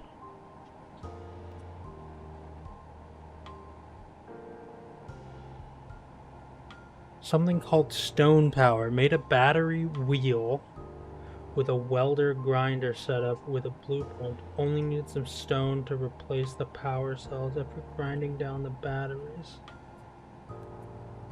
Oh, I kind of get that. That's interesting. Because you get the free power off the batteries.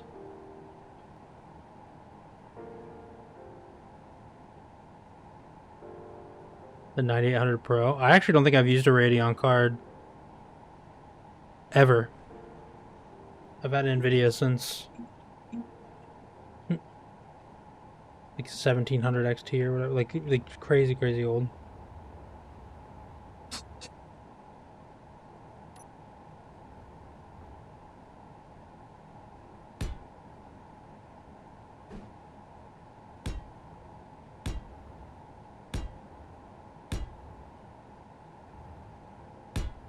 Also, I kind of like how this looks. Like a solar tower.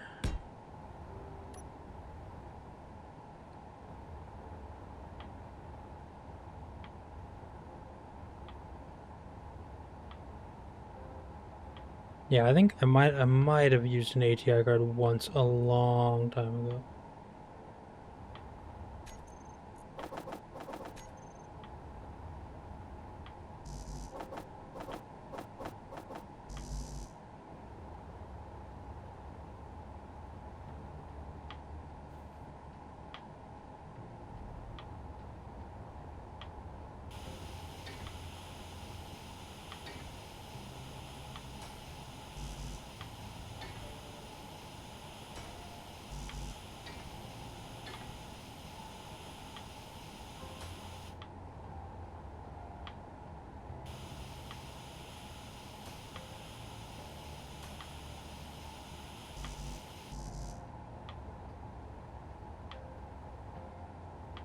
Energy low.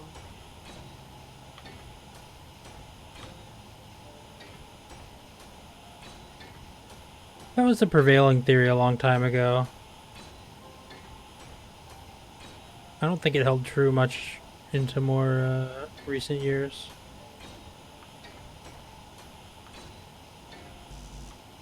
One of the biggest things that people always said was like, oh, if you have Intel, you need to get NVIDIA, and if you have, you know, AMD, you have to get the ATI cards or whatever it was. And that ended up not actually being true for the most part. Only just a couple of games had weird problems between the two.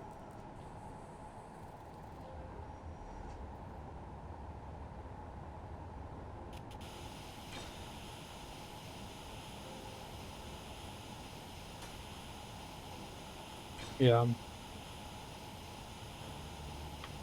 The only Linux I daily drive is the Steam Deck. Steam OS Linux. The Arch Linux that it's got on there. There have been a couple times where I've ran Linux as my daily, but it's very rare.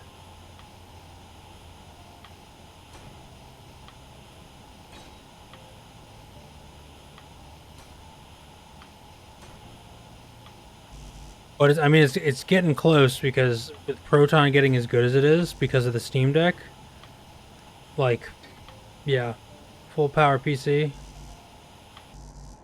Windows 11's pretty rough. I've been having some problems with it. It's pretty annoying.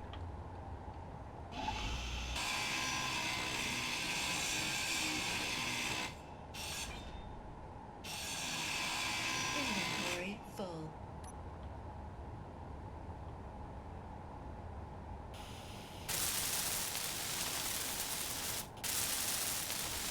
Yeah, yeah. I'm kind of I'm getting dangerously close to that game plan, Witchy.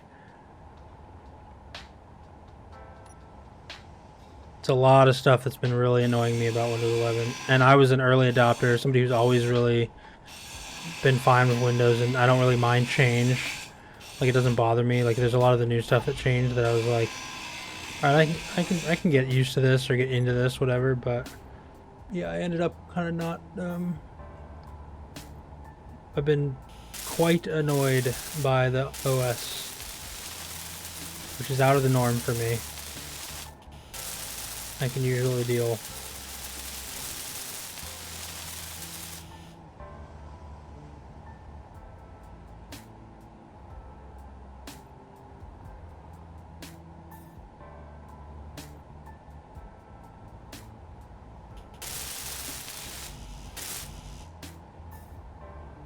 Grab more steel plates.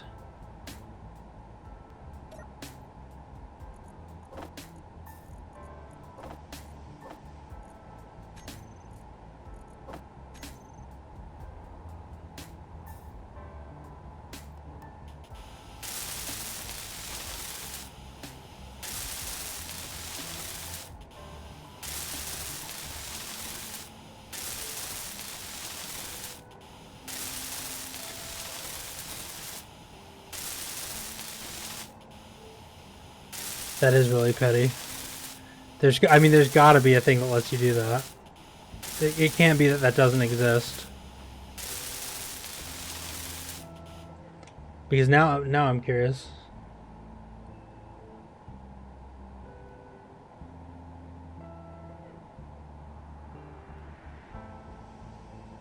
If I find like a Windows forum post from you, this would be really funny. They engineered it out of Windows 11.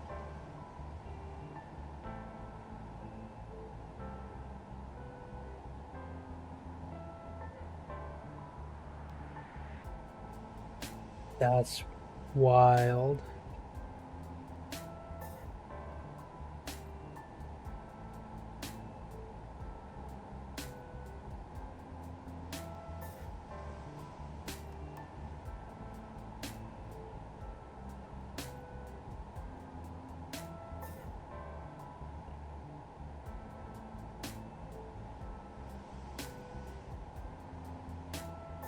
That's crazy. I'm very surprised that they did that. It's a matter of principle.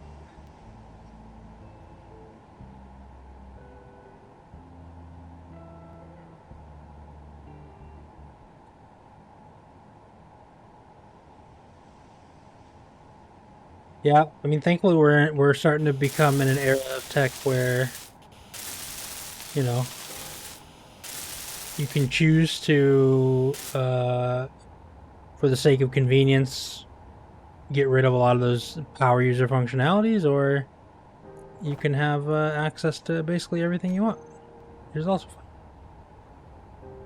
Linux is getting better and better, which, you know, I'm always game for. Anytime that's, you know, an available option. Like, the sole reason I use Windows is because I game on Windows, and it's the best operating system for gaming. However, because of the Steam Deck, it's getting so much better for Linux gamers. Proton is getting updates like weekly that are making all of it just so much better for gaming. So, and that means that the graphics card companies are going to continue to improve their graphics drivers for Linux. Like, the market share for Linux gaming is going up.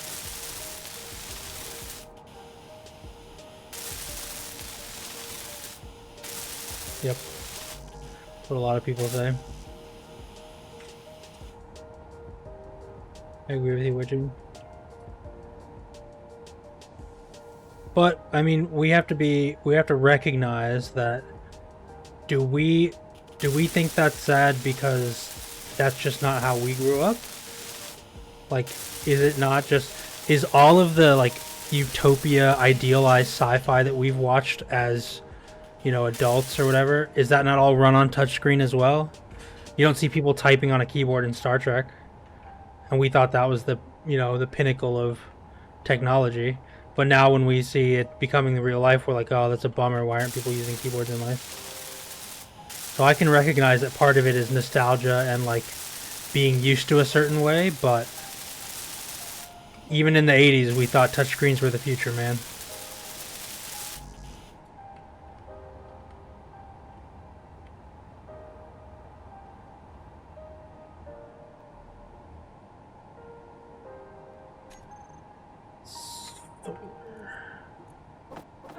No energy. Oh god, I ran out of energy.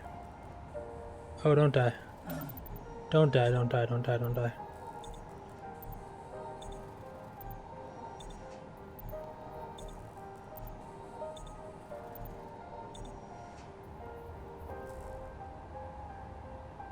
Well, I mean, tech runs everything in our lives, so.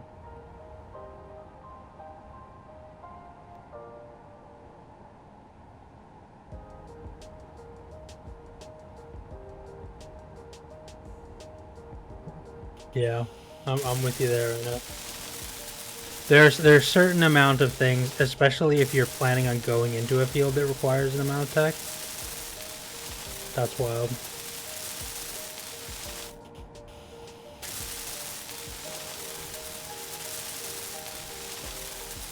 But I mean, we're not too far off from, like, you know, opening your phone and saying, hey, ChatGPT, attach this PDF to this email for me, and it'll be like, alright, cool, I'll do it, done. Where do you want to send it? And then you just tell it. Like, we're getting to the point where we are the dinosaurs.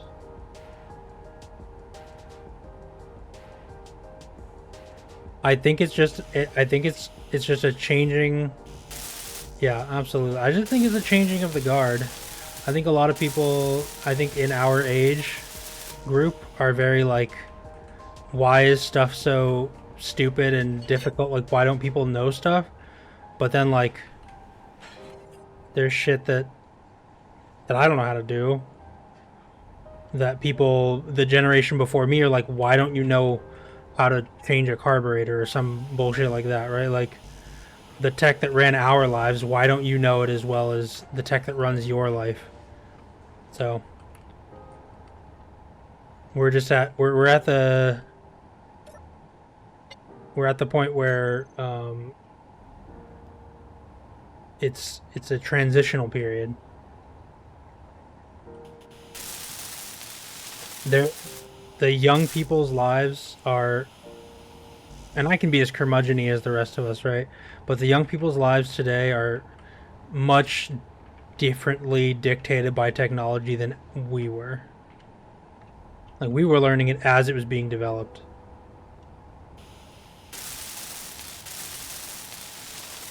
Like, we remember a time when we couldn't just Google the answer to any problem. They've never lived in that time. Ever. So. Alright, to get the pre-rolls off, I'm going to run a quick 1-minute ad. Go ahead and get up, stretch, grab some water if you're not subscribed or don't have turbo. You know, I'll be back in a minute.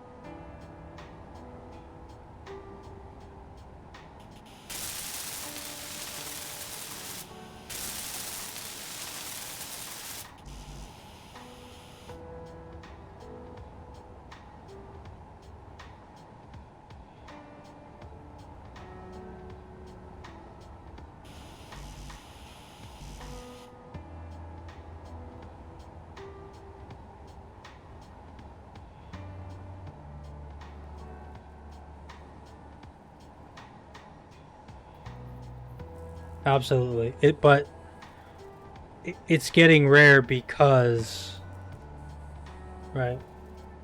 Welcome back from the ads.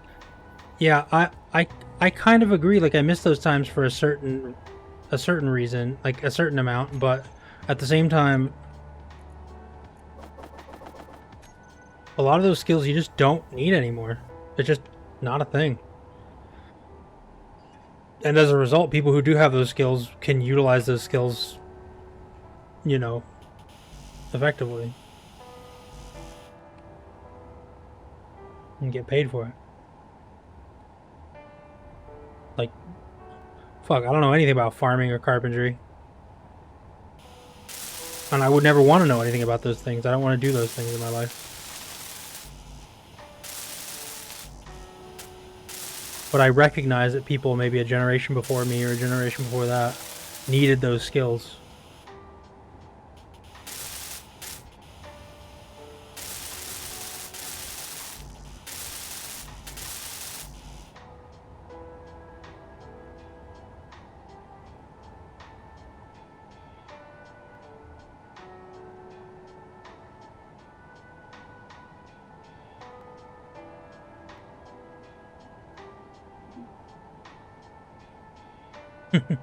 That's cool. I've seen a lot of those like those Arduino um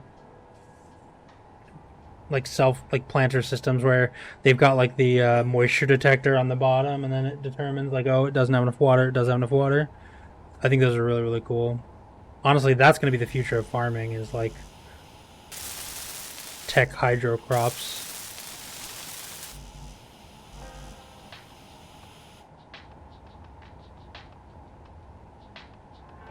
Energy low. I've had a similar discussion with my mother, Eos, actually, and she does the same thing. Oh, everybody's looking at their phone, everybody's so sad and like disconnected and lonely, when in reality, we're in the single most connected time in the history of humankind. I am in Japan talking to my friend in Seattle, or in Western Washington, in the U.S., and with people in Europe and other, like, live over video, and with a delay of maybe 1.3 seconds.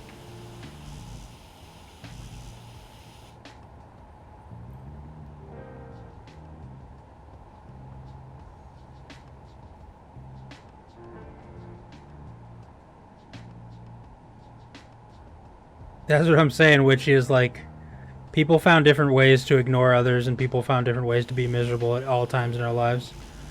It's what you do with the tools given to you.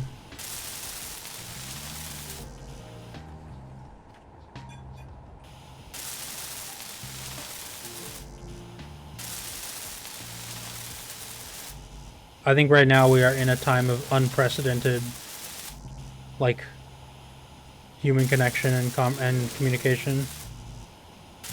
However, many people choose to view that in a way that is negative or doesn't affect them in a way that they want to. Like people in our age bracket kind of have a difficulty or refuse to engage with the tech in a way.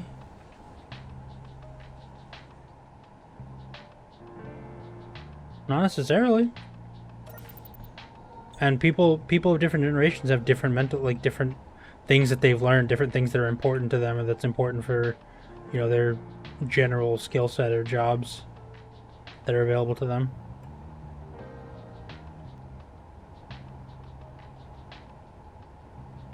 Exactly, agree, Arnon. There's a meme online about showing like X is ruining the youth, or why don't people look up and see the world around them, kind of thing. Like, there's a meme that shows like every 50 years there's another newspaper article about the exact same thing. It's like, I for one like having all of all available information at my fingertips at all times. Do I yearn for a day where I can sit down and argue with somebody about something and nobody knows the answer until they got home and looked it up? Yeah, sometimes, but a lot of that's I can recognize as nostalgia, not reality. I'd rather just know the answer to my question right at the bat. Okay, I need to produce more of these things.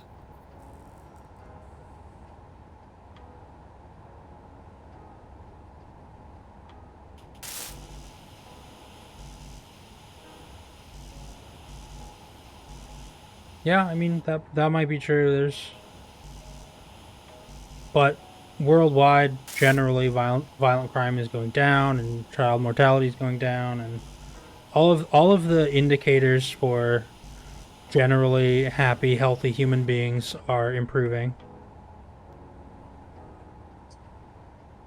Yeah, you might have a more skewed outlook on it than most people.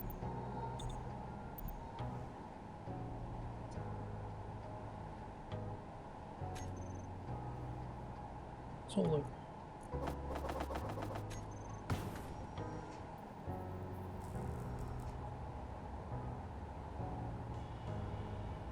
I, for one, am generally an optimist.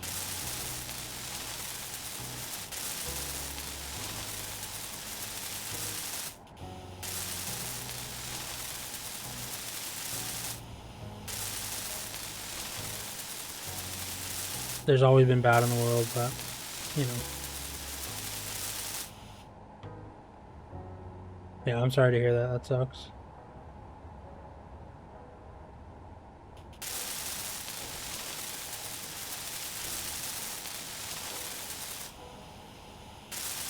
Yeah, it's everywhere. Like, that's true of everywhere, but generally, life is better, less dangerous, more connected than it's ever been in human history. Ow. Until you jetpack yourself into a stone wall. Then it's not.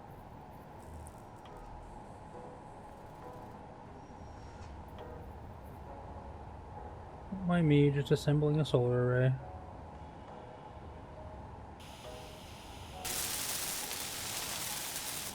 Yeah, I think that's the way to live your life.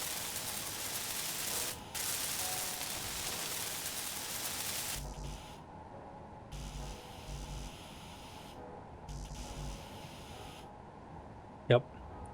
Denmark. And then one of my regulars is a Norwegian.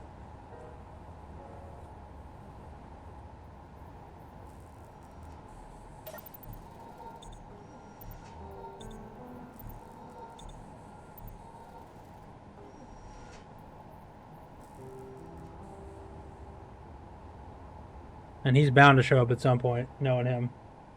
Find a Finn and we're all set. I should just go on like Twitter or Threads or whatever and just post like, hey, we need a Finnish person in our chat immediately, please. We're trying to collect the Triforce of Scandinavians.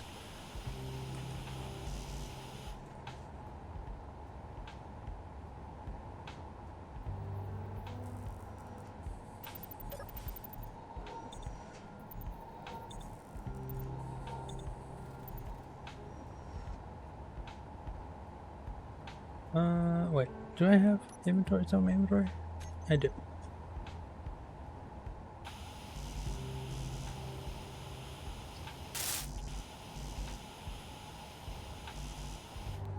Alright, well. Oh, I thought it would be rotating around like this. For whatever reason, I thought it was going to rotate the other way around, but this is fine too, I guess. Not a big deal.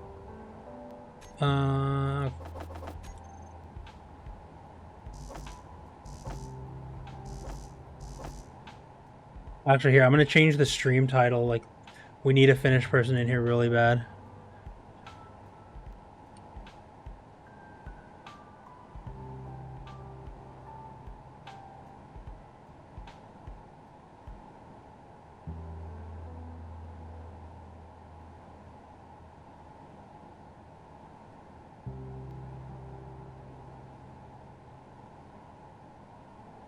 Alright.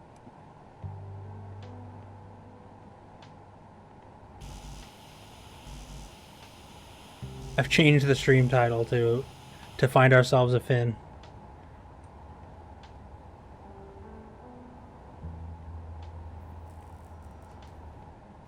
Maybe we'll get lucky.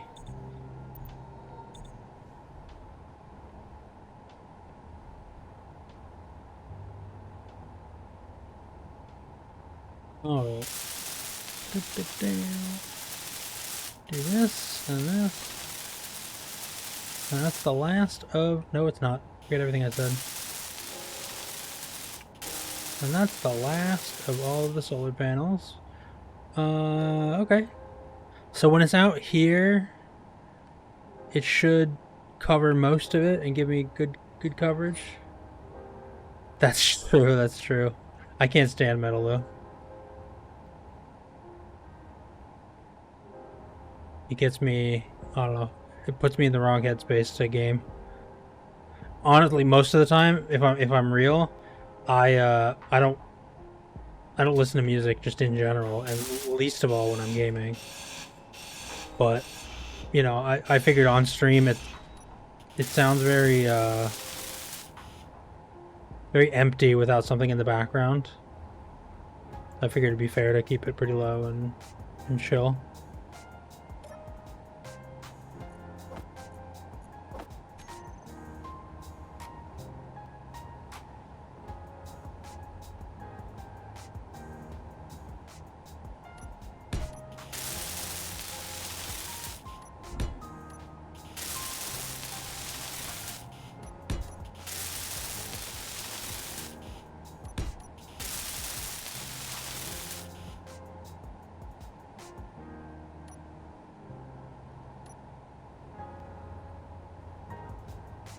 Closed door, closed door.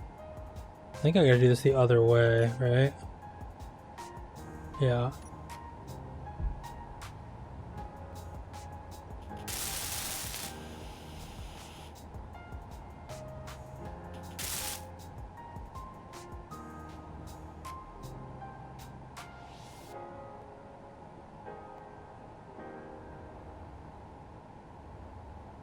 Yeah, I don't know. I don't think the vibes are right for like hanging out and playing games and talking. If you're not really talking to your chat and you're just like vibing with your music, that's cool. Like people can like whatever they want to like. But for me, I know that like no music, empty background sounds really plain because I play games that tend to get me really invested. So it'll sometimes just be like dead silent. It's really bad. It's just a bad habit of mine that I'm trying to improve on. So I figured like something kind of relaxing, just really generic. Gave an okay background to what I had here. Oh, I don't actually need these anymore, do I?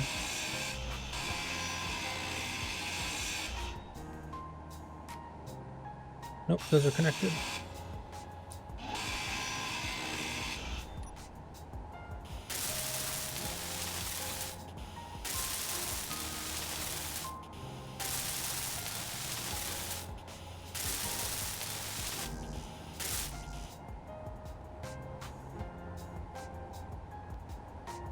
Alright, solar array is done. That's done.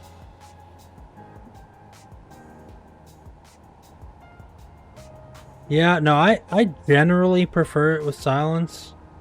Like if I'm gaming on my own. But if I'm hanging out and talking with people, having like some kind of background, like through line, to me is really helpful. I think it's more entertaining for more people. I don't know. That's just how I think of it. Maybe I'm wrong.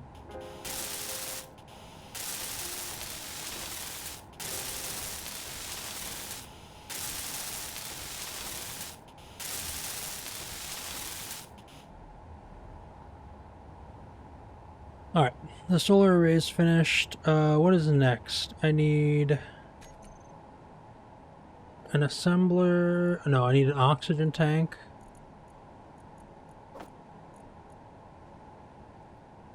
An O2H2 generator. An assembler.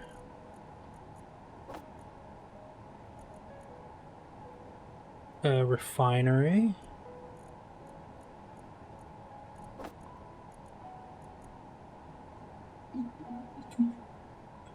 Yes, because power flows through blocks.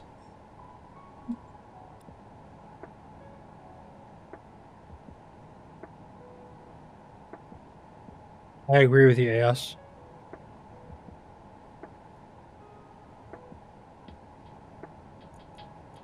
So basically, this whole thing, as long as there's a connection, this whole thing is considered one grid. So power moves through the whole grid.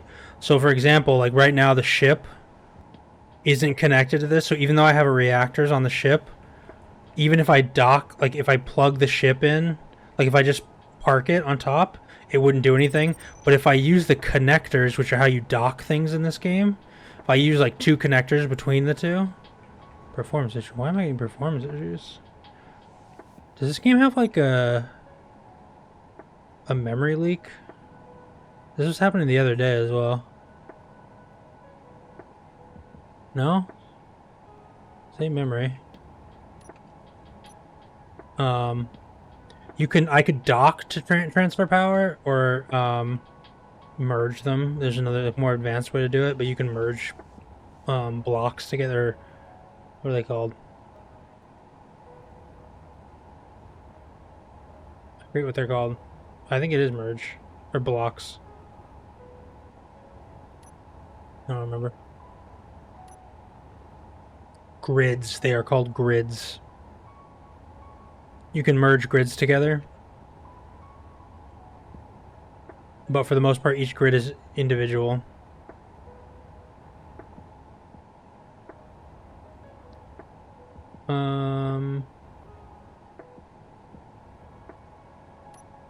Alright, so I'm gonna start with... Actually, I want cargo. I need cargo really bad. Alrighty, let's grab our placement stuff. Interior. There we go. Alrighty, so I want cargo blocks.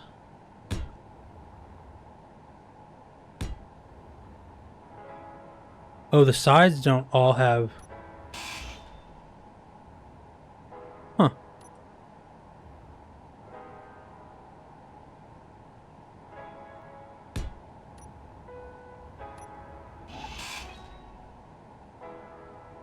At a base I was building and forgot weapons, and space pirates wouldn't quit attacking me with freighters. Had to kamikaze them with my saw to stop it, but it worked out because I was having trouble finding platinum for my anthers, so I salvaged freighters. How's it going, Crouching Fat Man? Hope you're having a good morning. That exact same thing happened to me and my friends when we were playing.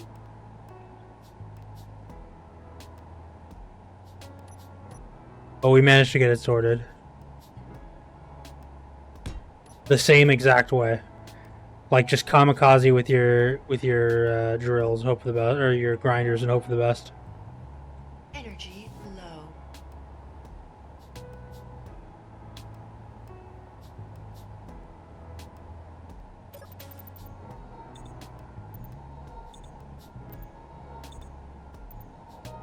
The panic way, exactly. And the funny part was our first time getting our entire base up into space. It was very similar to this. We had a big boxy ship. We parked it. We started to build our base. We were kind of slow. One of us went AFK. We were just like sitting in the ship. And because they were sitting in the ship, we couldn't like move them, like to move the ship or whatever. So he was just sitting in the ship, hanging out, doing whatever. And like suddenly just pirates showed up, started attacking us. And we were like scrambling. We didn't have defenses set up. We had no way of dealing with it. It was wild.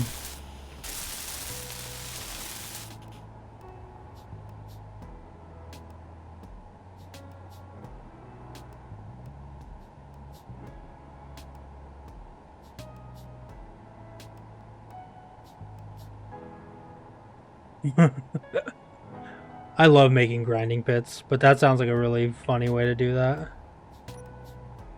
Play with wolves on and kill them. It makes the pirates go neutral. Like, there are wolf animals in the game? I had no idea.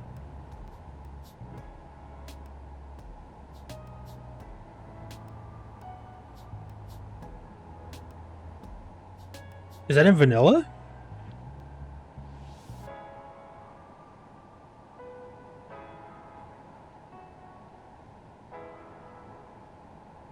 That's wild. I had no idea.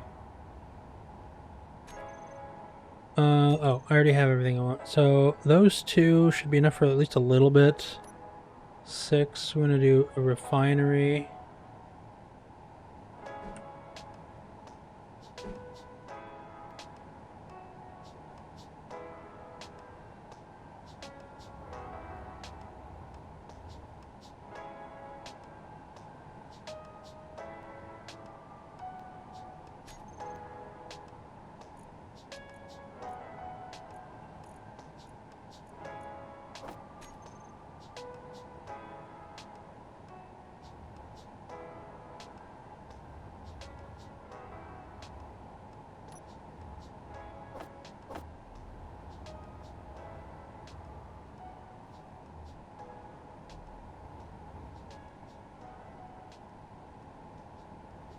I didn't know wolves existed in this game.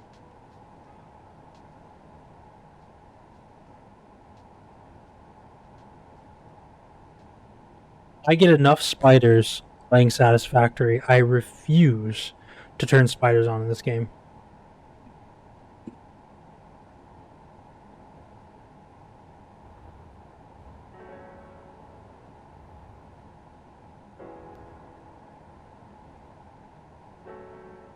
So, this is the O2 H2O2 generator.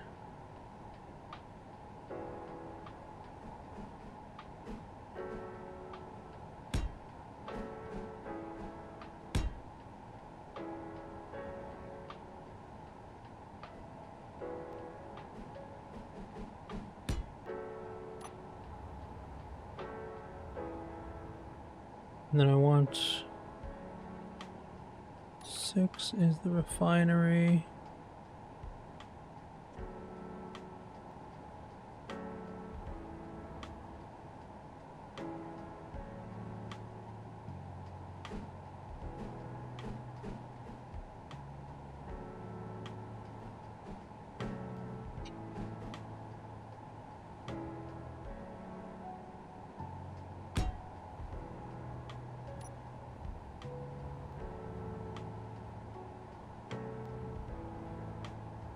That's...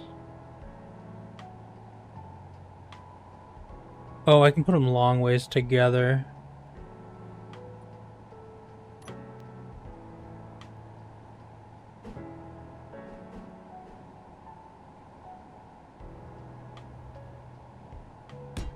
There we go.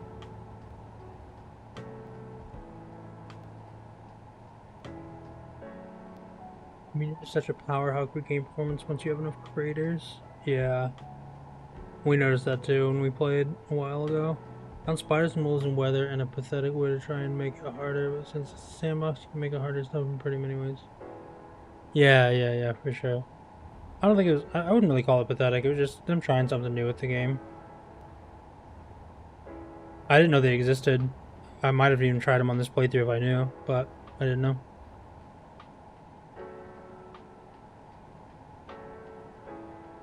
I've heard good things about Empyreon. I think I tried it a long time ago. I might have tried it and refunded it now that I think about it. 7. An industrial assembler.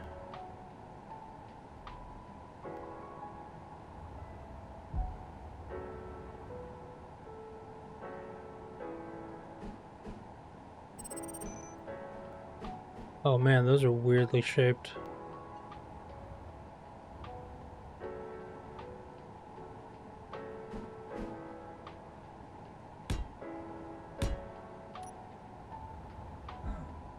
That's probably fine.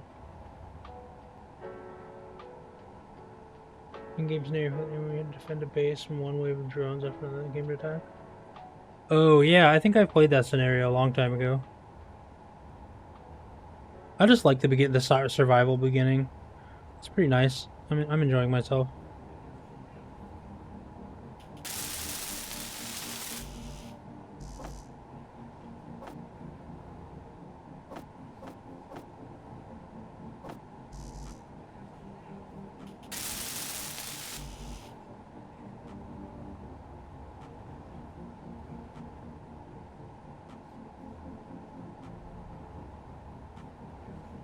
Is there a reason why you turn off auto cleanup?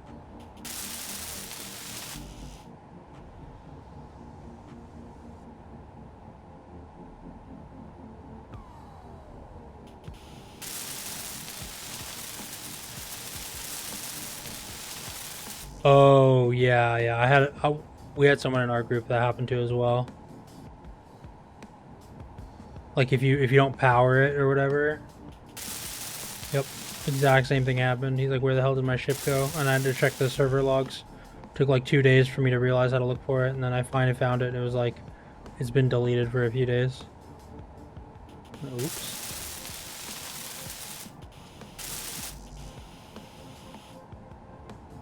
Oh, that's weird.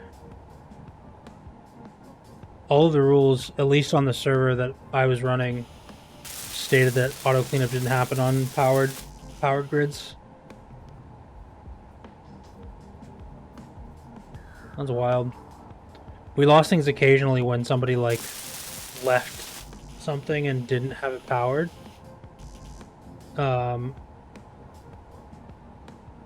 Just like parked near their base. And yeah, just vanished. Like you gotta keep the power running and everything, but that's really strange that it did it when your stuff was powered.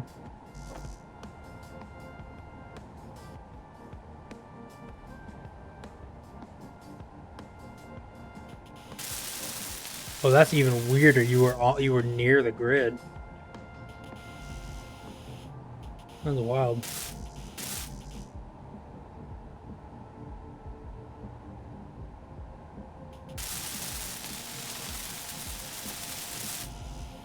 Ooh.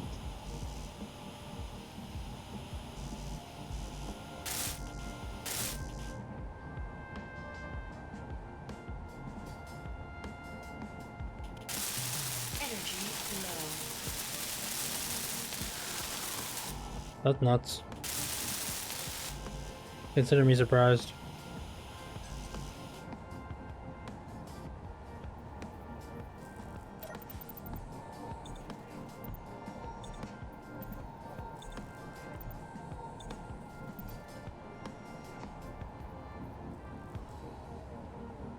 Alright, well, we all hate ads, but I gotta make sure that people coming in don't get a face full of them. So I'm gonna run a quick 1-minute ad. Twitch is gonna run them anyway, so I might as well warn everybody so they can stand up, stretch, grab a drink, do whatever. But hope you guys stick around. I'm gonna run 1 minute. Be right back.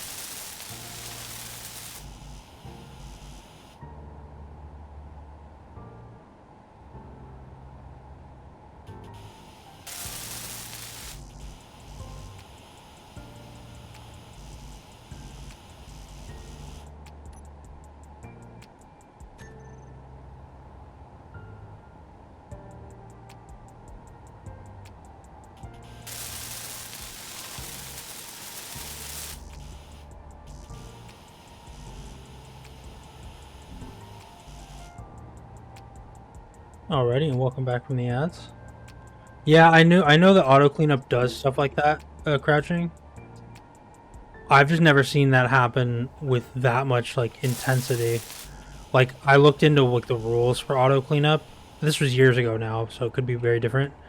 Where if like something's unpowered on a separate grid, like auto cleanup like queues it up, and if it doesn't get like affected, it'll happen. But yeah, I've never heard of it being that that quick to delete something.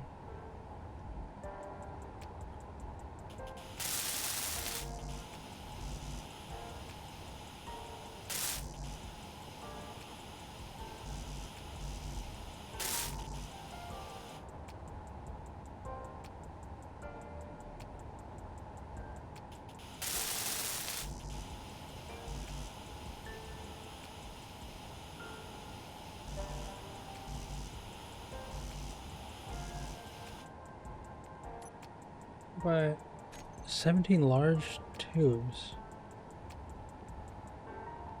They're not. Those are going to be hooked up. Those are hooked up. That's hooked up. Those are also connected. Yeah. Alright. I mean, everything seems fine.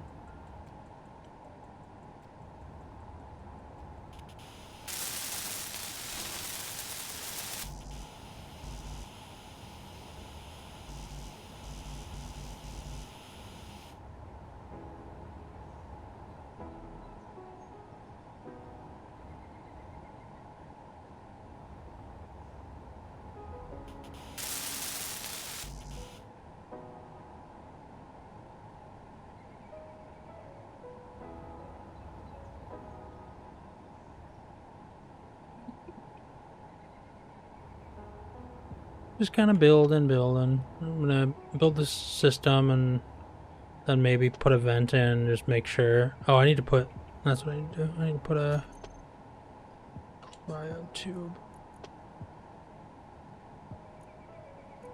Cryo chamber.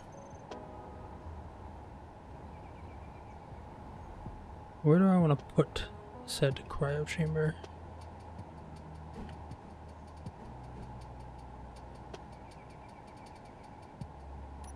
Probably like right here is fine.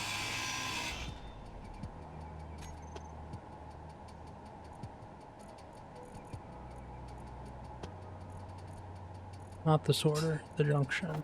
Not the junction.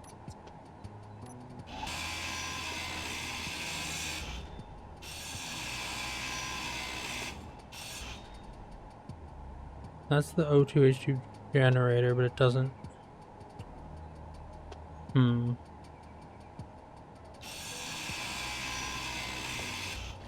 There's the port.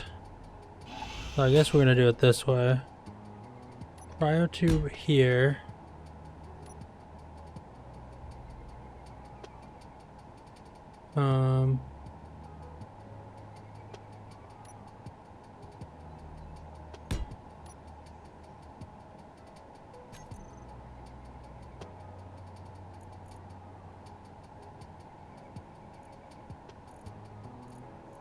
Do a nice flanged pipe. That'd be fun. Yeah. Haha.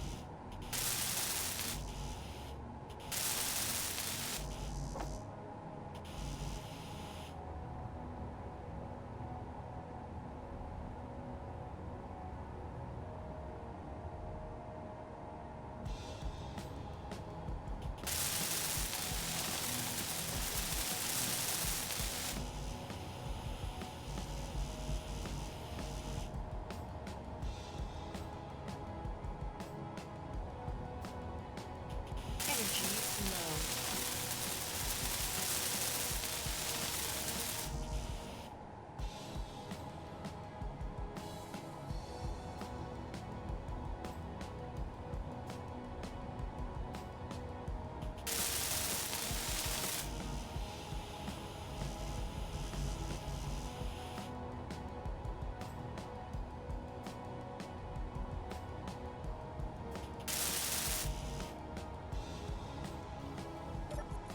Still crafting a million things. Yep. Sense.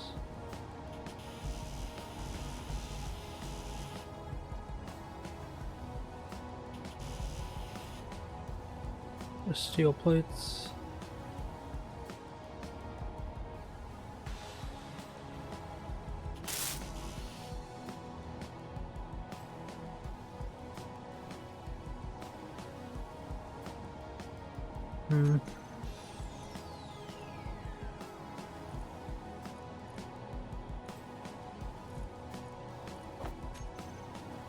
Oh, it doesn't even have. Oops. Energy critical.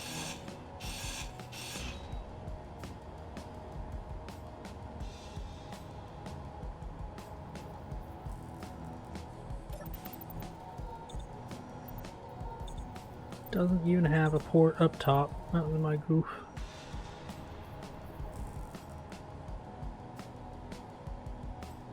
Alright. I'm stuck. I'm stuck. I'm stuck. Everything's fine. Alrighty. We're gonna do this. This guy right here. Don't have the parts for it. Don't have the parts for that. So it's on the back of it.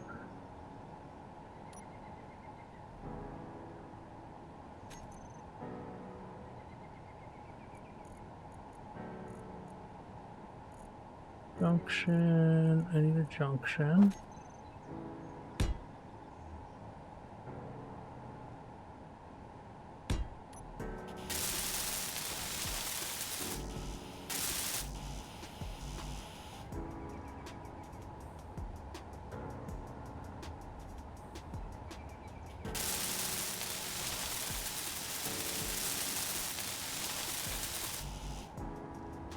Alright, the refineries are done.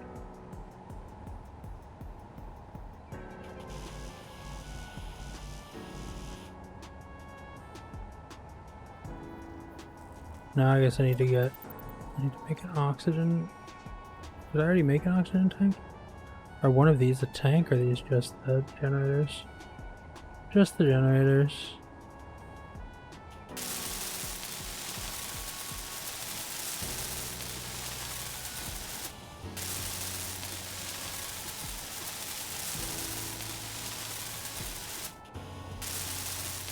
Yeah, I appreciate it, Aos. Yeah, I like I like the systems part of stuff. So this is gonna be like very beginning, and then my plan and how I usually do it is what I'll do is this hallway back here, I'll hand dig out a little hole and install a mining drill that pushes forward and comes back, and then add more drills and push forward and come back, and just like drill out a big like logistics room, like a warehouse room basically, and then hook everything up and build something very industrial. But that's the game plan. This is just kind of here for now. I want to get stuff working, and then yeah.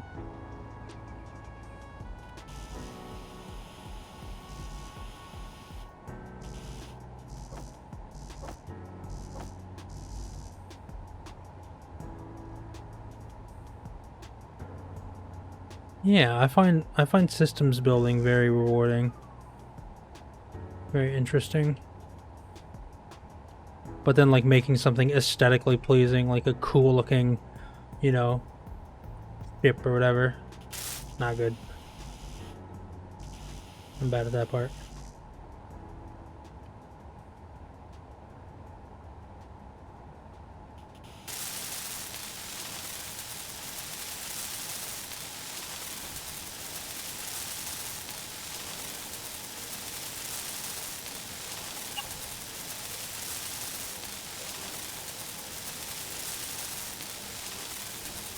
Yeah. 100%.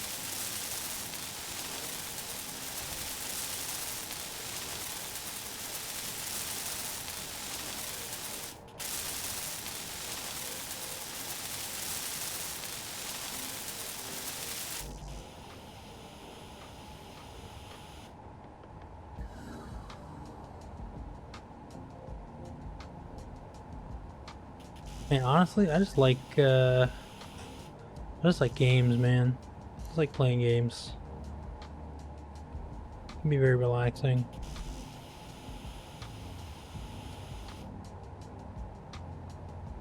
Any kind of game.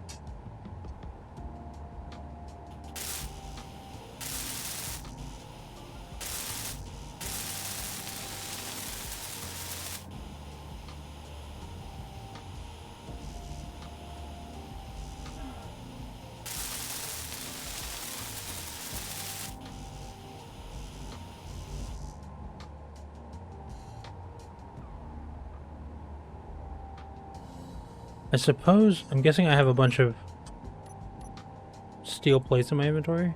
Yeah. I suppose I could build a mining gantry now.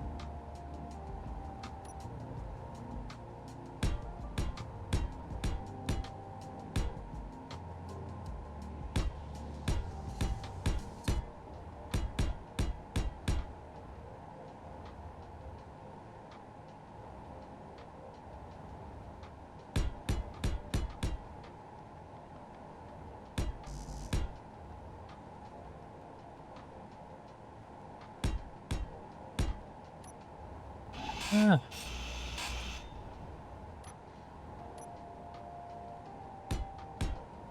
Man, I'm generally pretty bad at working with my hands, like wood carving and that kind of stuff. I find it really fascinating, but I'm bad at it.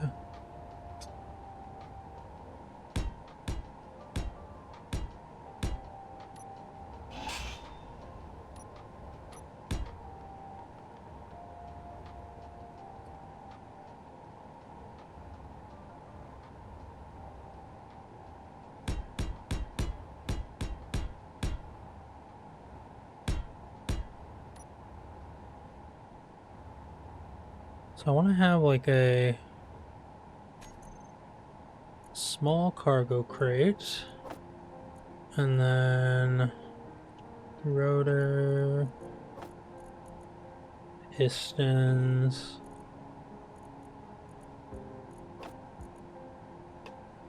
grills.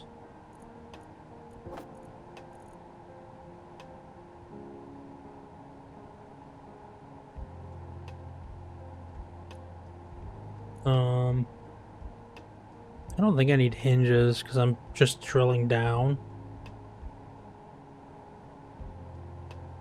Yeah, that's probably fine. Oh, and then I guess I need an event controller to like drill, do a full rotation, go down further, do a full rotation. What you recommended the other day, Eos, with the one I had on the planet.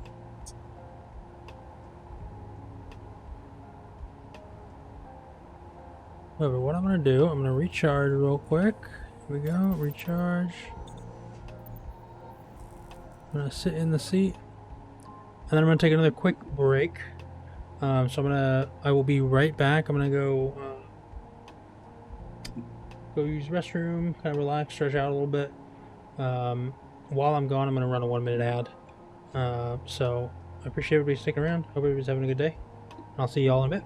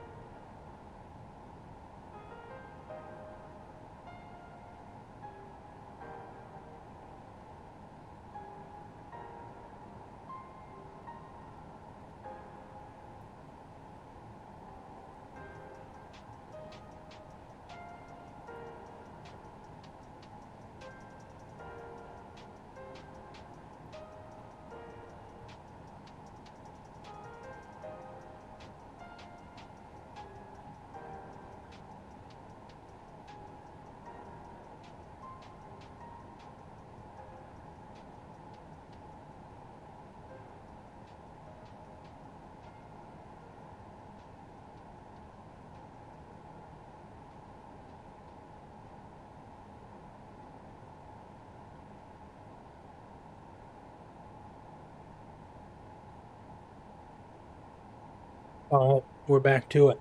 Okay.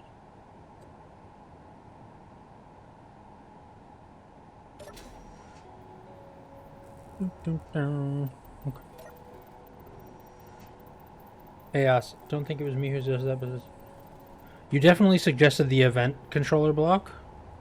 Somebody might have given a better suggestion about how to do the rotating arm, but it was you who suggested the block 100%, I remember.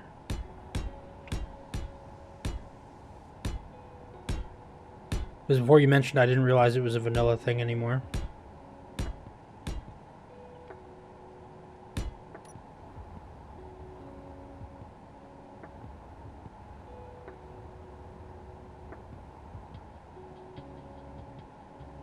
Be a little gantry.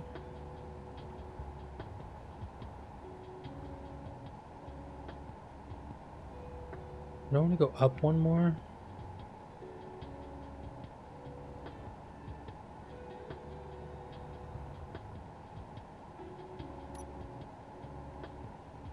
Oh wait, I want, I already put the cargo container on there.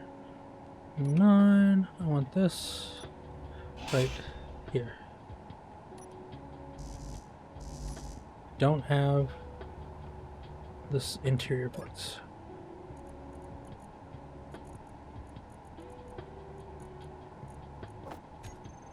There we go.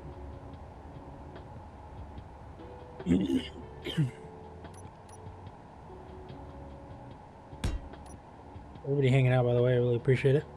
It's a good time. It's fun to game with others. 10 meters would be, well, one... How long are standard large blocks? 1 meter?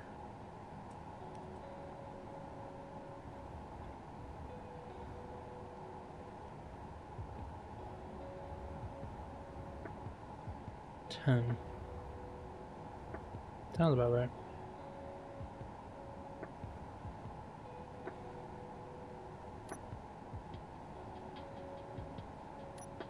Oh, 2.5? Okay. So, this will extend fully 4 blocks. Which means the end is right there.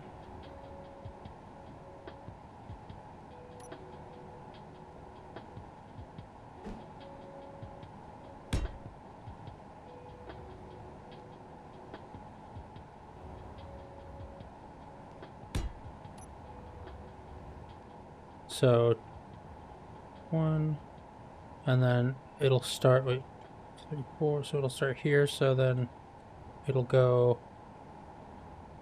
2, 1, 2, 3, 4, 1, 2, yeah. Okay, I don't need the second one. I mean, it won't go all the way out, but I can build onto more of the gantry later. I need to stop getting distracted and actually build what I was working on.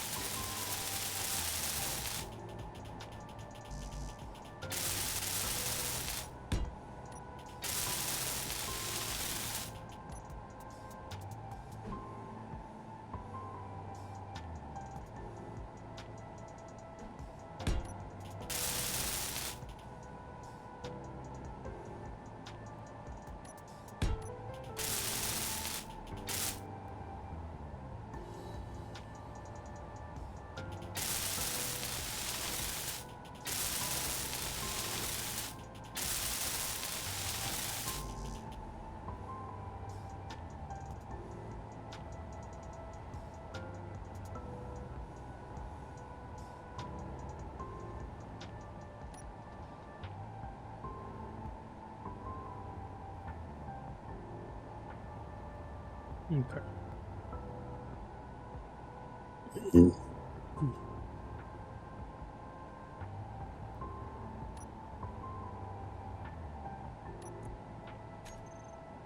What is in my build planner? The refiner? Oh, I already built that. Like, why is it getting just 300 steel plates?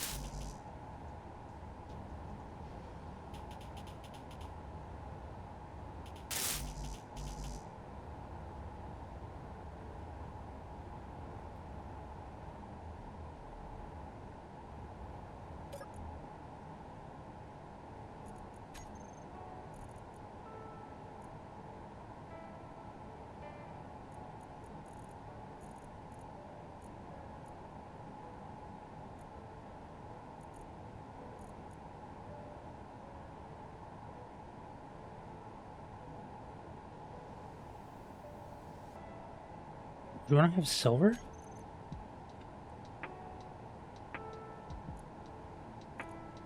I have very little silver. Okay, that makes sense.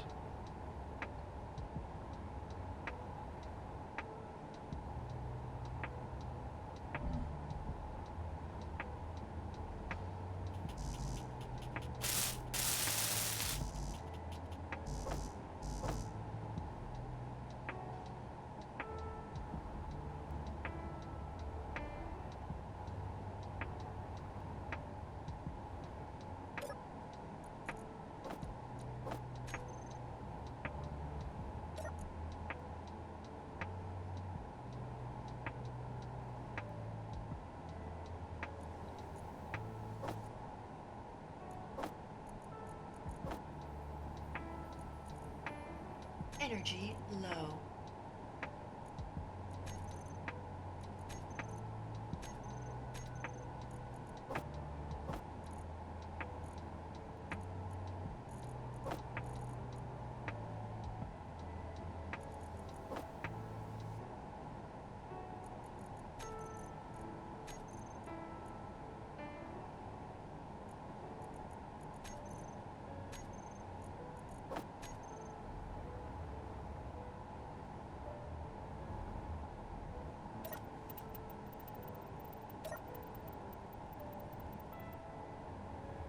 Alright, so I have silver somewhere. I think it's on the back side of this asteroid.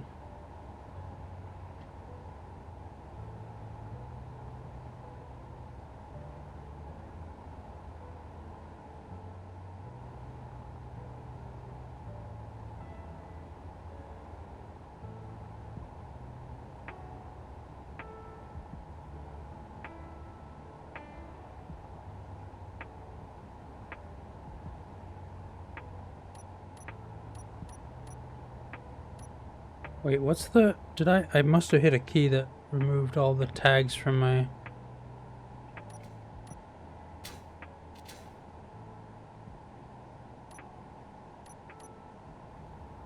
waypoints.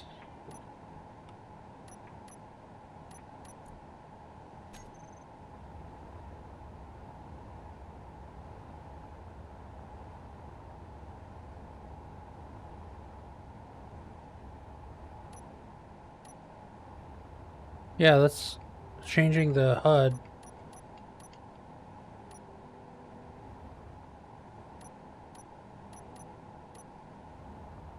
But the waypoint names aren't there anymore.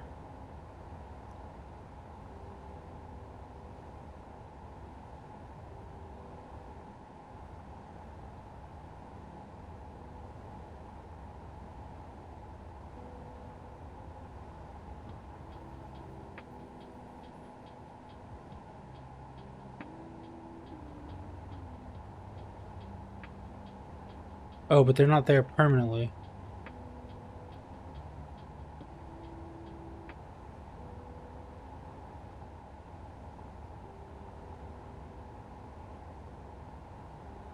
Right, I've marked the asteroid, but I can't find the actual resource. No, I prefer it that way sometimes.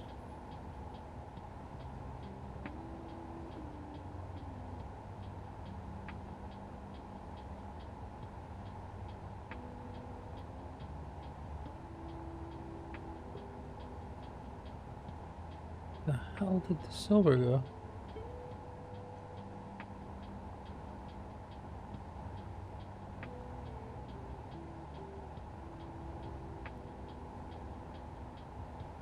I know there's silver on this asteroid.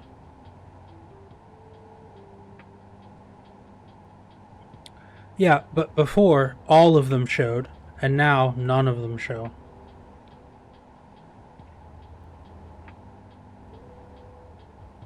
That's the iron.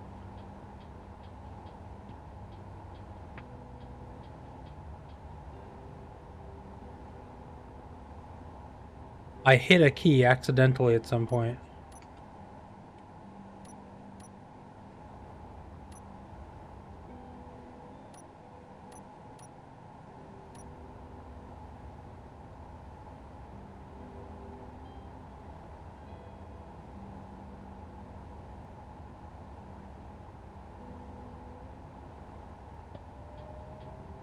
Yeah. I accidentally pressed something that did it.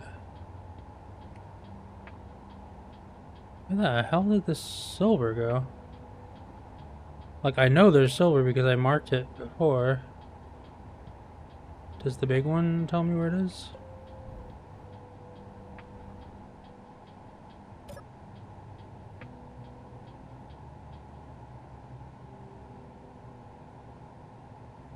Hmm. So it's not this close, it's probably on the other side of the asteroid.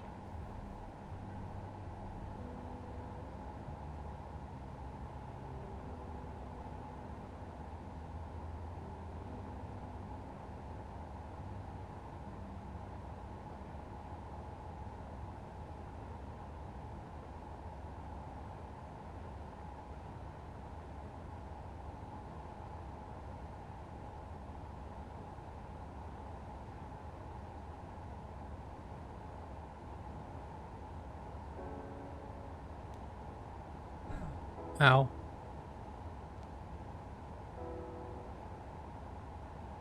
Where?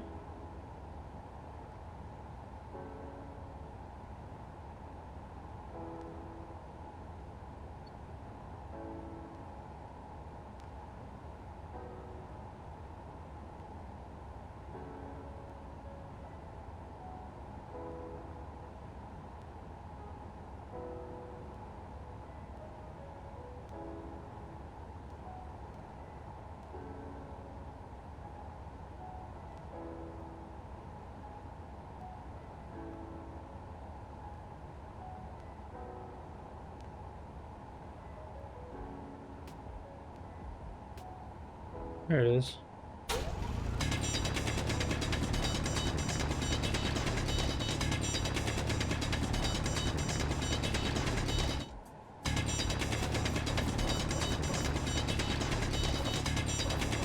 Inventory full.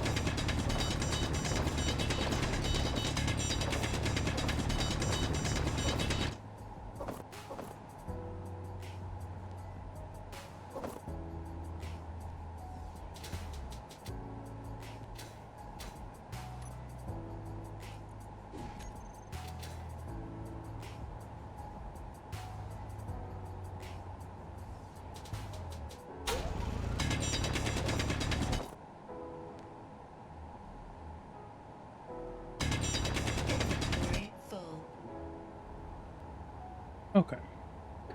Got a little more silver to process. That's good.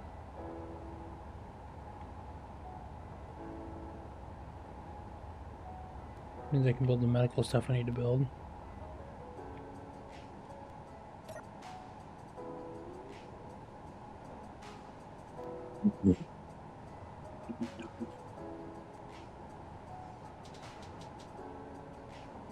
Alrighty. Cool.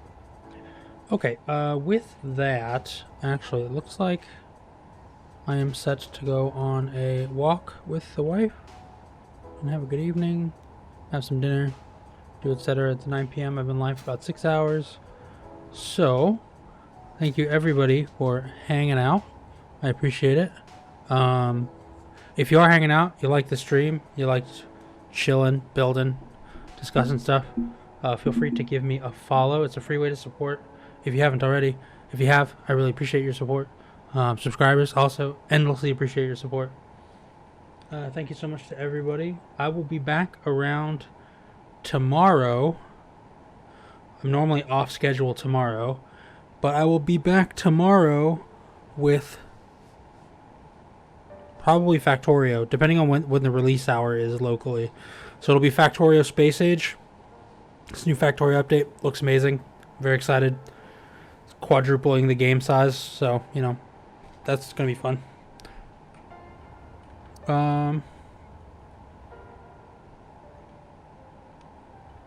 Thanks, Aos. Yeah, I definitely will not forget to chill. That's kind of my default mode, if I'm honest.